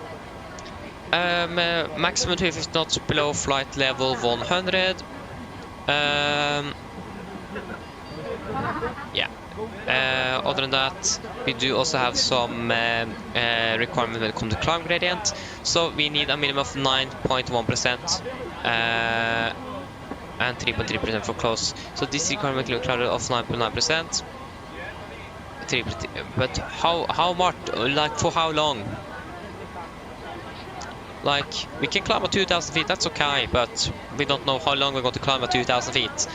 So I think we'll just be climbing 2,000 feet above the MSA 2,400 feet. So minimum of 2,000 feet up to 2,400 feet. When it comes to any noise abatement, I'm not really sure if there is anything we should use. I think we should just use a standard NADP1 since we are so close to the airport, to the city itself. So that means we're just going to be climbing on V2 plus 20 knots up to 3,000 feet AGL or above the airport elevation, and then continue acceleration and tractor flaps after that. When it comes to threats, we do have some obstacles, but that is mostly what I could understand in the city itself. They are lit and they are below 400 feet AMSL, so we should be fine. Other than that, we don't have any other threats. When it comes to engine outside, we'll just fly 2,500 miles out to 4,000 feet. And then make up another plan after that. So then, are there any questions for the briefing?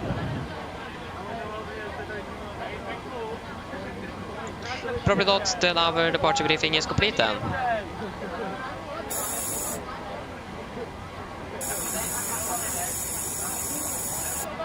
So, pre-flight checklist to the line. Pins and covers removed. Oxygen, tested 1%. Now transfer and display switches. Normal auto, window heat is on. Presentation mode selector to auto. Flight instruments, we are tracking 330 degrees QNH 1025. I think that's incorrect. QNH is currently 102. Yeah, okay, it's actually 1025. Okay, just stand by, hold it there. We just got to check the altitude because it doesn't really look right. Search, departure, airport. Come on, there you go, thank you. And we want the parking stands. Parking stand cords. Should probably give us an elevation as well, shouldn't it? No, it doesn't really give us an elevation, does it?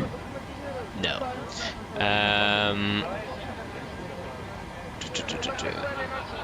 Should give us an. There's somewhere that should give us an elevation on the stand, isn't it? yeah. That's yeah. So 1025. So we are just reading about 215 feet and 210 so -5 on the standby. And parking brake set, engine start levers cut off, taxi and takeoff briefing completed. Pre-flight checklist to the line is complete. PP, hello, welcome, wobbling well.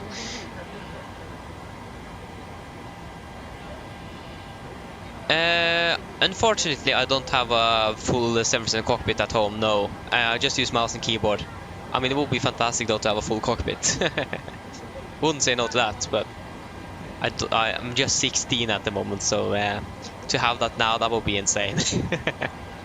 One day, I guarantee you, one day I'm going to have it one day. So we will say about 1,300 feet. And before I forget, since we're going to use a noise abatement number 2, I'm just going to go and set the acceleration at 3,000 feet. Go ahead. There you go, we are receiving the load sheet now as well. Hello. Loading has been completed. We're sending the load sheet up to you now.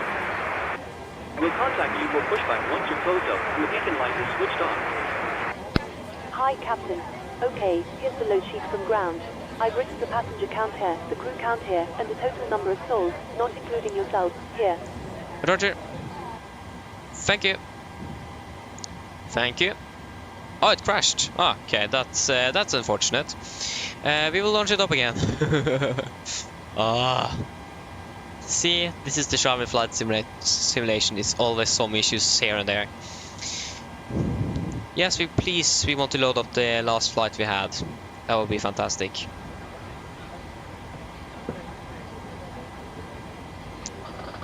Thank you. Okay, looks like we're all set to go whenever you're ready. Okay, great. I'll call the ground to remove the jetway. Sorry, the stairs, and can close the doors. No problem.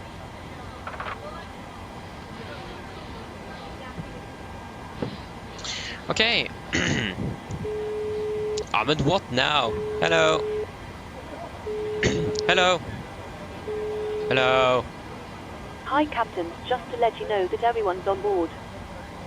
Yeah, okay, thank you. I'll call when we call the ground to remove the stairs. No problem.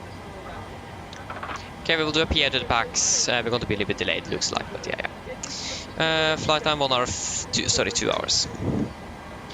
Mine damer og herrer, god kveld. Mitt navn er Fabian, jeg er kaptein ombord i dag, og på vegne av Norwegian og resten av besetningen så ønsker vi dere hjertelig velkommen ombord denne flyvningen fra Dublin til Oslo Gardermoen. Flytid til Oslo i dag er forventet til å bli rundt ca. 2 timer. Vi begynner snart å bli klare for avgang her fremme. Vi håper å få dyttet ut herfra så fort som overhodet mulig. Som dere også kanskje har vet, så er vi litt forsinket. Vi beklager så mye for dette. Vi har hatt noen forsinkelser i Oslo angående noen andre flyvninger eller fly har tatt tidligere i dag. Vi beklager for denne forsinkelsen, og vi takker for tålmodigheten deres.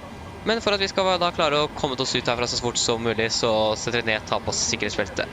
Og så for deres egen sikkerhet og andre så anbefaler vi dere på det sterkeste å følge med den veldig viktige sikkerhetsdemonstrasjonen som kommer fra kabinbesetningen nå veldig snart. Når det kommer til taksttur i dag, så kan den bli litt lengre enn vanlig. Vi har noen stengte taksebaner her og der, så det blir, vi må takse litt nordover før vi da kan fortsette mer vest mot rullebanen for i dag. Avgangsruten i hvert fall, den blir jo da rett ut fra Dublin her mot øst, før vi da kommer til å fly nordover, og så fortsette nordøst oppover mot Oslo. Forventer en marsjhøyde på rundt 35 000 fot for øyeblikket, og så gode flyforhold er forventet. Men som alltid vi anbefaler på sikkerhetsbeltet på bare som tilfelle vi kommer bort til uforventet turbulens. Været i Oslo ser ikke så veldig bra ut nå. Vi har veldig lite vind for øyeblikket. Vi har ganske så lav sikt med noe tåke, og så er det 0 grader.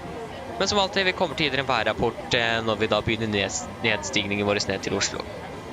Uansett, sitt ned, slapp av, så håper vi får en veldig fin flytur med Norwegian. Ladies and gentlemen, good evening. My name is Fabian. I'm the captain on board today. On behalf of Norwegian and the rest of the crew, we want to wish you a warm welcome aboard this flight from Dublin to Oslo. Flight time to Oslo today is expected to be approximately 2 hours. We are soon ready for departure, expecting to hopefully push back in about 5 to 10 minutes. And we are a little bit delayed, like, as you may have noticed.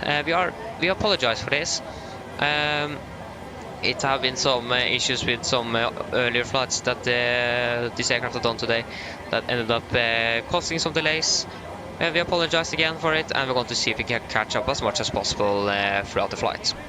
But for us to be able to do that, if you then can please sit down, take our seatbelts, and for your own safety and others, we recommend to follow the important safety demonstration that is coming from the cabin crew very shortly. When it comes to the taxi today, it might be a little bit longer than usual. We have some closed taxiways here and there, so we need to taxi a little bit north before we can then continue then towards the west, towards the runway. Our departure routine today is going to be just straight east initially, before we're going to turn north and then northeast up towards Oslo. We're expecting a cruising altitude at approximately 35,000 feet, with good flying conditions expected as well. But as always, we recommend to the seatbelts on just in case we encounter some unexpected turbulence. And the weather in Oslo at the moment is not really looking good. We do have almost no winds at the moment, but we have some really low visibility with some fog, and there's currently 0 degrees centigrade. Other than that, please sit down, relax, and we hope you can enjoy this flight with us today. Thank you.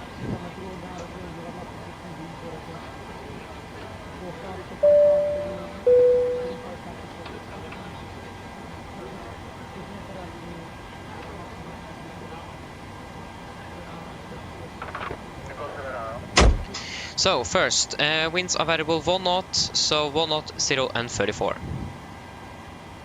So 0 and 34, still quite a high pressure on Oslo.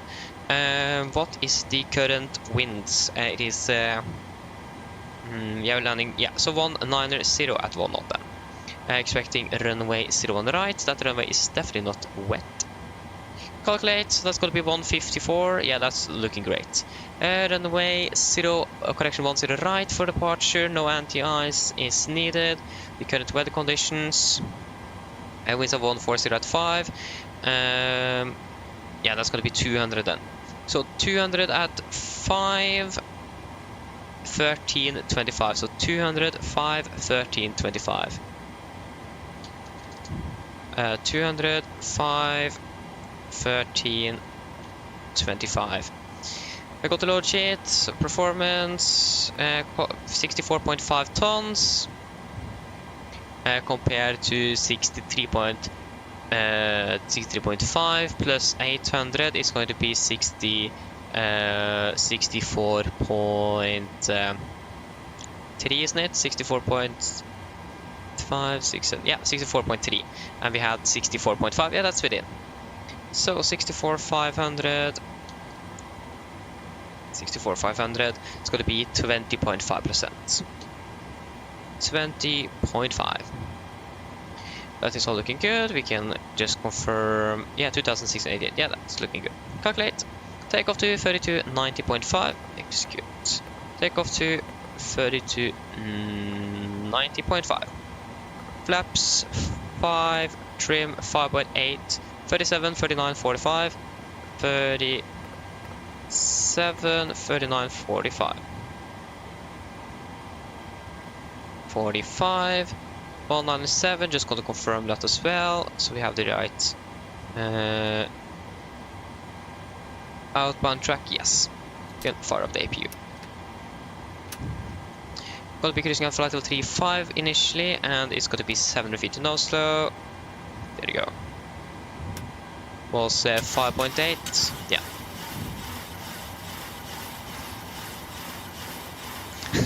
Thank you, PP, thank you.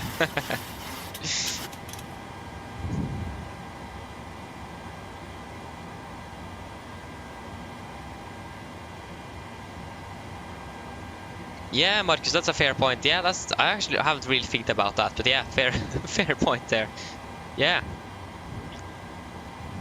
Yeah. Oh, that's great. Yeah. We have 9 tons, yeah, so then we have in the center, of course. So we can turn on those, and we can go down to the pre-flight checklist below the line. Fuel, we have 9,000 kilograms on board. Pumps on, passenger signs set, auto brake, RTOs, CD pre-flight cars completed. Takeoff speeds, V1 137, VR 139, V2 145. MSP 145, correction 097, and 6,000 feet set. Pre-flight checklist is complete, and we are departing shortly. Looks like we actually might not be departing behind schedule. Cockpit ground.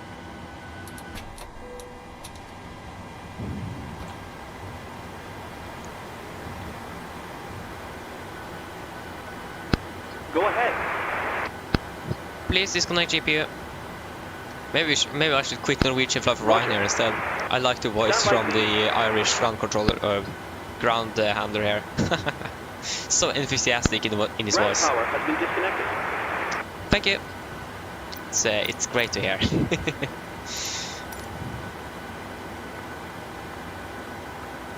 There you go. We are ready.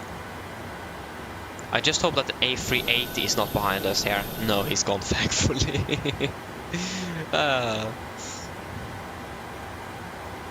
We're going to be a little bit worried with him back there. He's taking a lot of space.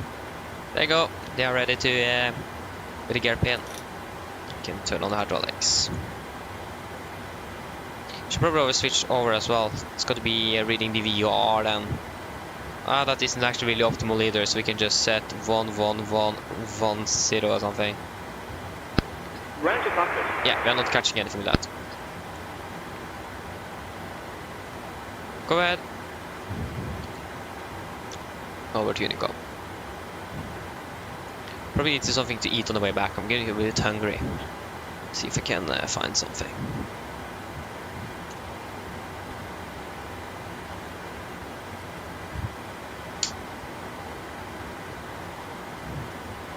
Ground tow is connected. Just a heads up, your beacon light is not active. I know. Turning out Tow now. is attached. Steering pin is inserted. Stand by while we start pushback.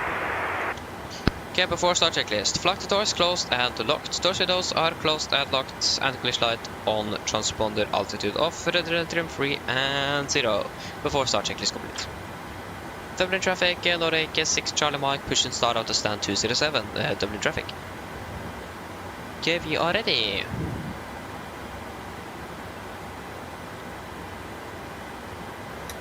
I'll dim it a little bit. Copy ground, we are clear to... So, facing north I think is the optimal here because we can't taxi on Alpha. Yeah, facing north here will probably be the correct... There's no traffic in the vicinity, no. Yeah, copy ground, we cleared push, facing north, release point uniform, brakes are set. Hi there, ladies. Forgot to set or turn on the flight directors. On behalf of the Parking brake is released.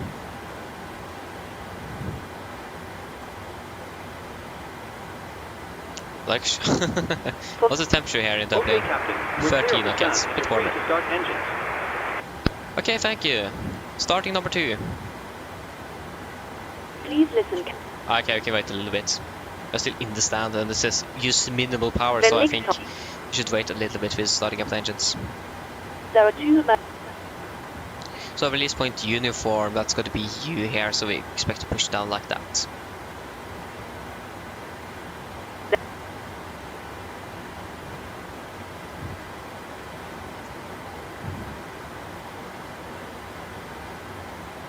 should the cabin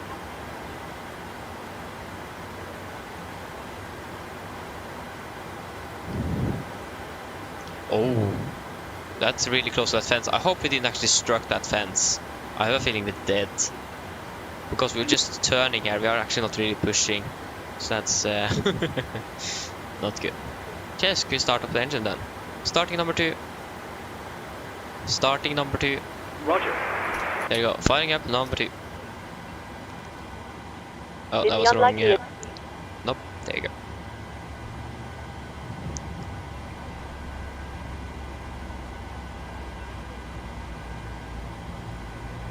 either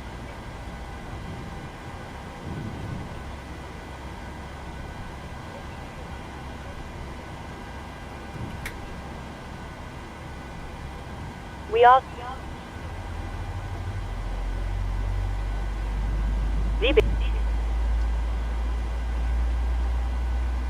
while we wait for take.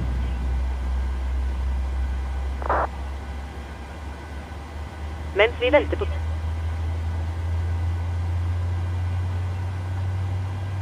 Thank you very much.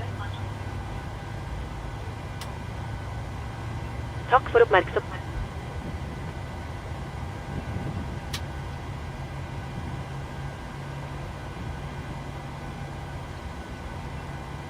Starting number 1. Roger. Firing up number 1. And engine number 2 is... Yeah, engine number 2 stable.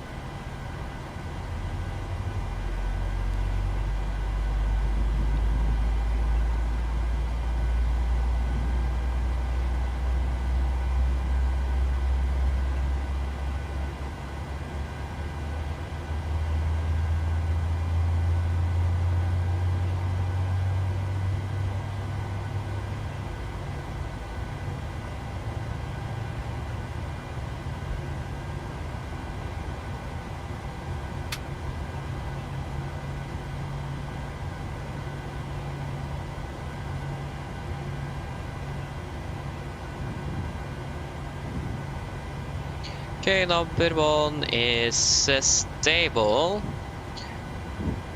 Great. 1, there you go.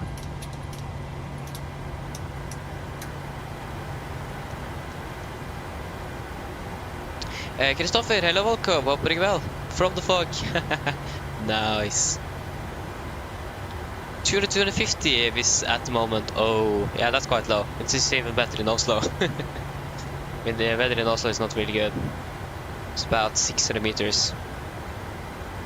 So yeah, it is really bad where I live as well. So yeah. It isn't really good, it isn't. I mean, survive without visibility. You have auto land functionality, so capability. Please set your parking brake. Parking brake is set. Parking brake is set. Stand by. Please keep your parking brake on while we monitor engine startup and disconnect the tow. Yeah, we are finished with the park brake is set. We have 2 good starts. Can disconnect. Why did I say park brake is set? Already said. It just said that 2 seconds before that. Great.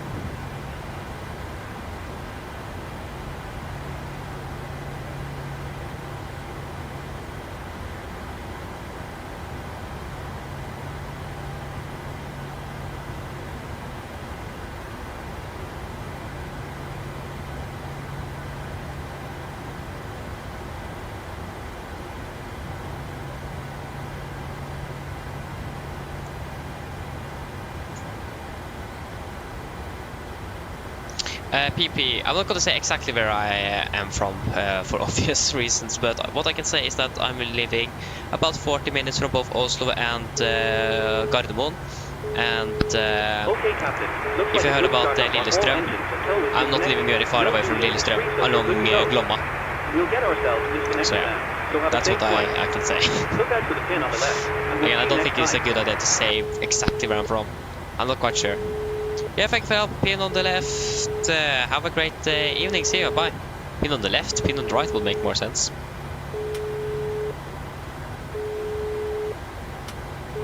There you go. Pin on the right. Got the pin. Hello. Flaps Hi, 5. Captain. Just to let you know that the cabin is secure for takeoff. Thank you. Coming ready. No problem. Flight control check.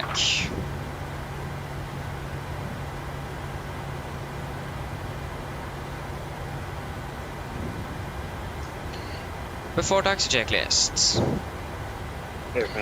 Generators on, probit on, ATIS are not required. Aircon press, packs auto, isolation valve auto, engine start switches continuous, recall checked, engine start leaders alternate, flight controls checked, ground equipment is clear, flaps 5 bland, 5 green, and APU off. Before taxi checklist complete. Okay, that's great, PP. So yeah, going to taxi by link 4. This Hotel 1, yeah. Dublin traffic, Norwich 6 Charlie Mike, taxing by link for Hotel 1, crossing runway 3 for Whiskey 1 and Sierra 2 on runway 10 right. Traffic. I forgot what I was going to say there. Left is clear and right is clear. Brakes released, here we go.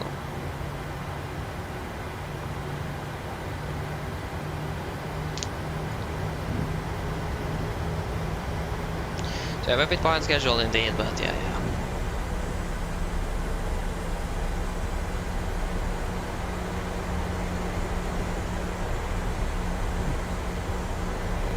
So we're going to taxi on to Hotel 1.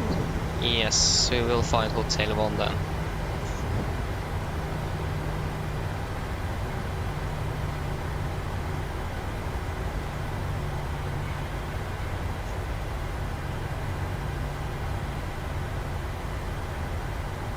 Oh, nice, Christopher. That's actually really cool.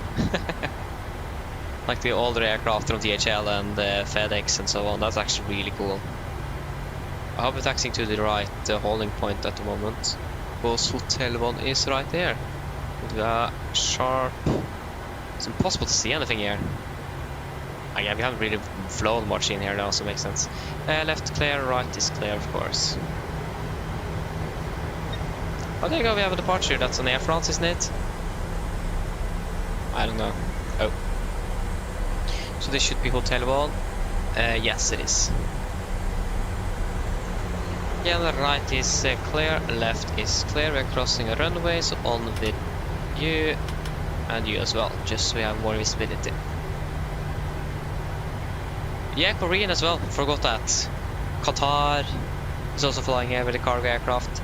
Even as a 747s operating in League, not League, but what's that called again? I don't really remember what the airline is called, but they are flying with the Dash 400 into Oslo sometimes. That's actually really cool. I did see one on when it was turning final for 19ers once actually. Yeah. But normally what I see here over me is going to be either arrivals from the east for 01s or departures from 01s, or correction from 19ers southeast. That's what normally flies over my house.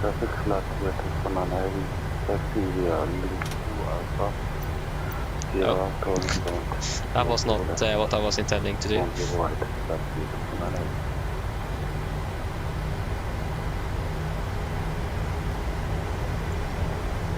Yeah, actually, Christopher, I don't think it is any of those. It is that airline is normally flying from League to Oslo and then flying from Oslo to Tel Aviv.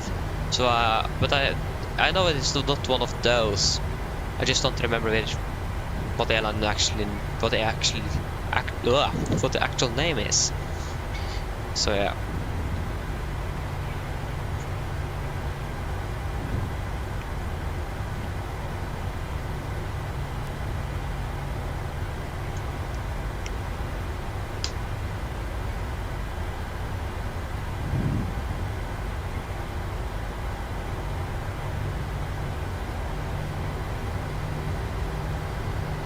I don't remember what they are called. They are like some blue and what's it called again? I don't remember. Some bluish color on the logo, and there is a like a circle on the tail, and normally white aircraft with that circle, and the name of course, but I don't remember. So that's great. Can't remember what they're called, but again, fly normally in from League and flying from also to Tel Aviv. At least they did. Not quite sure if they do that anymore. No, it isn't Atlas Air. It is like a globe. It is just a circle. It isn't Atlas Air. It is not a very known airline. It isn't. I just don't remember what they're called.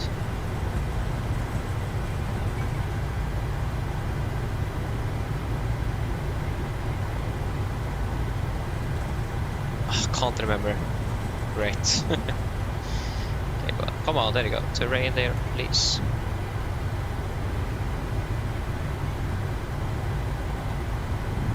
Yeah, I don't remember. I can maybe see if I can check after the departure. Maybe I have time to check it right now, if I'm quick. It's flight 24, there is flight 24. You can just check flights between Oslo and League, and there you go. Flights by route, departing League. I know that Qatar also flies to League though.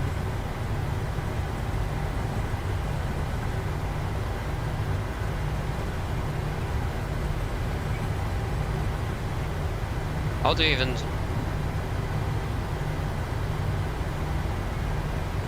No.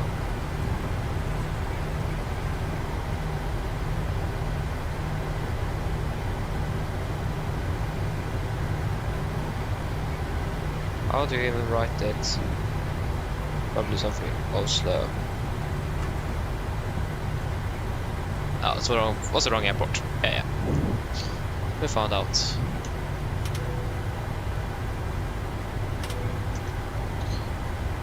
Okay, before takeoff checklist. Flaps, 5 land, 5 green, stabilized in 5 units set. Cabin call given before takeoff checklist complete. We are pretty much ready to go. Focus on the flight, yeah, probably a good idea. Just going to hold there for a moment just to check on traffic. Looks to be clear. Dublin traffic, Nordic 6 Charlie Mike, laying up and departing out of 10 right, Dublin traffic. Go. We are ready for takeoff. I thought it was an aircraft, but that was just just this thing in the cockpit. Looked like a 787 or something.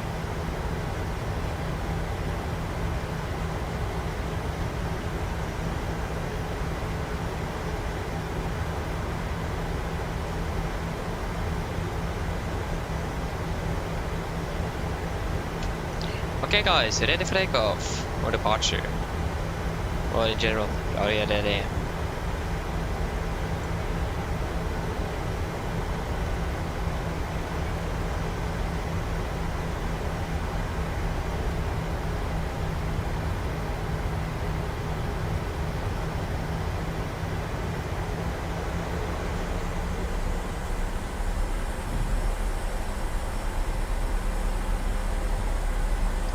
Okay, takeoff.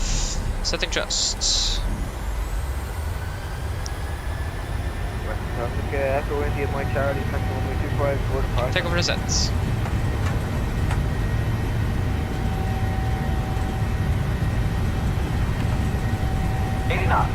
Checked.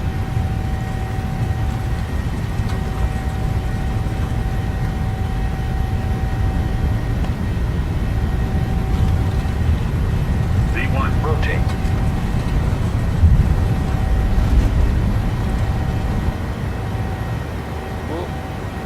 Positive rate of climb. Gear up.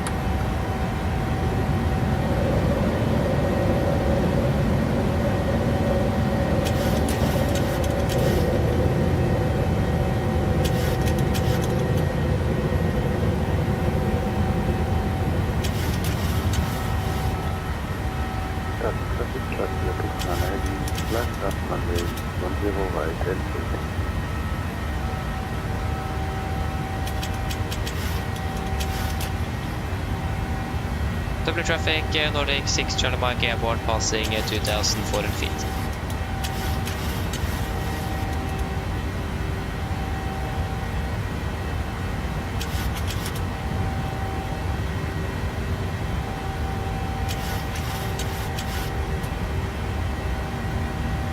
There you go.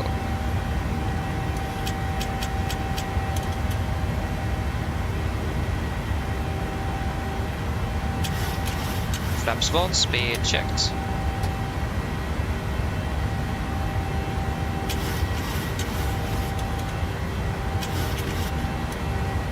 Flaps up, speed is checked.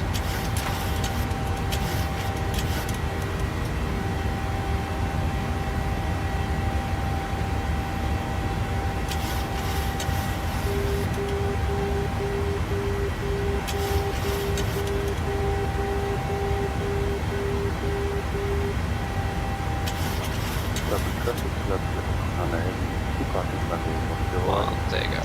Continue up to flight level 350. 35. Set standard. Standard. After takeoff checklist. So engine bleeds.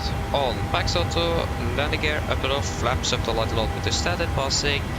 5 down. Correction. Passing flight level 52. Now. Less minus 0 after takeoff checklist is complete.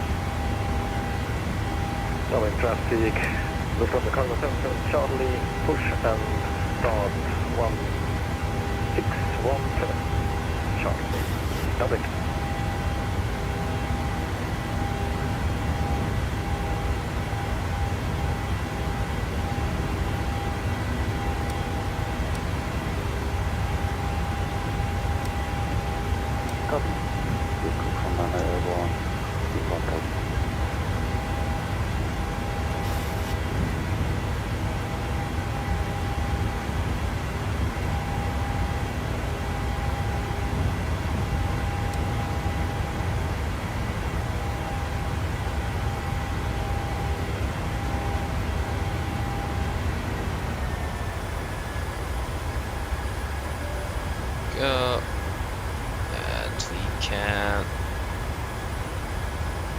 You can just cancel that restriction and cancel the next one as well. There you go.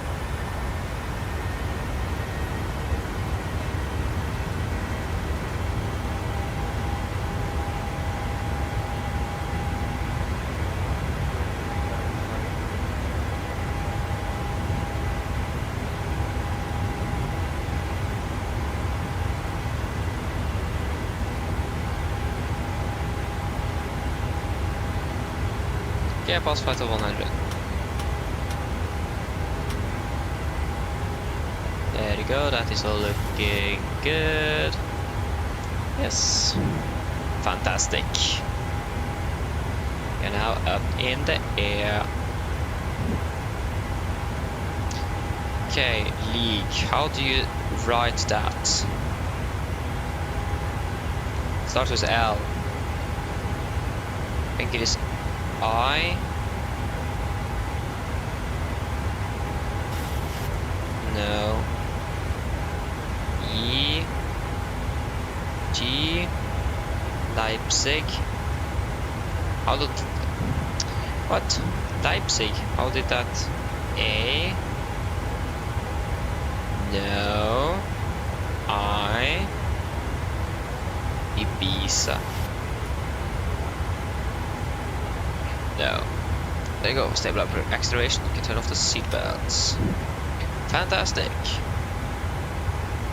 Yeah, I thought it was that Lima Echo, India Golf Echo, but it isn't. I can't get it up.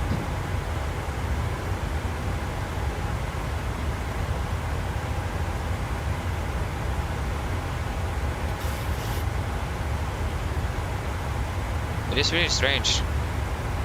I can't get it. What's the ICAO code for league? Quick Google search. ICAO code. Lima Golf Golf. Lima Golf Golf. Yeah. Oh yeah, of course the I and then the E after that. Nice. Chicago, we have... There you go. It is... Oh yeah, of course. Of course. It is Challenge Airlines that is flying it. Challenge Airlines. We also do have Silkway that's also flying with the 747 in, but that's a little bit more rare. Actually with this, yeah, the 747, it looked like it was like 200 or something. Silkway and also Challenge Airline.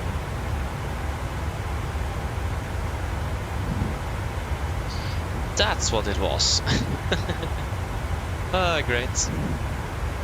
Finally found that out.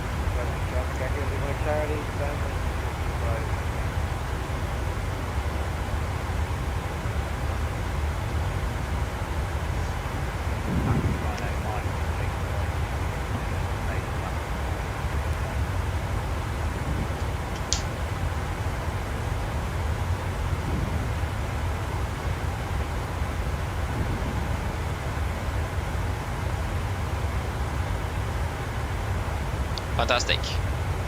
Yeah, I think we want to try to climb higher, but we will wait and see.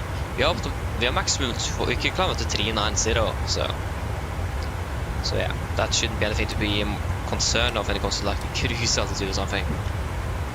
We are pretty much able anything.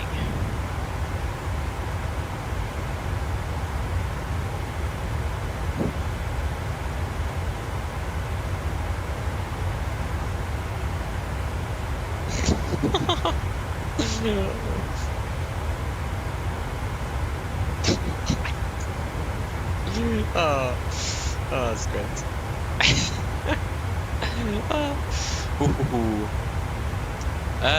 Yes, Peter, hello, welcome. Opening well. We're finally home, that's great.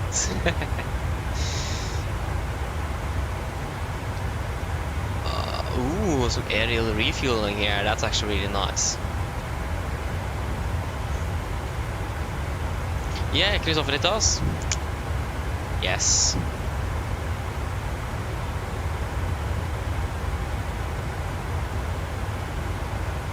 Yes, that's great.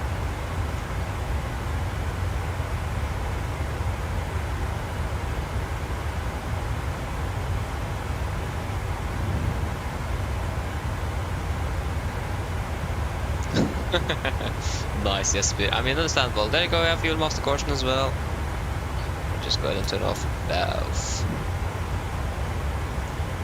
Like, it could drain out the last center tank, to be honest, but it's gonna be more imbalance in the fuel, but not much.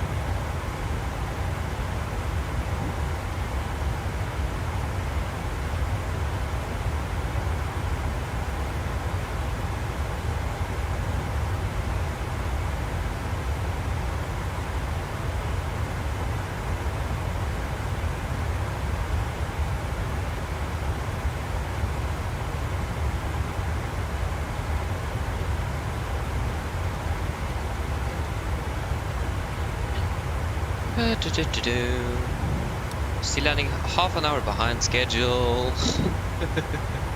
Oh, that's great. Okay, that's a really nice picture. I mean, this is a nice picture, isn't it? Really nice.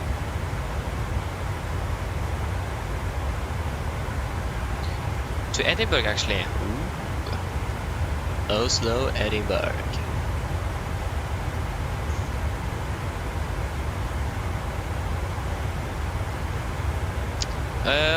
I planned a lot of flights tomorrow. That's great, Jesper, that's great. Enjoy it.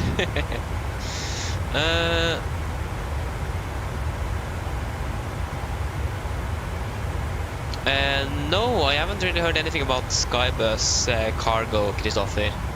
I haven't heard anything about that. It explained to me that. What is happening there? Or I actually don't think I've ever heard about that. So that is great. There you go. Now I found it. The last center tank is empty.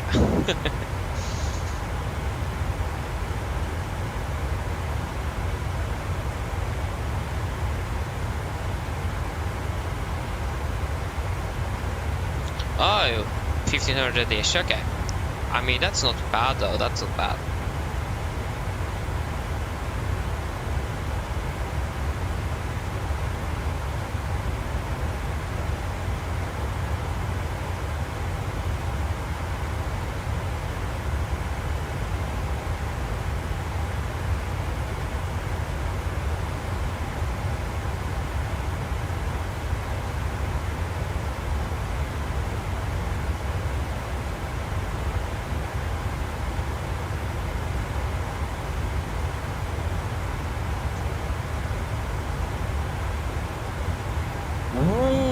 What? How haven't I heard of that? A DC-8? Oh, that's actually really cool. That's really cool indeed. It's great. I mean, that's really rare. A DC-8? How did they get their hands on that? I mean, again, really cool though, so...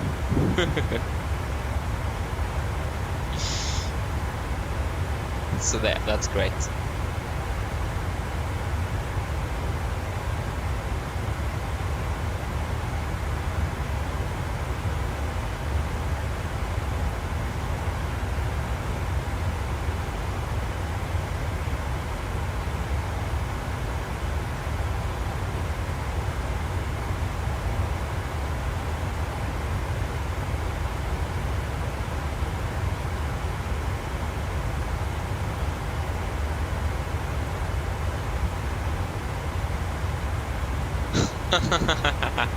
Exactly. Oh, that's great. Fantastic.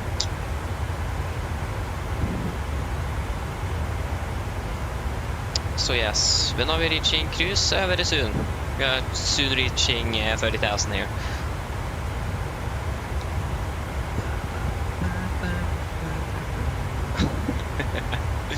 We still have ATIS also, that's great. We have Polaris, we have Approach and Tower. We also have Tower in Stavanger and Bergen as well.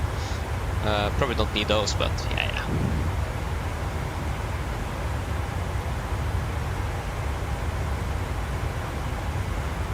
There you go, password to 300, so over there with you. I've actually forgot to turn on the lights in the cockpit. I turn them on in my room, but I forgot to turn them on in the cockpit, so that's great.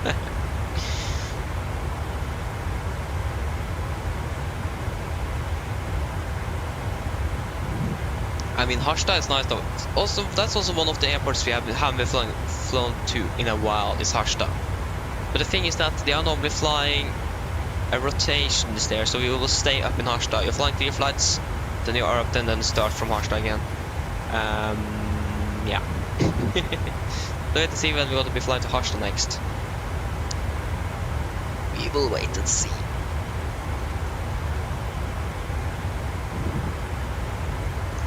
I mean, that's also one of the airports we need to fly to one day again. Been too long.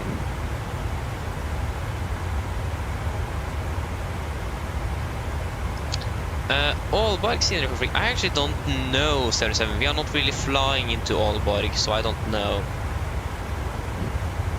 I just don't know. Just if you search up the ICAO code for Aalborg on flights.to, if you don't find anything there, then it probably isn't.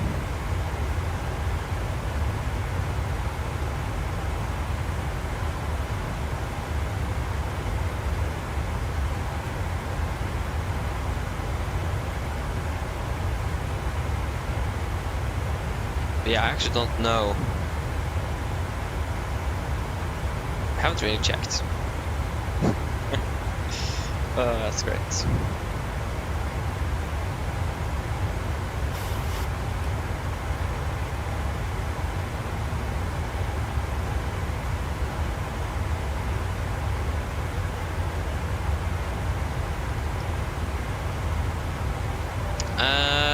So to say, do you mean like Billund? If you mean, yeah, Norwegian are flying to Billund from Oslo. I'm not quite sure if they're flying there from, probably flying there from Copenhagen as well. So yeah, they're flying to Billund indeed.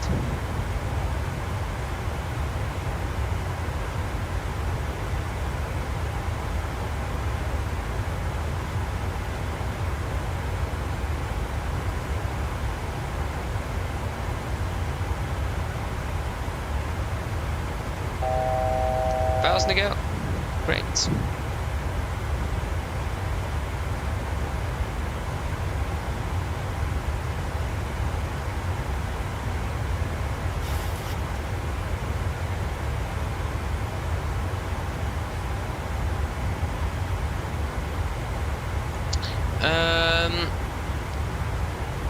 Yeah, that's everything. The next stream is going to be on on Saturday. Saturday and Sunday, like normal.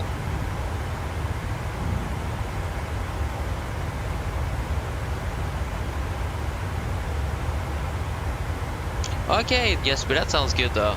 That sounds good.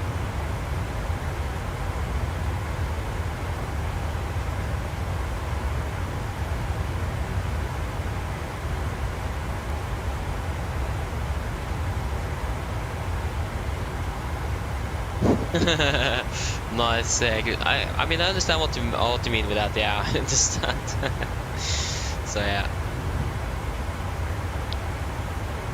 Can we climb up to 390? That's 2,000 feet. 4.4, 2.8%. Yeah, we'll probably save some on time as well. We do have a little tailwind. Oh, that's the challenge now. We do have a tailwind. Do you want a tailwind? If you just find the, yeah, where is the? There you go. We are currently inbound Tango Romeo November. Yeah, it's going to be less. It is 43 knots. Yeah, it's 43. So it is actually on speed as well, or on wind speed basically. So I'm not really sure if we should climb actually. But at Alpha Delta November, it is going to be. Yeah, then it's not going to be. Okay, we can climb it to 390. Oh, sorry. 390 set. Altitude vent 390 set. Great. Should be saving a little bit on that at least.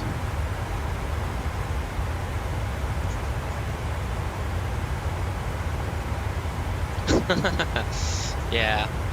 They do operate some short flights indeed. I think maybe either Oslo Kristiansand or Copenhagen Aalborg might be just one of the shorter of one they are doing. One of the shortest. 37, no, I have no clue where we're going to fly. I will know that Friday evening and Saturday evening. I don't know. I just don't know.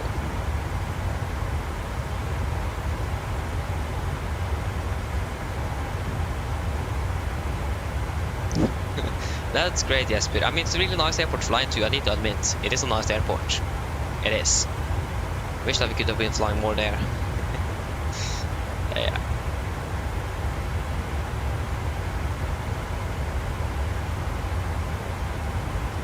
Yeah, exactly, Jesper, exactly.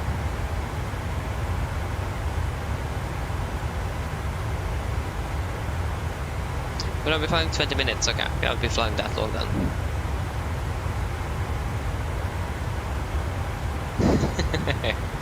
Oh, that's great.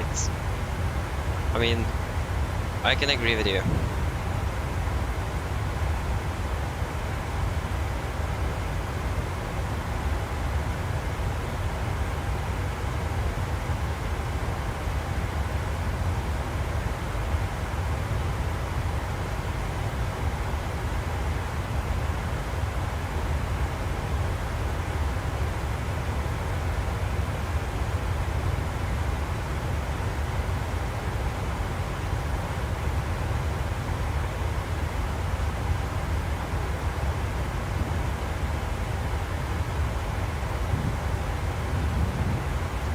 Great.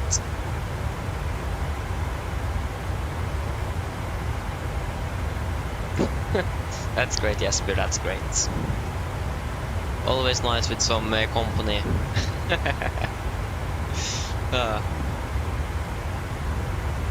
Yeah.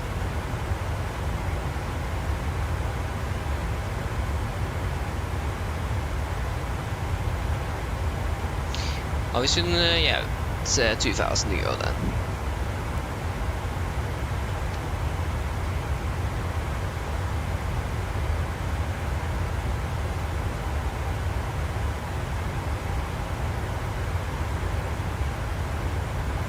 Ah, okay. Sunday. Okay, I understand. As always, 7x7 here. Can't expect anything here or anything else. Yeah, so it looks like Polaris unfortunately went offline. We still have approach and tower at the moment. Wait to see how long they're going to be online.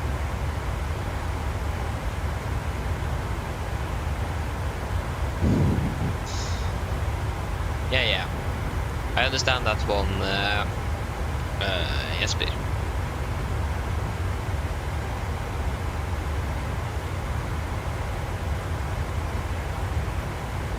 Like when it comes to December as well, that's like the only plane I know well. That's that's it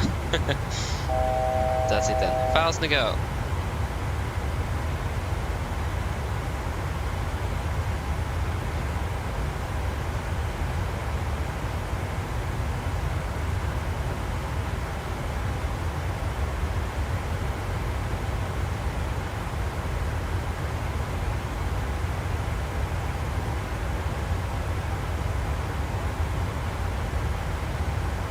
So yeah.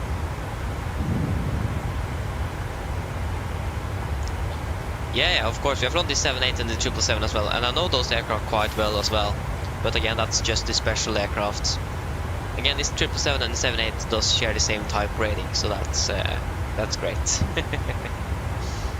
So legally, we are allowed to fly both aircraft, and you can have multiple type ratings at the same time. So we're not really doing anything illegal by flying those as well, but yeah, it is.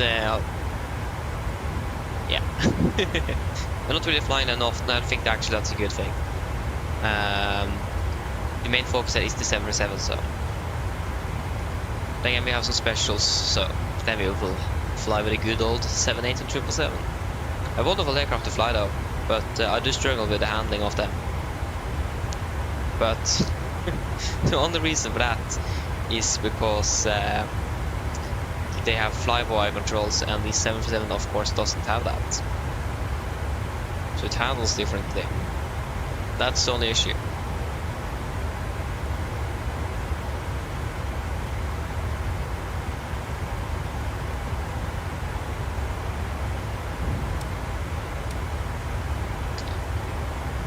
Okay, I'm just going to refill my water bottle, so I'm going to be back shortly.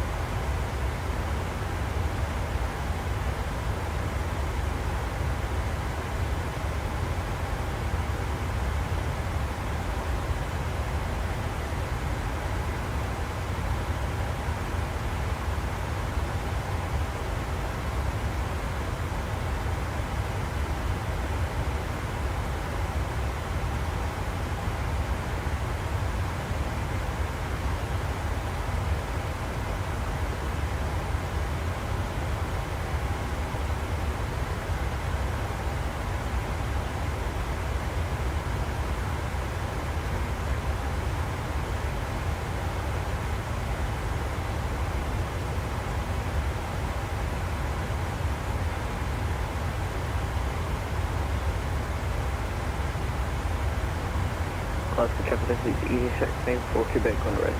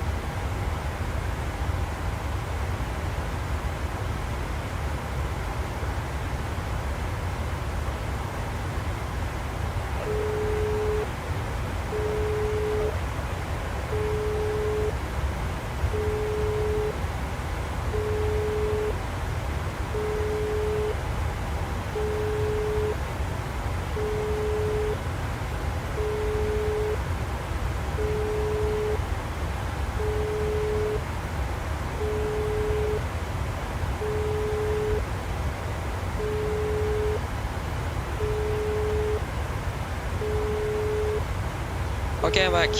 Hello. Hello. Hi, Captain. I was just wondering if you'd like a drink, maybe a tea or coffee, or a bottle of water. No thanks. No problem. Do give me a call if you change your mind, though. Okay, great. Yes. Back on flight deck. 22:13. I'm still landing.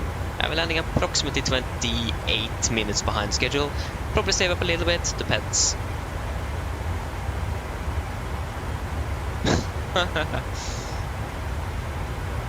Nice. Took a little bit longer than I expected, but yeah.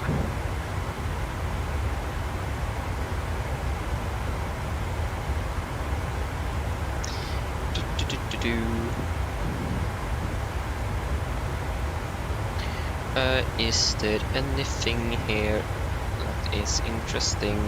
No. Yeah, there you go. Microsoft. So Microsoft with IndyBuilds have showcased their Airbus aircraft on the latest development stream. That's nice. So if you guys haven't seen that, to be honest, I haven't really seen it myself. But you can just go ahead and it is on the Microsoft Flight Simulator's YouTube channel now. So it's almost 1.5 hours long. Looks good though, those aircraft. So yeah, it's great.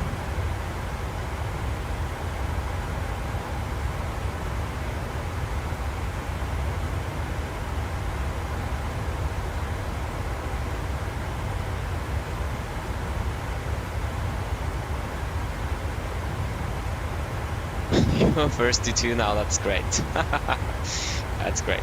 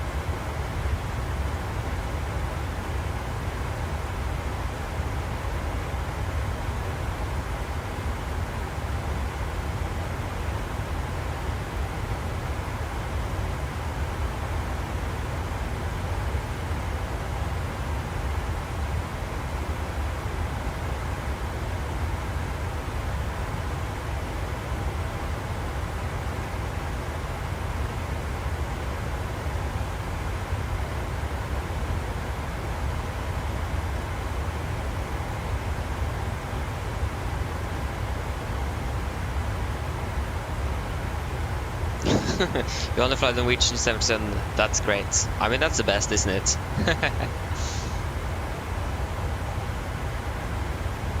IRL, you know what I'm going to answer, so don't ask me. I'll say the Norwegian, of course. But that's totally up to you, though.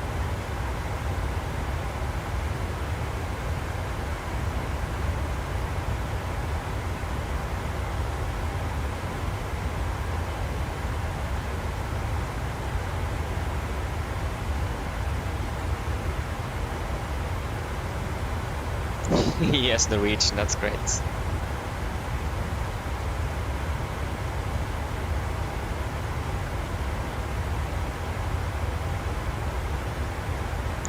So yeah.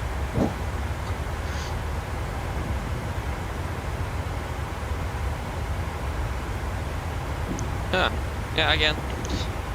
No one knows. Not even SES, I will imagine. So that's great. Oh, it zooms too much. I hate it. I like the old zooming on the EFB. It is just too rapid. It is just too much. I hate it. I need to admit, I hate it. Would be great with a little bit less zooming. Yeah, I mean that's good enough. I'm geek.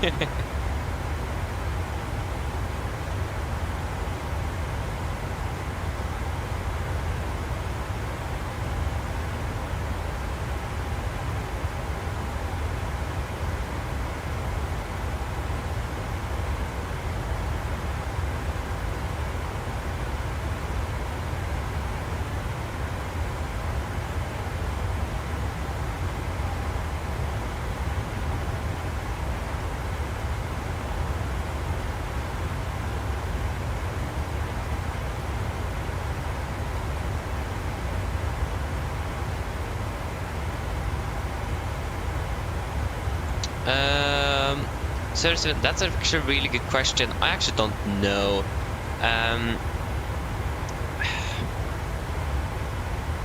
With their current operations, just adding the 77, probably not. Then they need to expand with some new bases. It could survive, but with Norse on the market as well, no. One of them will then then die out or get bankrupt.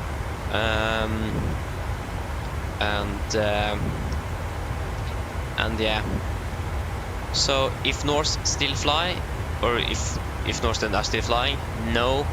If Norse aren't flying, probably not, to be honest. Norse does struggle a bit with money at the moment, and they are flying quite a bit more charter flights than scheduled flights, and Norwegian need to fly much more scheduled flights and charter flights. So yeah, to be honest, I don't really think so. They probably could, but I don't really think they're even going to try it out. So, and yeah, many of the 787s are now owned by other airlines and so on, so that doesn't really help either.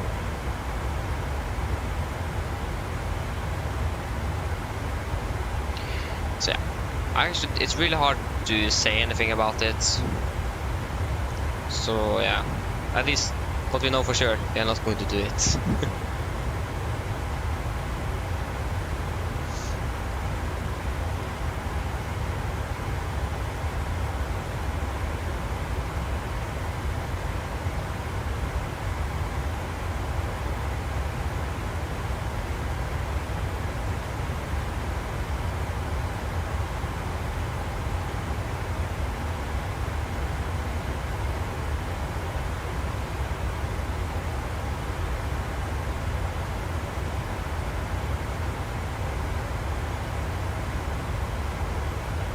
So yeah.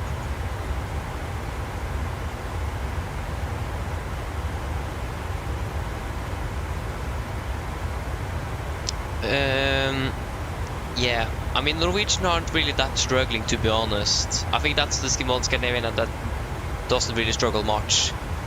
They have some issues here and there, but they don't really struggle. They're actually earning money. they actually have problems with not having enough aircraft now because of the strike and the issues at Boeing. So they're actually doing very well. So they are not really struggling. SES, yes, they are struggling indeed. Norse also have some struggles, but yeah. So yeah, but yeah, and 77, yes, like Jasper said, they are flying out of Norway. I have not seen them flying down to Munich. They probably do it, but I haven't really seen it.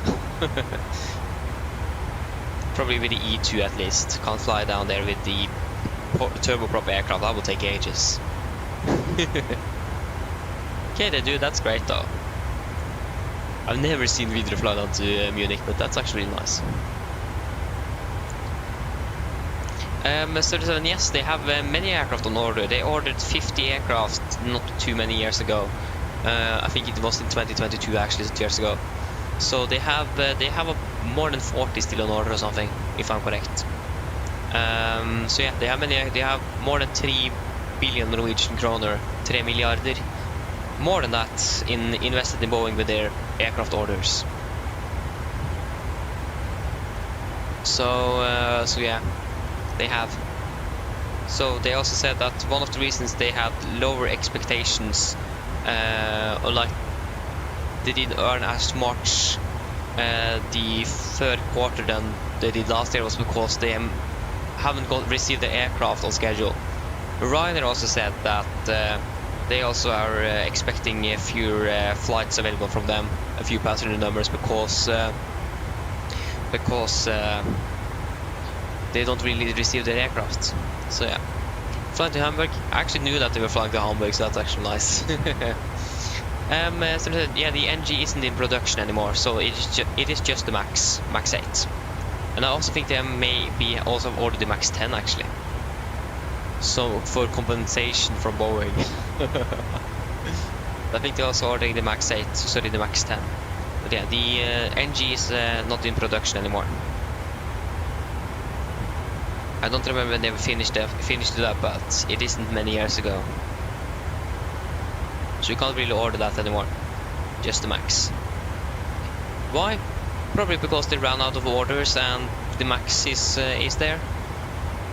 So then probably many are switched over from the NG to the Max because it's more efficient. Simple as that. Yeah, the NG haven't been in production for like 2019, I actually think.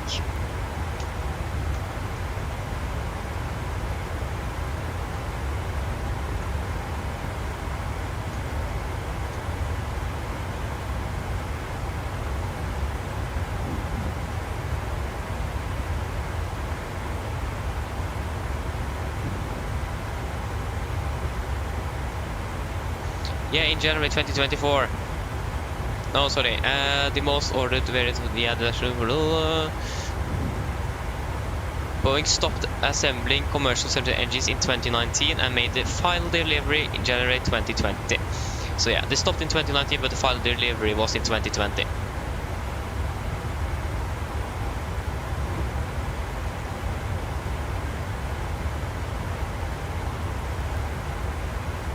So yeah. That's actually a really good question. I think actually that answer might be yes, because they do have some younger engines as well. They have some at about 6 years. All the something today will be about 16 at the time. So I think the answer might be yes, but they might actually be gone within the next 8 years. But again, it depends when they are receiving their Max aircraft from Boeing. It all depends on that. And also Avinor. So yeah, it depends a bit on that, but I will say it probably might actually do that. They have aircraft up to 15 years old at the moment in the fleet, but they are mostly retiring the older aircraft when they have the new Max aircraft coming in. But about 15 I think is the oldest. But the most of them are between 6 and 12. So I actually say it's a high possibility that it might actually be that.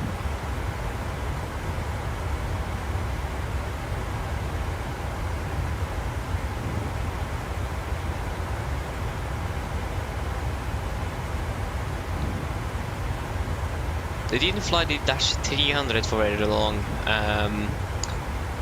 but yeah, how long did they actually fly the Dash 300? They began flying it in 2002, but the thing is that it was able to lease out or lease in many NG aircraft that made it easy to phase them out before they waited on the delivery of the new NGs.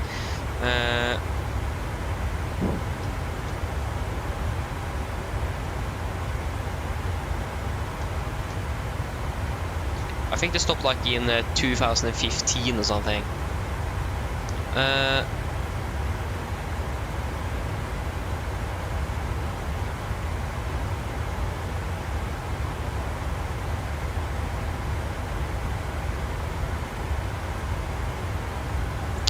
So yeah, this was December 10th, 2015 was this article made. So yeah, it flew to about 2015 before they retired it. So that means that the aircraft flew for about 13 years, and that was new aircraft either. So the Dash 300 was flying for Norwegian for 15 years in total. So yeah, that might actually be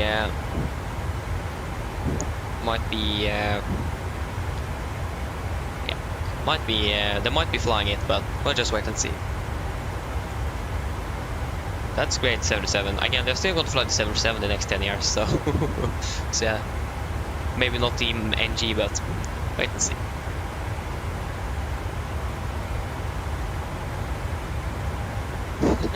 Exactly, Esper, and aircraft could fly up to like 30 years plus before they need to be retired. It depends on what type of flights they're doing. But around between 20 and 30 years are the normal lifespan of an aircraft. So they could fly those aircraft quite a bit longer. But of course they will prioritize retiring the older NGs when they receive new MAX aircraft. But they also might delay some of the retirements to increase the fleet size as well. So yeah. We need to do a fuel check at Rigvø. Should have done it a little bit earlier, but yeah.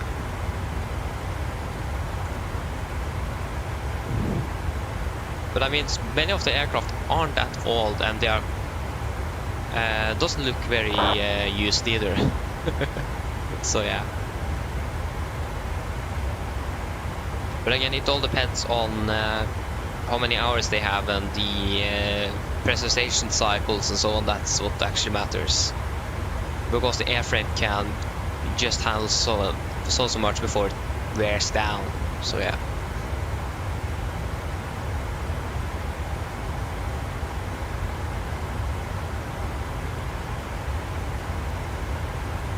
Ooh, a 19-year-old. Oh yeah, the Evo 90 is already that old. Yeah, that's yeah. I mean, also KLM though is phasing out their E90s with the E90 E2, if I'm correct. So they are also upgrading that fleet. But yeah, it depends. Some airlines does take really good care of their aircraft and so on, and I think Norwegian are one of them, because it doesn't look really wear down, those aircraft. So yeah. Yes, I've seen that they are, at least what I've seen, they are have ordered the E2. I'm not quite sure.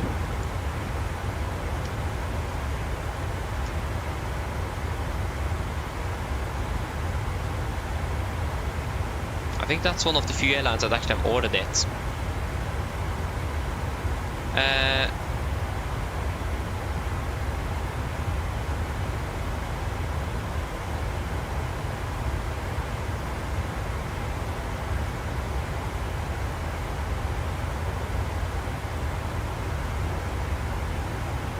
At least Videre is flying at least, but I'm not quite sure if actually KLM flies with it. I just think they have ordered the E2. I've seen some pictures. No, maybe that was yeah, KLM City Hopper E2, E190 E2. They have 18 in the fleet at the moment, if this is correct, and E2 Jet family 18. So I think they have, yeah, they have 18 from the E2. So yeah, but there haven't been many actually buying the new E2 aircraft. So yeah.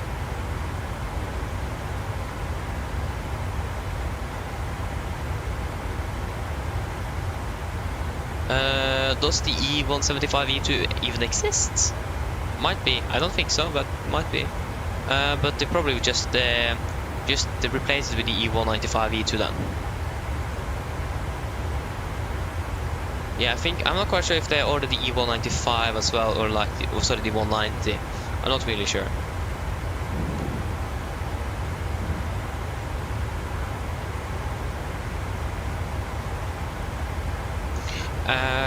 Yeah, I understand the point there, Jesper, but there is some good reasons for it. Yeah, I don't really remember all of them, but like one of the things that they want that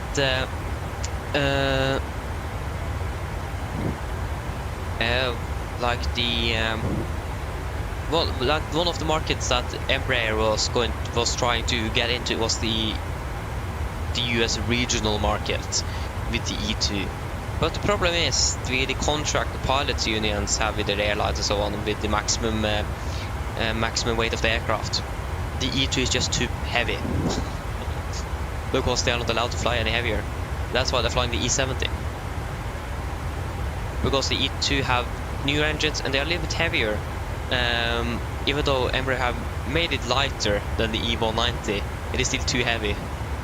So yeah, that's they wanted to try to get it into the regional market in America, but it just doesn't work at the moment because of the restrictions they have there with the pilots union and so on. And there isn't really many other airlines flying the E190s anymore or want to upgrade them. That's the thing as well. They normally then go for Boeing or Airbus instead. So yeah, most of the Embraer aircraft that's flown is flown in the United States. So yeah, they've just been very unlucky. It's a great aircraft indeed, on paper at least, and I think practical as well. But just no one wants it. That's the only issue.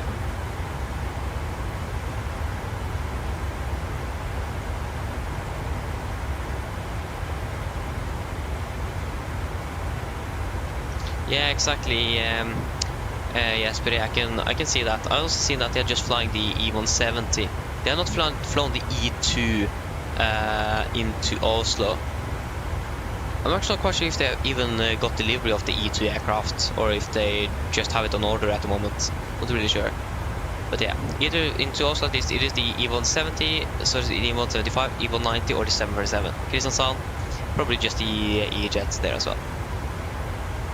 77, I have a yoke.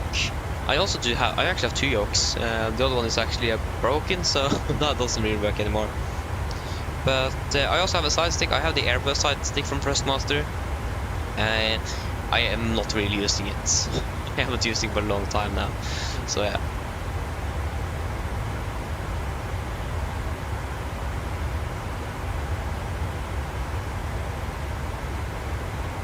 Oh, yeah, so they have the 95 E2 but not the 90 E2. Okay, understandable. It makes sense.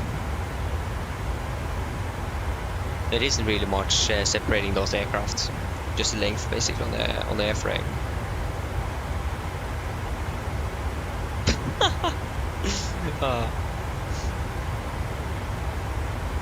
Yeah.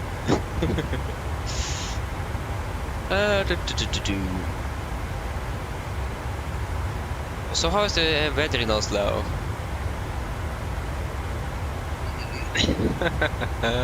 Oh yeah, there you go, the freezing fog have arrived. Yes. Yeah, it's definitely an autoland in Oslo. The weather is not improving at all. So for sure an autoland. That's great, Jesper. But doesn't it exist? Yeah, X-Craft. Isn't that some really good Embraer add-ons for X-Plane? If I remember correctly, you're just flying X-Plane, aren't you? Have you tried those out? I heard that they are really good.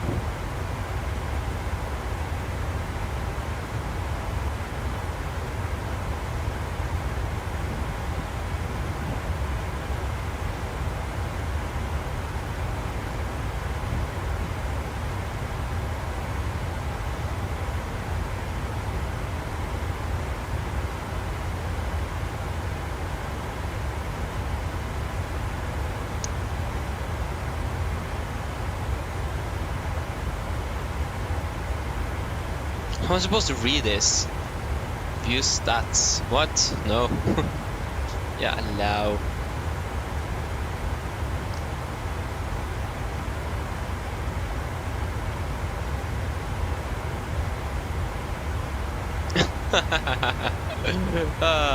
I mean, that's great though.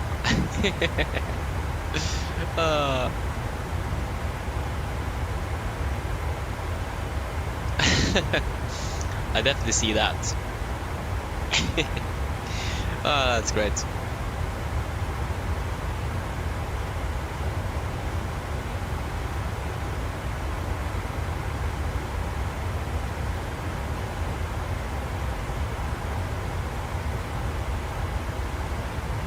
Yeah, so the still category approaches in use, of course. So it's going to be a nice, good old auto land in Oslo. Boring. Okay, it's actually quite a bit to do when it comes to like monitoring the flight itself. But yeah, the aircraft just lands itself, so.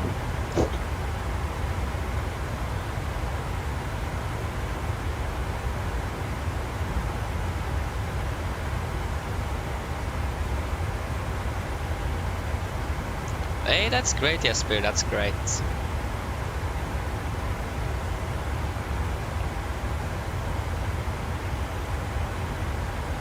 Okay, 77. Thank you for tuning in. See you on Saturday. Good night as well. Sleep well. Oh, that's great of Avgi. Oh, sorry, Jesper. That's great.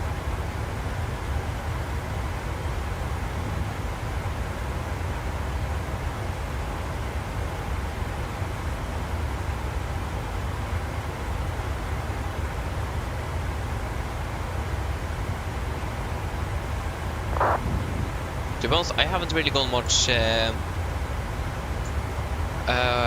spotting. I have done it at least twice, I think. One when I was a little kid, before I even was interested in this, in aviation, and one for like 2 years ago, 2.5 years ago. So yeah.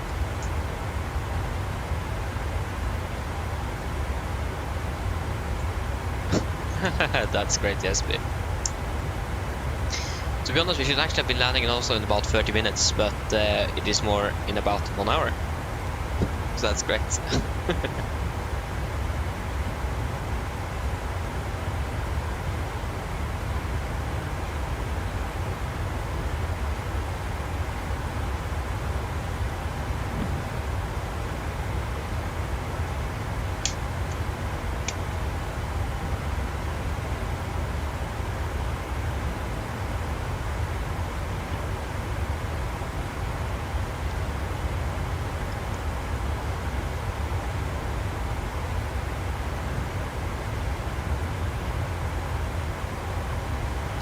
Yes, but I have no clue. The only thing I know is it's going to be a morning flight, both on Saturday and Sunday. So early in the morning, but I'm not quite sure when. It could be like, could be 7, could be 5. No, actually, they don't have any 6 departures, so I think 6 is going to be the earliest. 6 in the morning is the earliest, I think, from what I've seen. Maybe 5:45 or something. But something around that or something. That was a lot of something, but you understand what I mean. So yeah. Yes, but I mean, understandable. I just can't sleep long for long. I just can't do it. So yeah. There are me. 5:45. Yeah, I think 5:45 is going to be the earliest. I think that's the earliest departure they have from Oslo on the Saturday. I will double check. Oh no, that was Edinburgh. Oh, sorry, Dublin. That was the wrong airport.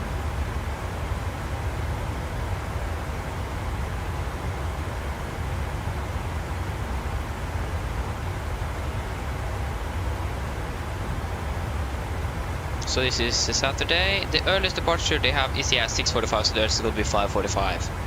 So yeah. Yeah, thank you. I mean, it would have been like that in real life as well. So trying to do it realistically, aren't we? So yeah.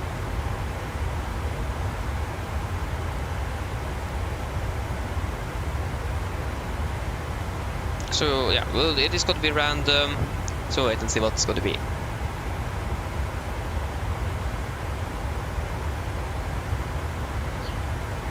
Yeah, so weekends as well. I normally wake up like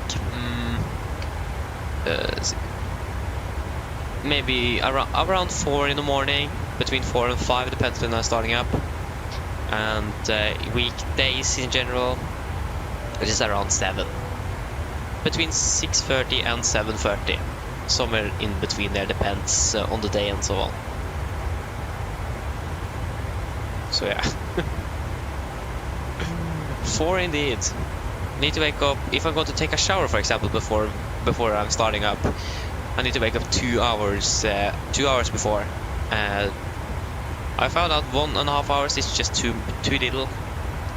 Then I'm always delayed, so always starting up, waking up 2 hours before if I'm doing a shower. If I'm not going to shower, 1.5 hours. So I have enough to actually eat, set up everything, make necessary flight plans, and so on. I need to have time for that as well. So yeah.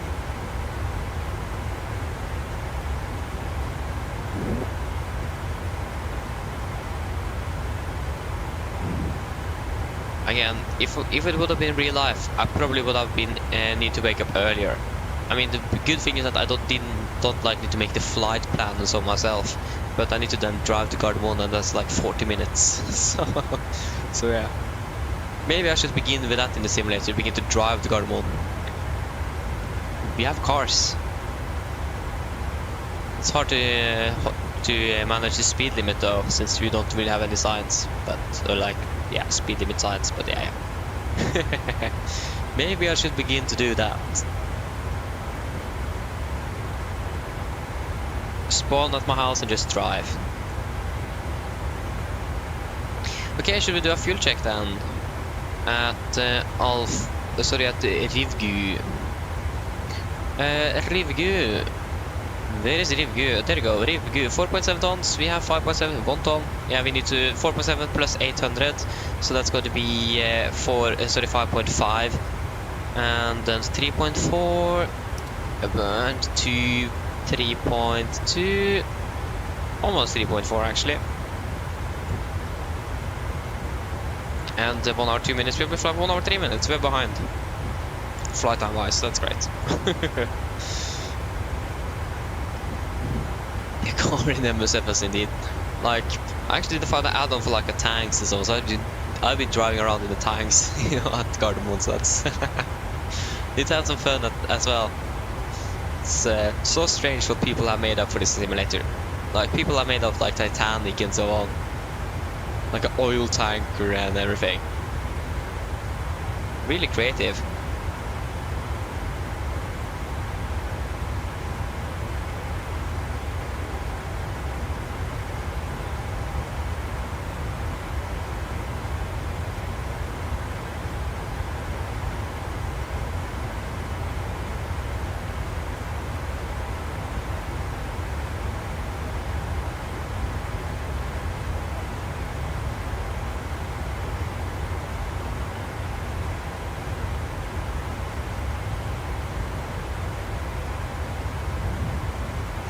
So yeah, we are beginning to approach. Yeah, so it's going to be good old auto landing in Oslo with probably tower online. At least it is online at the moment, but it is still about half an hour until we are landing, so things could change.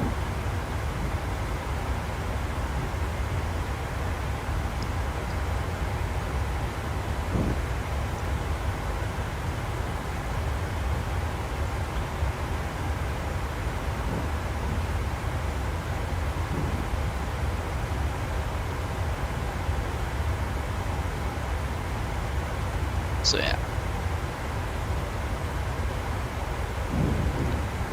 How are we looking like arrival-wise, traffic-wise into Oslo? Do we have much traffic? We do have a little bit, but basically almost. Okay, we have a lot of traffic. Like there's 3 aircraft coming in from Helsinki. 4 actually. And then we have one from Heathrow, and of course one from somewhere else. One from Stavanger, and then us from Dublin. So we do have a bit of traffic at the moment. I mean, why not fly into Oslo when you can't see a thing? The weather is not good. Can't see a thing down in there. It's some good old autolands then. I mean, it's nice to do that as well sometime, but you need to have that fresh in mind as well. You can't just do manual landings all the time. Like, that's basically what to do. I'm not quite sure if Norwegian like has any requirements for pilots to do autolines, autolands like every month or something. I think some airlines might actually. I think well, at least one airline have that their crew must do at least one autoland every month. I'm not quite sure if Norwegian has any requirements regarding that, but yeah.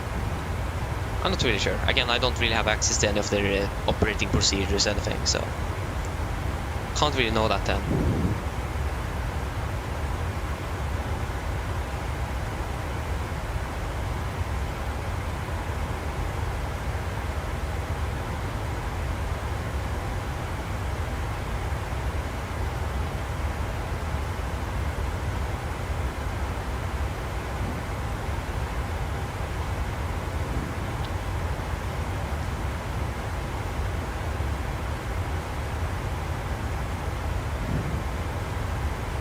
So yes.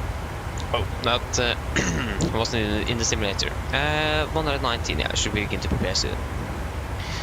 That's a lot of you can just see it yourself here on the map. It's, it is a bit of traffic. There you go. Hey, we are even two behind us here. How many arrivals are there? Can we see that here? Yeah, 14 arrivals. 5 on the ground and 13 departures, so it's quite a bit going on.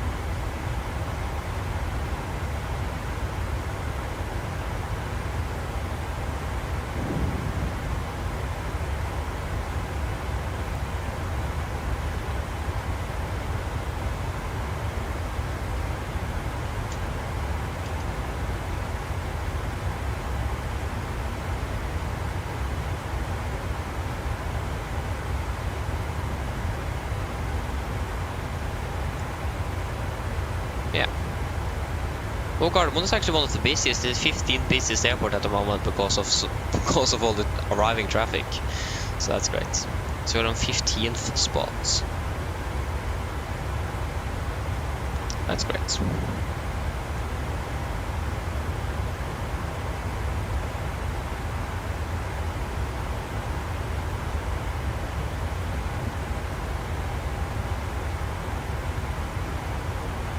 Actually, we're going to prepare then. So, category 3 operations are in use in Oslo. Makes very sense for the weather conditions we have. So, that is expected. 012, runway 01s are in use. We're going to be landing 012, 012, 012, 11195, of course. That was very zoomed in. 11195, 11195. Minimums, we are a category Alpha approved aircraft, category 3 Alpha, so that's going to be 50 feet. Radio, 50 feet, boom. That was easy. Traffic, sorry, the ATIS, that was 50, sorry, the METOR. That is the 50. It probably takes a while to actually record all of this weather. There you go, we have the 2120 there. Well, 1 knot. So 1 knot, 0 and 34. Yeah, so we can go ahead and set 190 at 1 knot tailwind. Landing around 0 on the right. That is 900 kilograms. Yeah, 60 tons then on landing.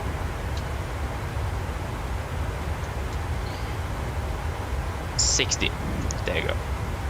ATIS is definitely going to be on. Yes.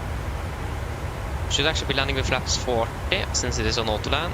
so we have a little lower deck angle, so it's easier to see the runway. Yeah, that's looking good. 140 minus 5 is 135. 146 works as well. Wind correction 5, that is all good. It says that the runway is 100% wet, so that's great. Okay, you will go now. Okay, Jesper. See you later then. Thank you for tuning in. Og god natt. See you on Saturday, of course. Yeah. Marcus, hello, welcome. Hope you're well. Yes, indeed. Using WhatsApp, indeed.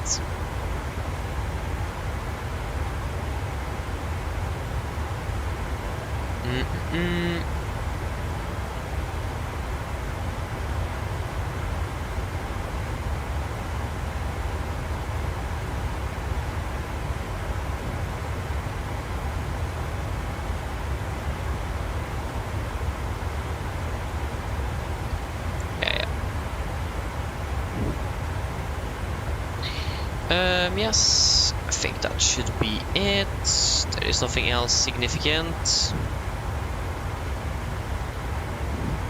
Has we need to set up? No, I don't really think so. From what I can remember, at least. So yes, on there is going to be the traffic into Oslo, but that will sort itself out. Yes, then guys, we're ready for approach briefing. So we can begin with our star. We are expecting the ADOP3 Lima arrival, chart 10-2 effective 3rd of December 20. Coming ADOP maximum 250 knots, then to Nivdu maximum 250, Golf Mike 402 maximum 220 at flight 100, but to continue and hold that via 405, 406, 404 and 455 before returning to Valby maximum 220 above 5,000 feet. MSA at Oslo is 3,900 feet, maximum 250 knots unless otherwise instructed. And threats for our arrival, the weather isn't really looking good. We have low visibility, 500 meters at the moment, so in general the weather is not really looking good at all. So we need to be really cautious, and we can talk more through that on the approach and the taxi and so on. So then, when it comes to our approach itself, so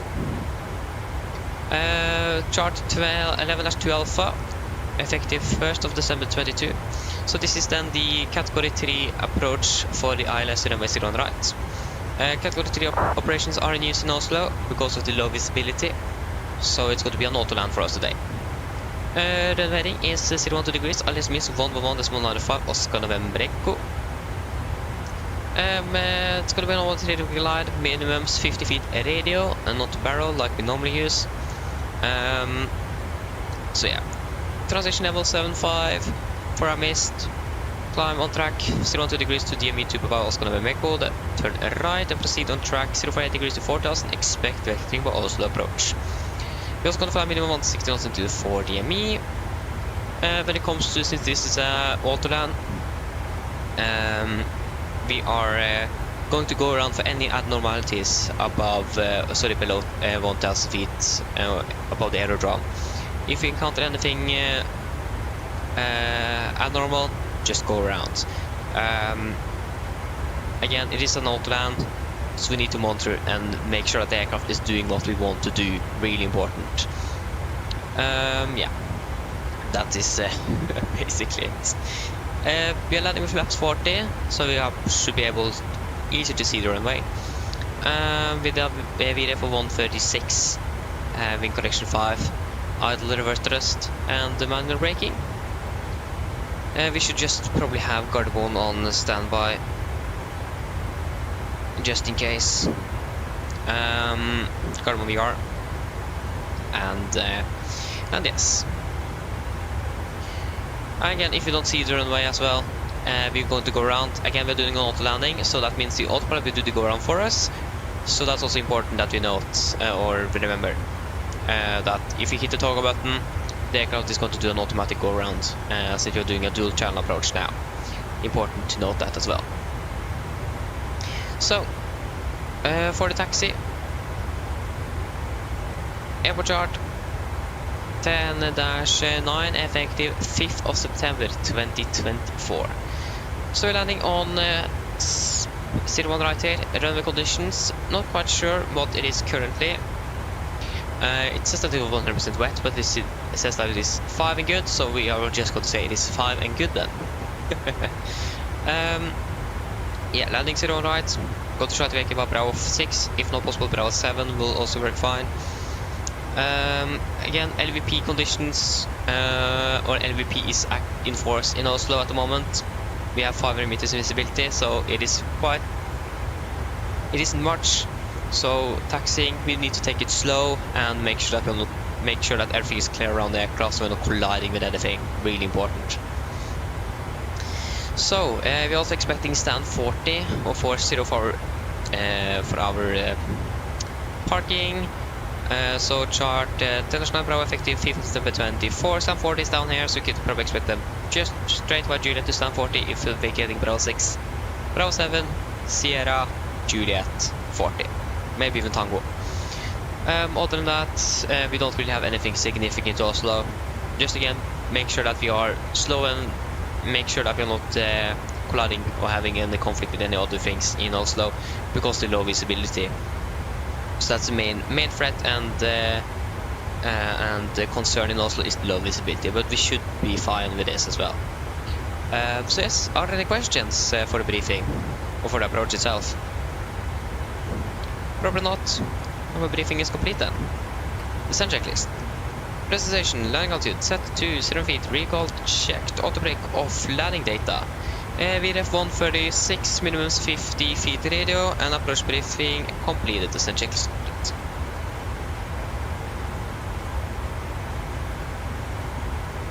Yeah. That's good. So we're ready, we can descend down to flight level 220. Sorry, 210. 210Z. Yeah. So I stand 40. This aircraft is going to Rome tomorrow. That's great. Hope that the fog, the visibility is improving for tomorrow though. That will be great for the next crew, wouldn't it? So yeah. Almost thought we forgot to turn off the seat belts, but thankfully I remembered to do it. Got scared a second there.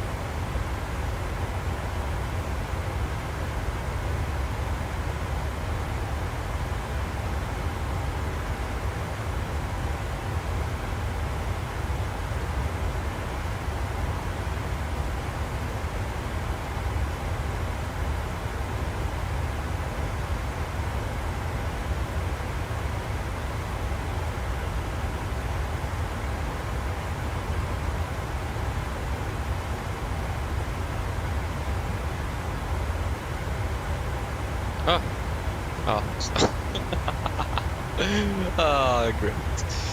Can definitely begin to feel the fatigue coming in.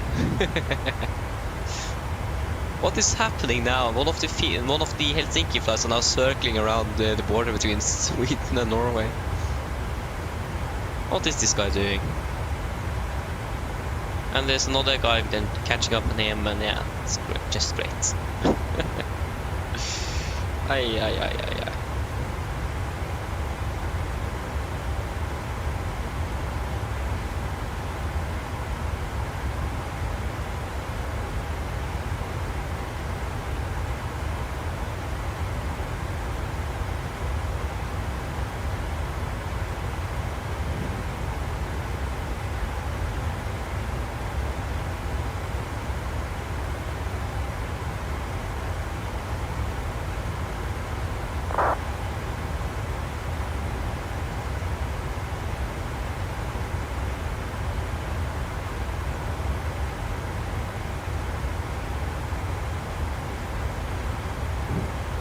Oh, I'm actually on the top 10 list of the most flights in and out of Oslo this month. Oh, that was actually really unexpected. 7th place. Yeah. Didn't expect that at all. I mean, during like a vacation or something, that will make more sense because I have more time to fly. But yeah. A virtual Norwegian, no. That was the wrong list. There you go. On yeah,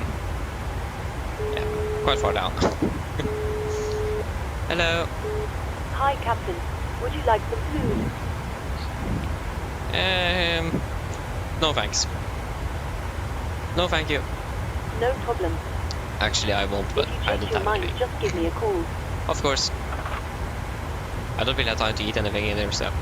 Yes. Great, isn't it?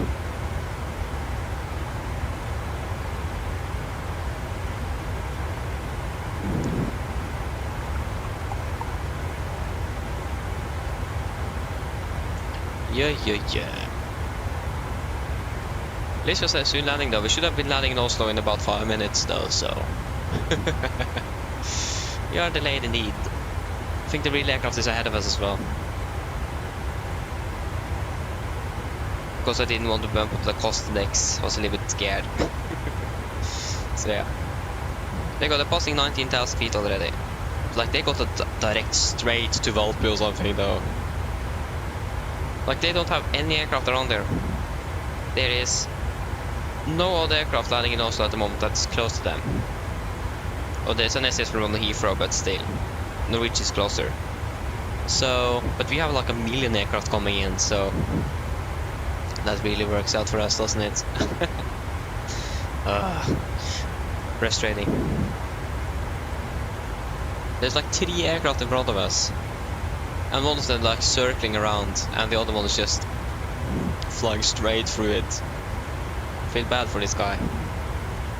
Unless that aircraft is going to do the circuits as well, but I doubt it. No one wants to do it, but someone needs to be the guy doing it. So, so yeah.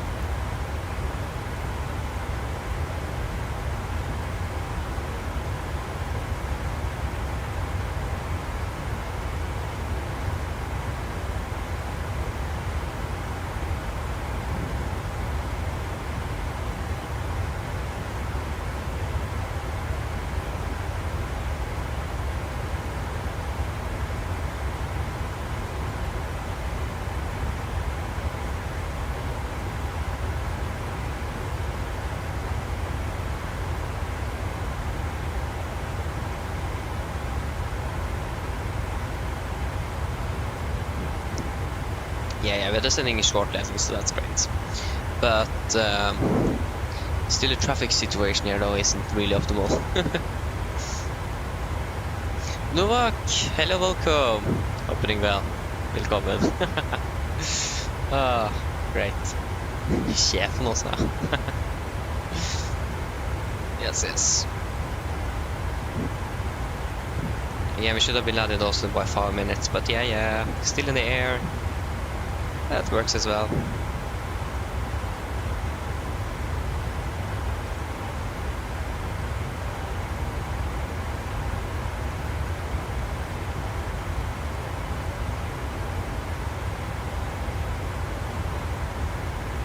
There that is. There that is actually. There it is. Yeah.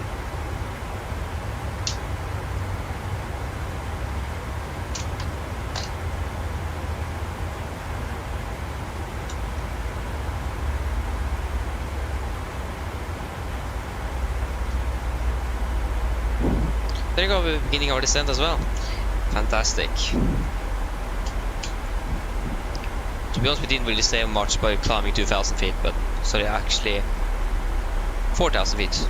We didn't really save much. A little bit disappointed there. Ooh,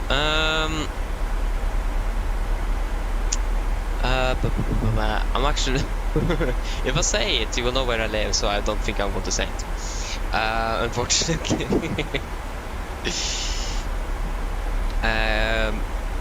Yeah. I did this videregående skole. That's what I can say.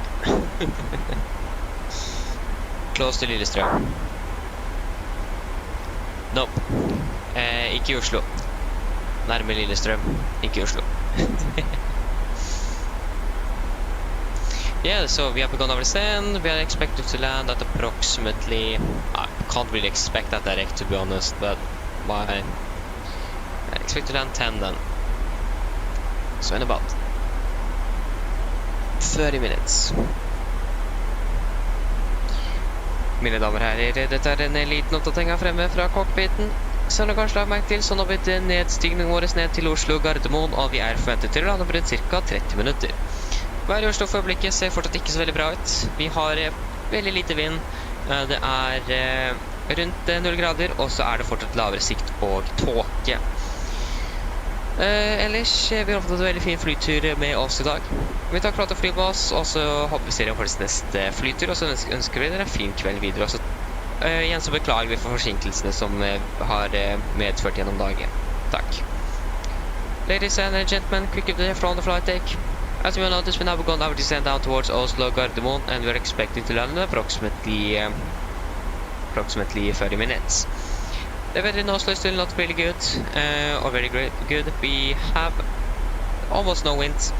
It is about 0 degrees centigrade and very low visibility with fog as well. Other than that, we hope that you have enjoyed this flight with us. We thank you for choosing us. We hope to see you on the next one. We apologize for the delays that we have encountered today. Thank you for patience throughout the day, and we wish you a pleasant evening. Thank you. Descent starting, blah blah blah, 30 minutes, blah blah blah. There you go.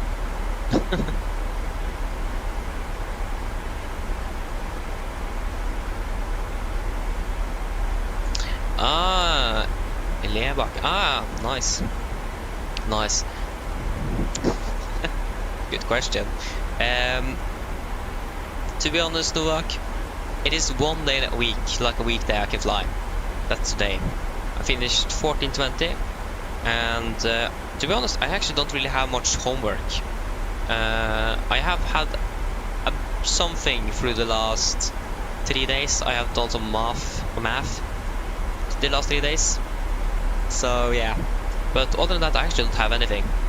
I'm going electro though, not like studio spec or something eller noe sånt. So we don't really have much homework there. So yeah, I'll imagine that you're going studio spec or something like that, aren't you? If you're trying to become a pilot, that would make sense. What are you going? And are you going VG1, 2 eller 3?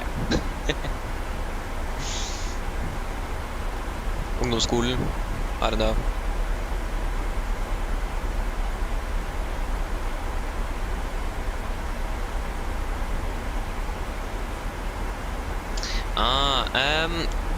Godt spørsmål. Ok, 9. klasse, skjønner. Litt vanskelig å si. Jeg vet at Universitetet i Tromsø har hatt en pilotskole de siste årene, men jeg vet ikke om de eventuelt har stoppet med det på grunn av de ikke har penger til å drive skolen. Så jeg vet ikke om de fortsatt driver med den, men jeg tror det den letteste veien å gå, for da får du bachelor i luftfart og så videre og så videre.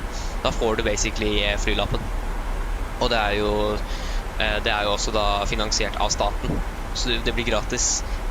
Utenom det så vil jeg for så vidt si gå studiespes og så ta lappen ved siden av, eller flysertifikatet ved siden av. Du kan ta sertifikatet når du er 17, så du kan ta det før du kan ta billappen. Så studiespes kanskje det beste, for da har du liksom en utdanning bak deg i tilfelle du velger å gå noe annet i stedet for eksempel. Og generelt det smart å ha noe studie bak seg i tillegg. Så jeg vil si at studiespes eller Universitetet i Tromsø kanskje det beste. Ja, planen min, siden jeg ikke kan bli pilot dessverre, så planen min å bli flymekaniker i hvert fall, så jeg går VG1 elektro nå, så det VG2 flyfag neste år da, forhåpentligvis. Litt høyt snitt for å komme inn, men det klarer jeg vel. Så ja. Men ja, det vel planen min, flymekaniker.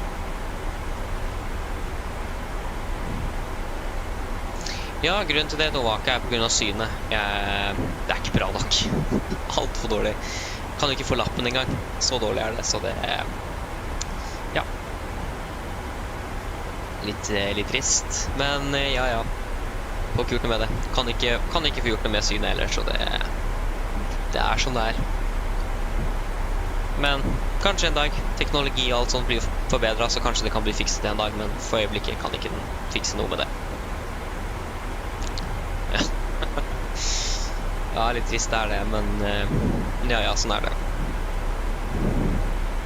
Får ikke gjort så mye med det.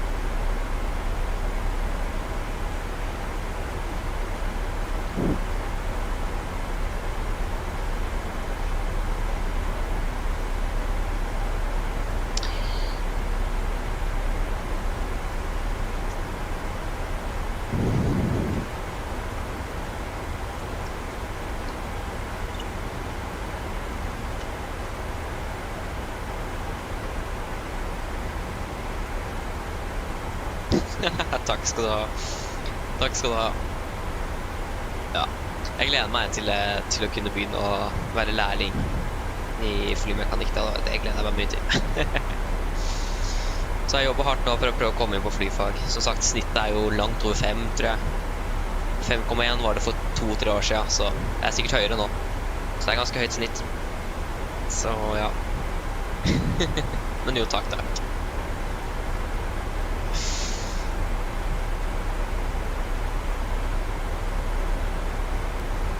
Jeg gikk ut ungdomsskole med 5,4 da, så det burde ikke være umulig. Så ja, se om det blir høyere, eller om det blir lavere, eller på samme nivå.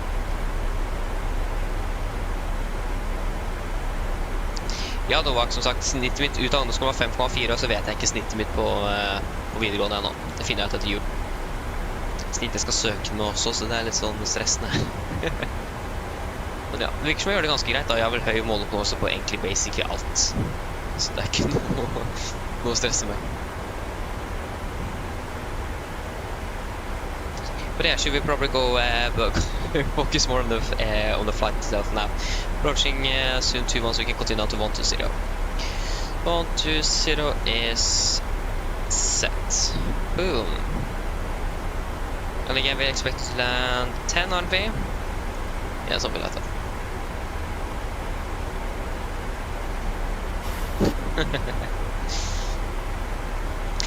PP høres ut som en god idé. Det er jo fortsatt det første sted å begynne da, men ja. Ha troa på deg også. Du burde klare det. Så lenge du har gutset, så får du det til. Så ja. But yeah. We're landing 15. One of the aircraft is now flying southbound, the other one is flying towards the ILS, so yeah. Wait to see how this goes.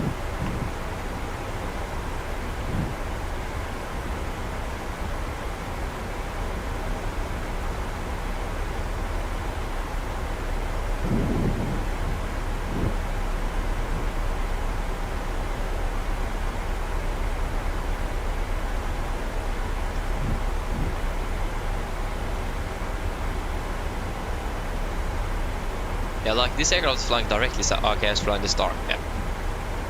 I hope he's going to do a direct soon. But again, when you're doing the category approaches or the auto lands, you need more separation between the aircraft. So yeah, that's great. So yeah, more separation is required.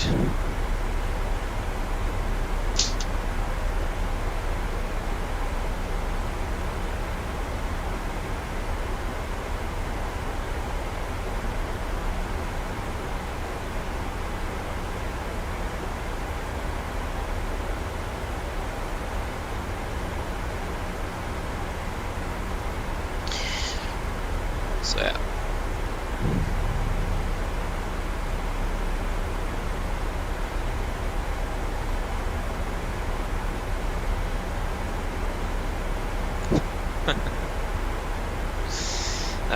Yes, so it's flying the star. I mean, again, we need the separation also, I mean, why not, but that means we need to fly the star as well. I mean, configuring the cabin 5 minutes earlier if we need to fly the star is not bad though. Like 15 minutes before landing it's going to be 20 instead. I mean, doesn't really matter too much. So yeah, that is the other Finnair. There's actually Finnair and SAS flying in now, so the Finnair is turning final and the SAS is flying the star. It's one of those Yeah, so this guy, the SAS one, is a local one from Helsinki, and the Finnair one is a local one from, I'm not quite sure where that is, so forget that. So yeah, the SAS is from Helsinki. So that's probably why it's from the start, because he probably haven't flown much into Oslo, or I don't know. Because in Oslo normally we get a direct if traffic permits. In this case the traffic didn't really permit, but now it should. So yeah. I don't think it is going to permit for us. But just wait and see.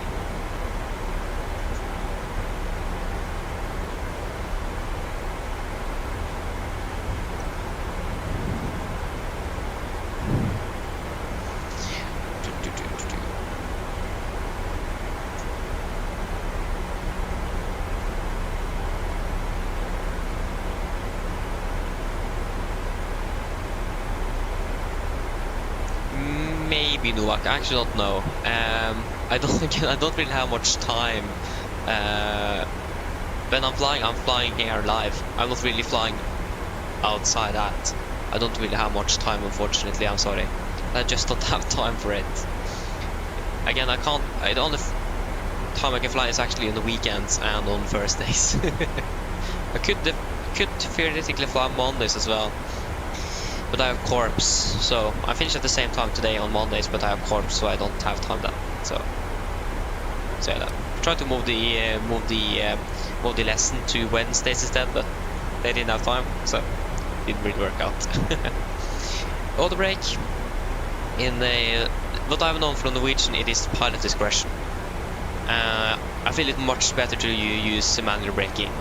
So much easier to like control the braking, or like when I'm vacating. So pilot discretion normally what I've seen at least. So yeah, so using auto brake off unless the runway is contaminated. So that's what I've heard at least. So normally if it is either very strong winds, like gusty or windy arrival, or the runway is contaminated, normally use auto brake then. But other than that, normally using normal manual braking, much easier to adjust so you vacate when you want to. Oh, nice, Novak. Cornet and trumpet for me. I have both. Just using the cornet at the moment, but I have both. Håkon, halla. Welcome, opening well.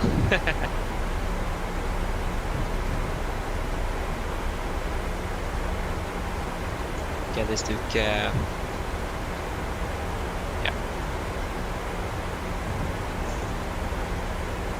Yes, I've been playing for 8 years, I think. 8 or 9 years. We've been playing a while now. I think actually this is my 9th year now. So it isn't. It is like soon just 1 year before I need to quit. Can't play longer than 18. Unfortunately. So yeah, I'm into school corps though, so makes sense. So I think it is the year you're 18 is the last year you can play.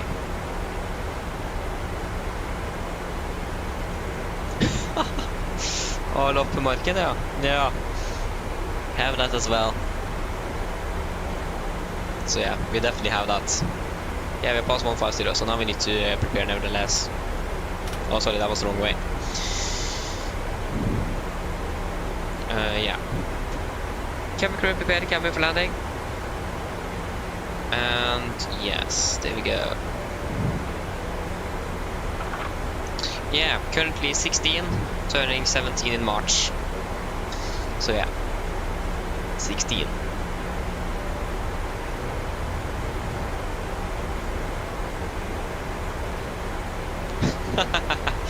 Ja, snittet mitt, ja. Ut av ungdomsskolen 5,4, så før sommeren. Videregående, første året nå, har ikke peiling. Finn ut av det til jul. Så det er 5.4 on the average there. Grade average. Out of elementary 10th grade. Yeah. Yes, indeed, VG1. We're going VG1. At least the Finnair is not on its way on the final. That's great. A bit late. Possibly a will wish, but yeah, works as well.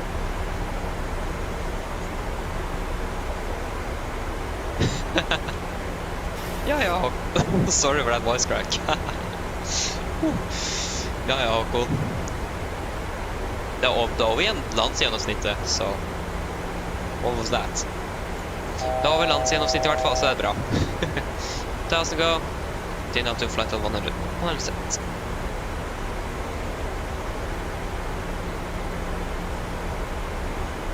Liksom 4 og 4,5 er ikke dårlig. Så lenge du har over landsgjennomsnittet, så er jo det bra. Silence Production, hello, welcome up, well. I have tried the iFly. I bought it on release day. It is too buggy. I have so many bugs with that aircraft, so I'm not flying with it before that's fixed. I tried it. Looks nice. It isn't there yet. It is a pre-release, though. It makes sense. So yeah, but I mean, it isn't like a PMDG level or anything like that. But I have tried it. It is. I have so many bugs with it, so it just doesn't work. So yeah.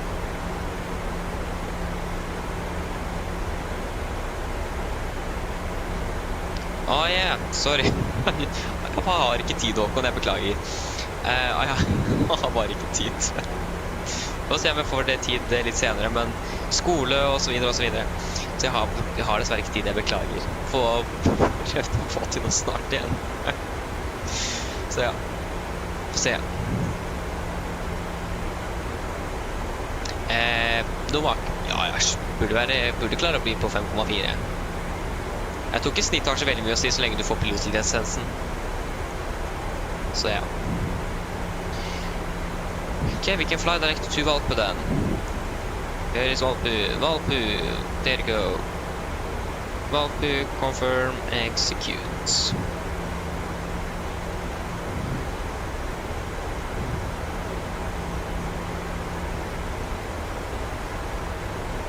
So yeah. There you go, fast to go again. We can continue down to 5,000 feet. 5,000 set. And QNH in Oslo, 1034. And we should have a new update. 1034 still. Okay, no change actually. So 1034. Really high pressure indeed. There you go, 1034. 1034. Approach checklist, altimeters 1034 set, passing flight of 105. Now, plus minus 0, after take connection, approach checklist complete.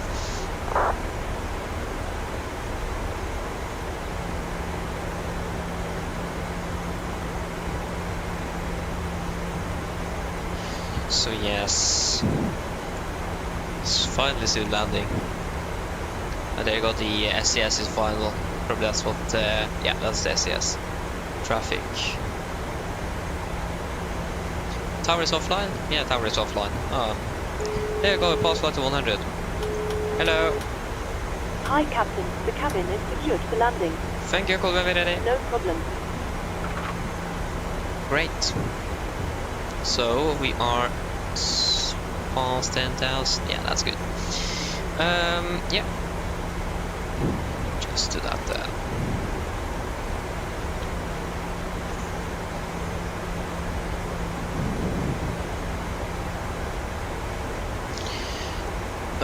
Okay, yeah, tower is offline. Just Volanta is a bit slow to update. So then we will monitor Unicom then. Or, sorry, not Unicom, advisory. So yes. A little bit high. Okay, but actually just catching that RPM. No. Yeah, now it come a little bit. Yeah, it was lagging a little bit now. It isn't really great.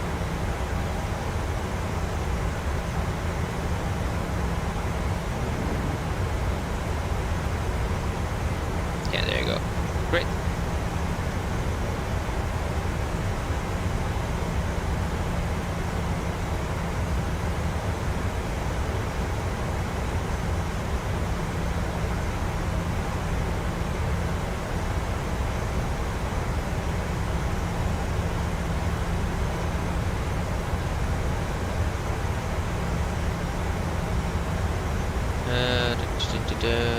Yeah, they're going Unicom. So we have turning to final approach runway 01 right. That's the last transmission we have.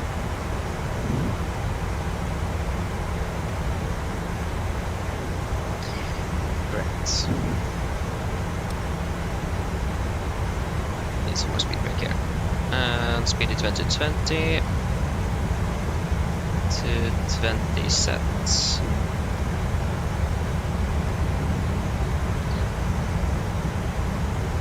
What's your thing? Oh, great. Missed approach is 4000 if I'm correct. It's always 4000 for one on the correction 01 right. Yes. 4000 indeed.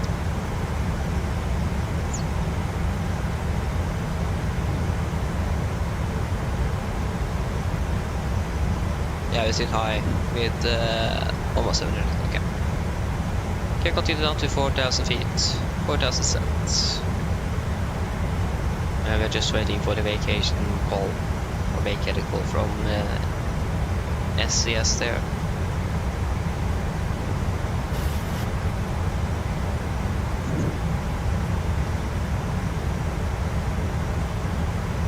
We go to the base.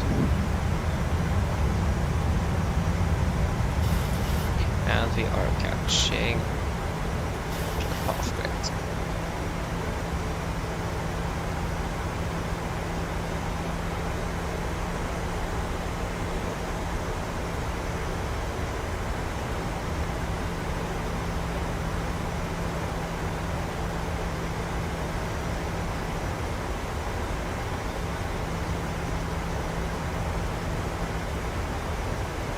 So speed 200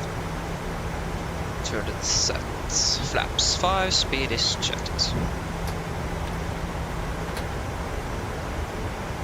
And we need to remember that we are going to have anti-ice on as well. Currently plus 13, but soon.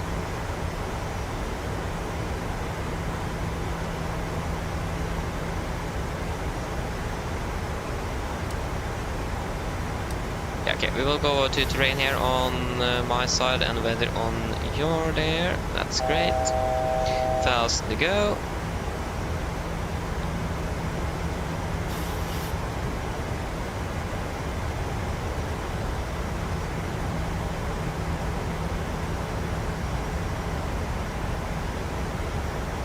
And we're cleared for the approach.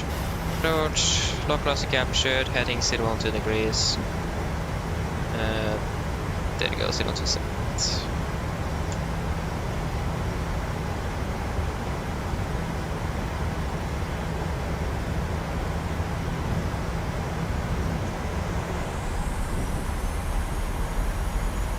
We haven't got a call from traffic here about yeah, hopefully it's going to be vacated soon. Oh. Got it from traffic, runway 01 right located and taxiing to parking via Okay, there go also captured. And Juliet. one beyond, there you go. And Mr. Approach also is set 4000. Speed 180. Governor traffic, Nordic 6 Charlie Mike, established LS C1 right 9 miles out. Come on.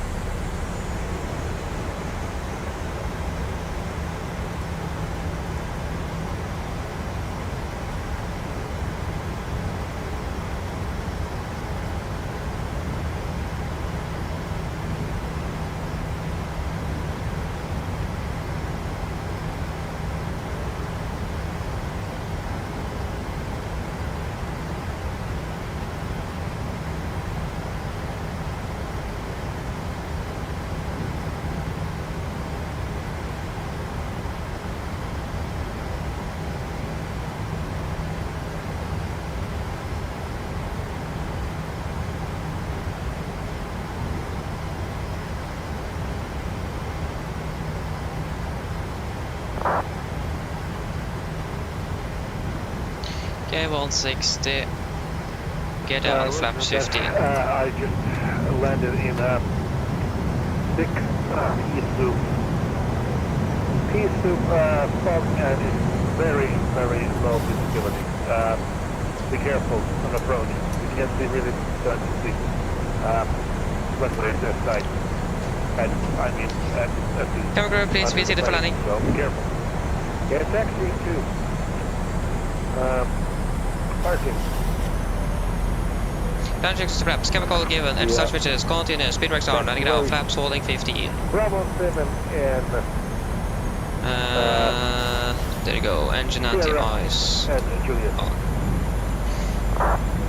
Flaps 25, speed checked.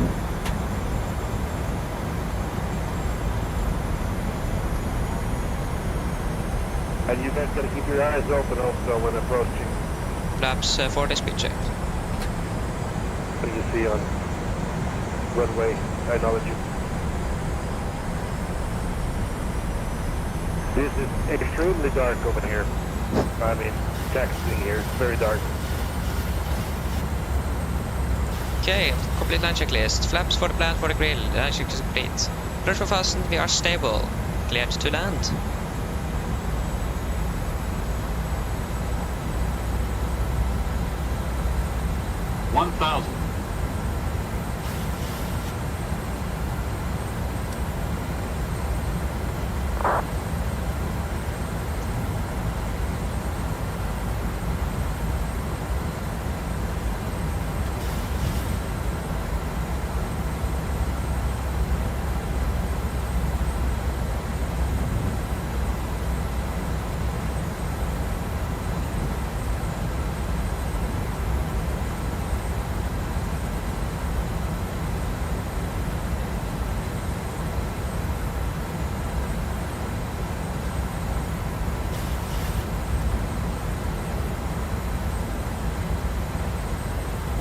There you go, approach light to sight.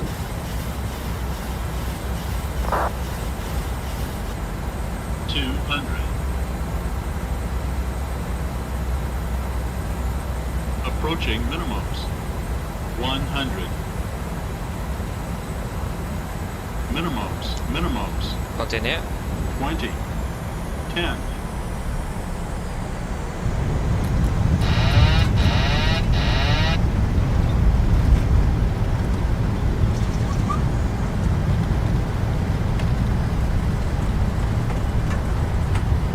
What are knots?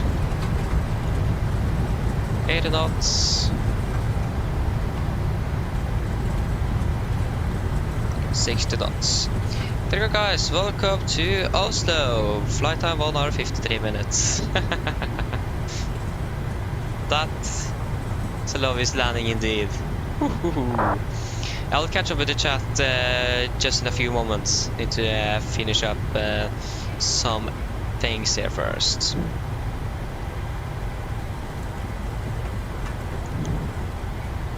Oh yeah, the visibility is really bad. What is that SAS doing? I don't know. The visibility is even worse than it was when we departed here from here. Garden traffic, Nordic, 6 Charlie Mike, runway 01 right to vacated. Just hold there for a few moments. Oh, there you go. We're going to start. Yeah, there you go. He's moved.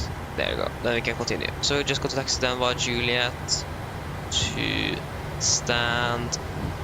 Yeah, that's Juliet. To stand. Yeah. Oh. Left looks to be nice and clear, and right looks to be clear as well. So just go to taxi straight ahead towards Juliet. Oh, sorry, on Juliet, and we're going to be parking on stand 40. So it's going to be on the east pier, stand 40. No Menzies, thank you. Yes,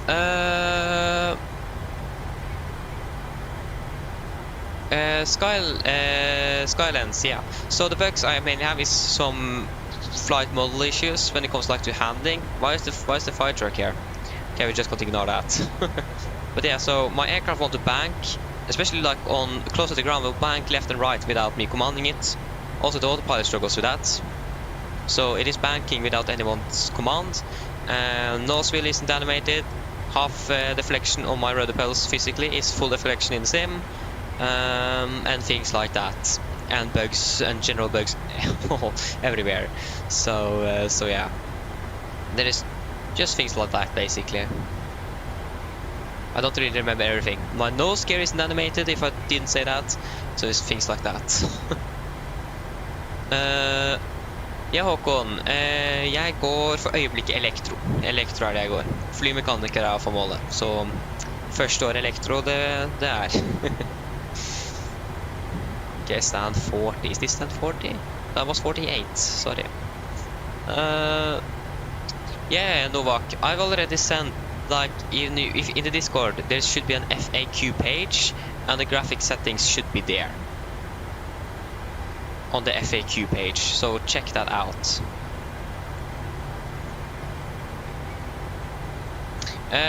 When I'm starting tomorrow, imagine you are asking about when it goes like to school and so on. Starting 9 every day actually.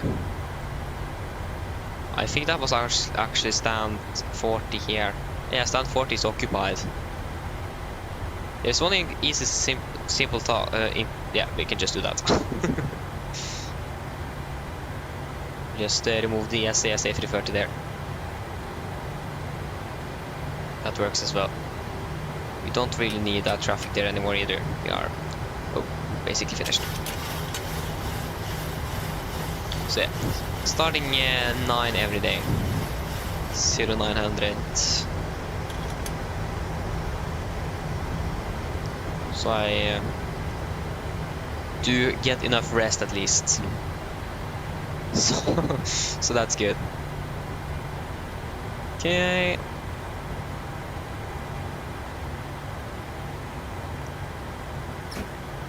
Shuttle number 2. Set shocks.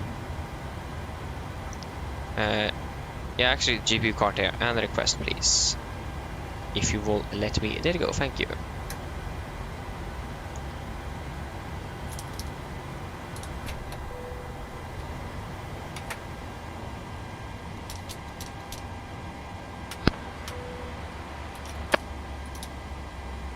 Yeah, we don't need you, so forget that.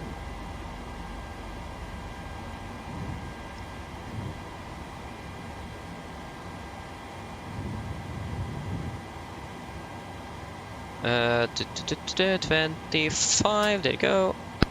Room Torstai Cockpit. Go ahead.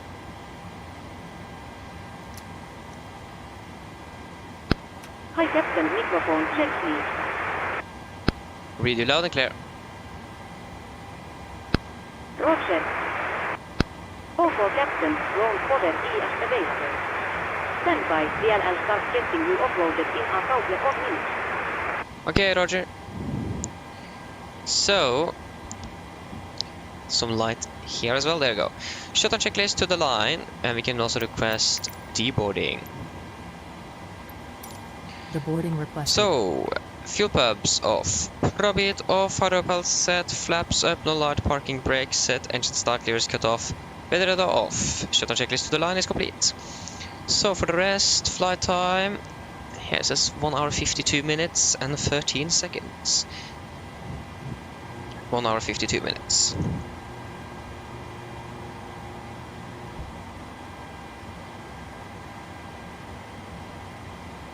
One hour 52 minutes. Passengers deboarding starting. Reset, please. There you go. And file U. There you go. That is all great. Shuttle checklist below the line. Technical completed. EFB completed. Shuttle checklist complete. Great. Okay, what have I missed there?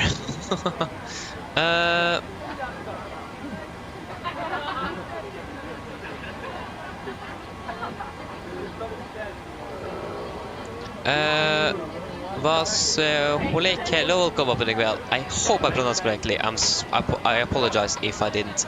When it comes to like software and so on, no, I can make that as well. I can make that. Engine 4 and 1, hello, welcome, opening well.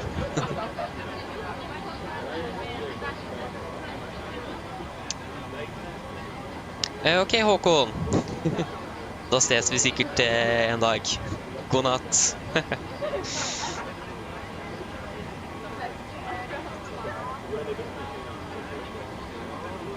So, call you was that correct? Was? Need to be correct.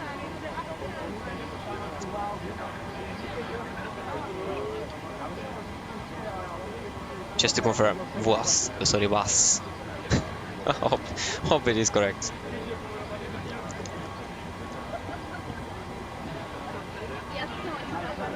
Close enough. Yeah. I mean, if it is okay for you, then yeah.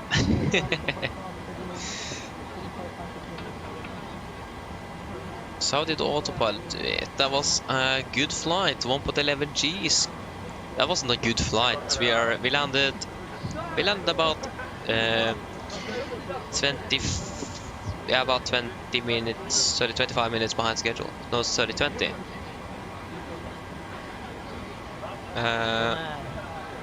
55:05. Yeah, we landed about what? Yeah, about 25 minutes behind schedule. So yeah. Oh, I've got to call the... Sorry. Don't remember everything all the time.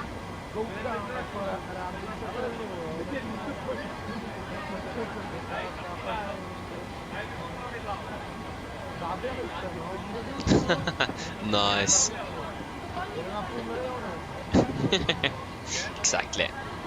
Exactly. Oh, great. Oh yeah, we were supposed to be finished half an hour ago though. So yeah, that wasn't our fault though. That was the crew from Barcelona. So can't blame that on us.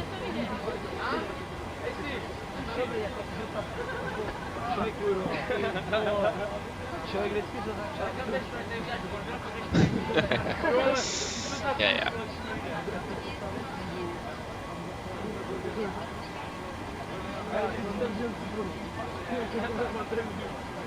Looking a little bit forward to go to bed now, actually. Have a good night's sleep. That's always good to have, isn't it? I can actually just turn off the IRS as well.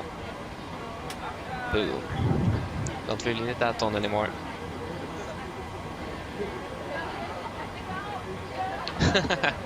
Planen, vi får se litt. Får se hva vi får til. So yeah, we'll try to see if we can drive. It's gonna take a little bit too much time. But yeah, fly to Evenes one day. It's a plan. Again, basically all flights are randomly selected, so I'm not really choosing them unless it is like very time specific. Then I'm choosing because of the time and so on. But normally it's randomly selected, so we'll wait and see when we're going to be able to fly up there. But yeah, it's been a long time since flying up to Harstad, Evenes. Really want to fly up there one day again. Been too long.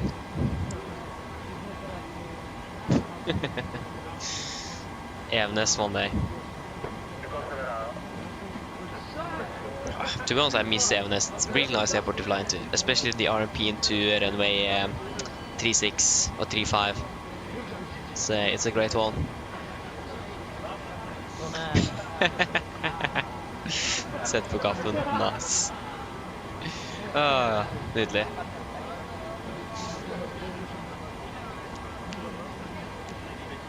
So how long is it going to take to get off the passengers of the aircraft? That's basically what we're waiting for now. So we can shut it down.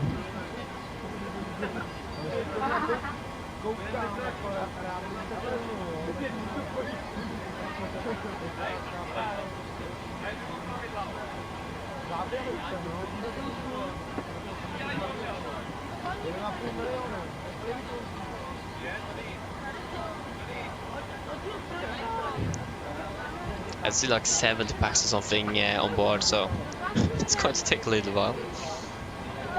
At least a few more minutes.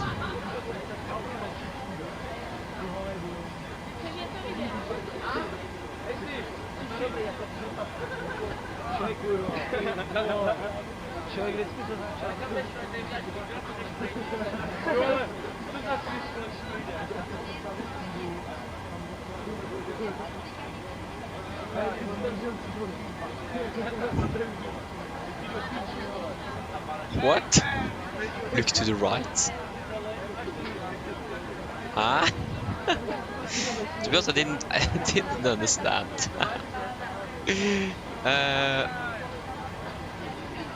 It's right. Okay, I actually don't think I understand it. I'm sorry. I just don't get it. I'm sorry. It is probably a bit too late for me now.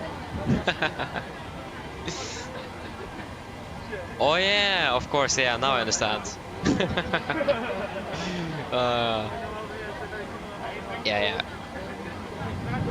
The other thing is that I still need to wait for Stephanie Cargo to finish deboarding before I can close down the application. So yeah.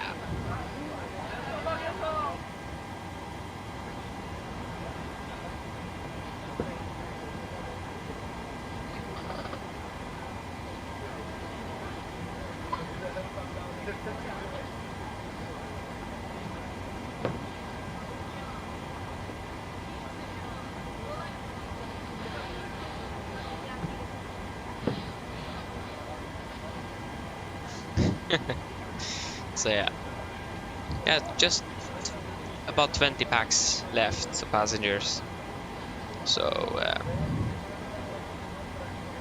should be fine.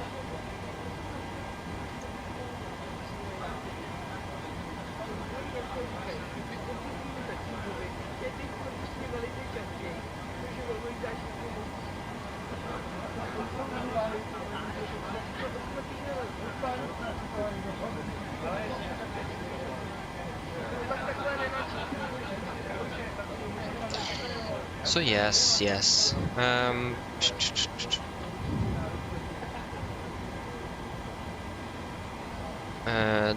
There you go. This will get there.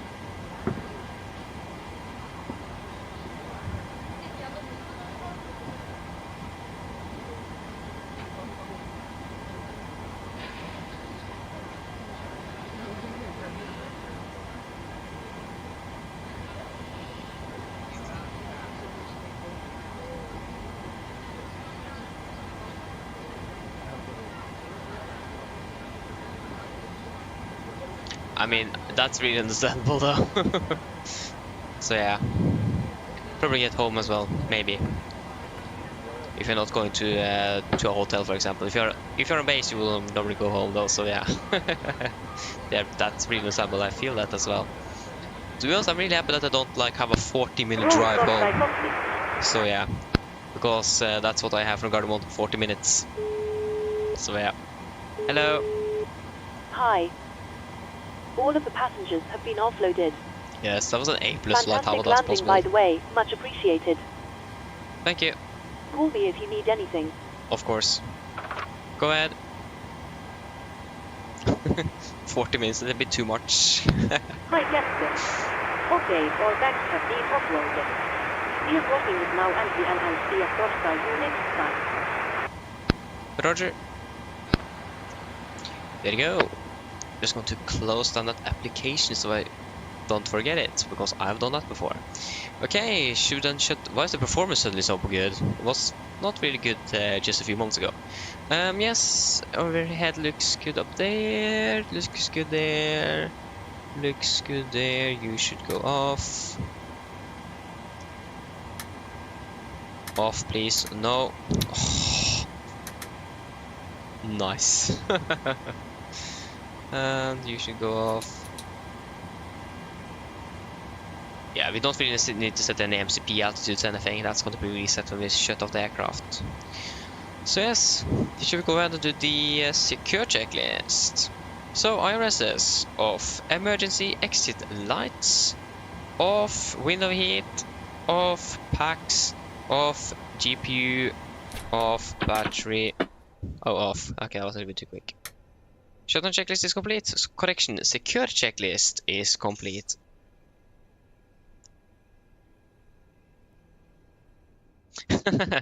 Thank you, boss. Thank you. Same to you as well. So yeah, yeah. Well, that was it for today then.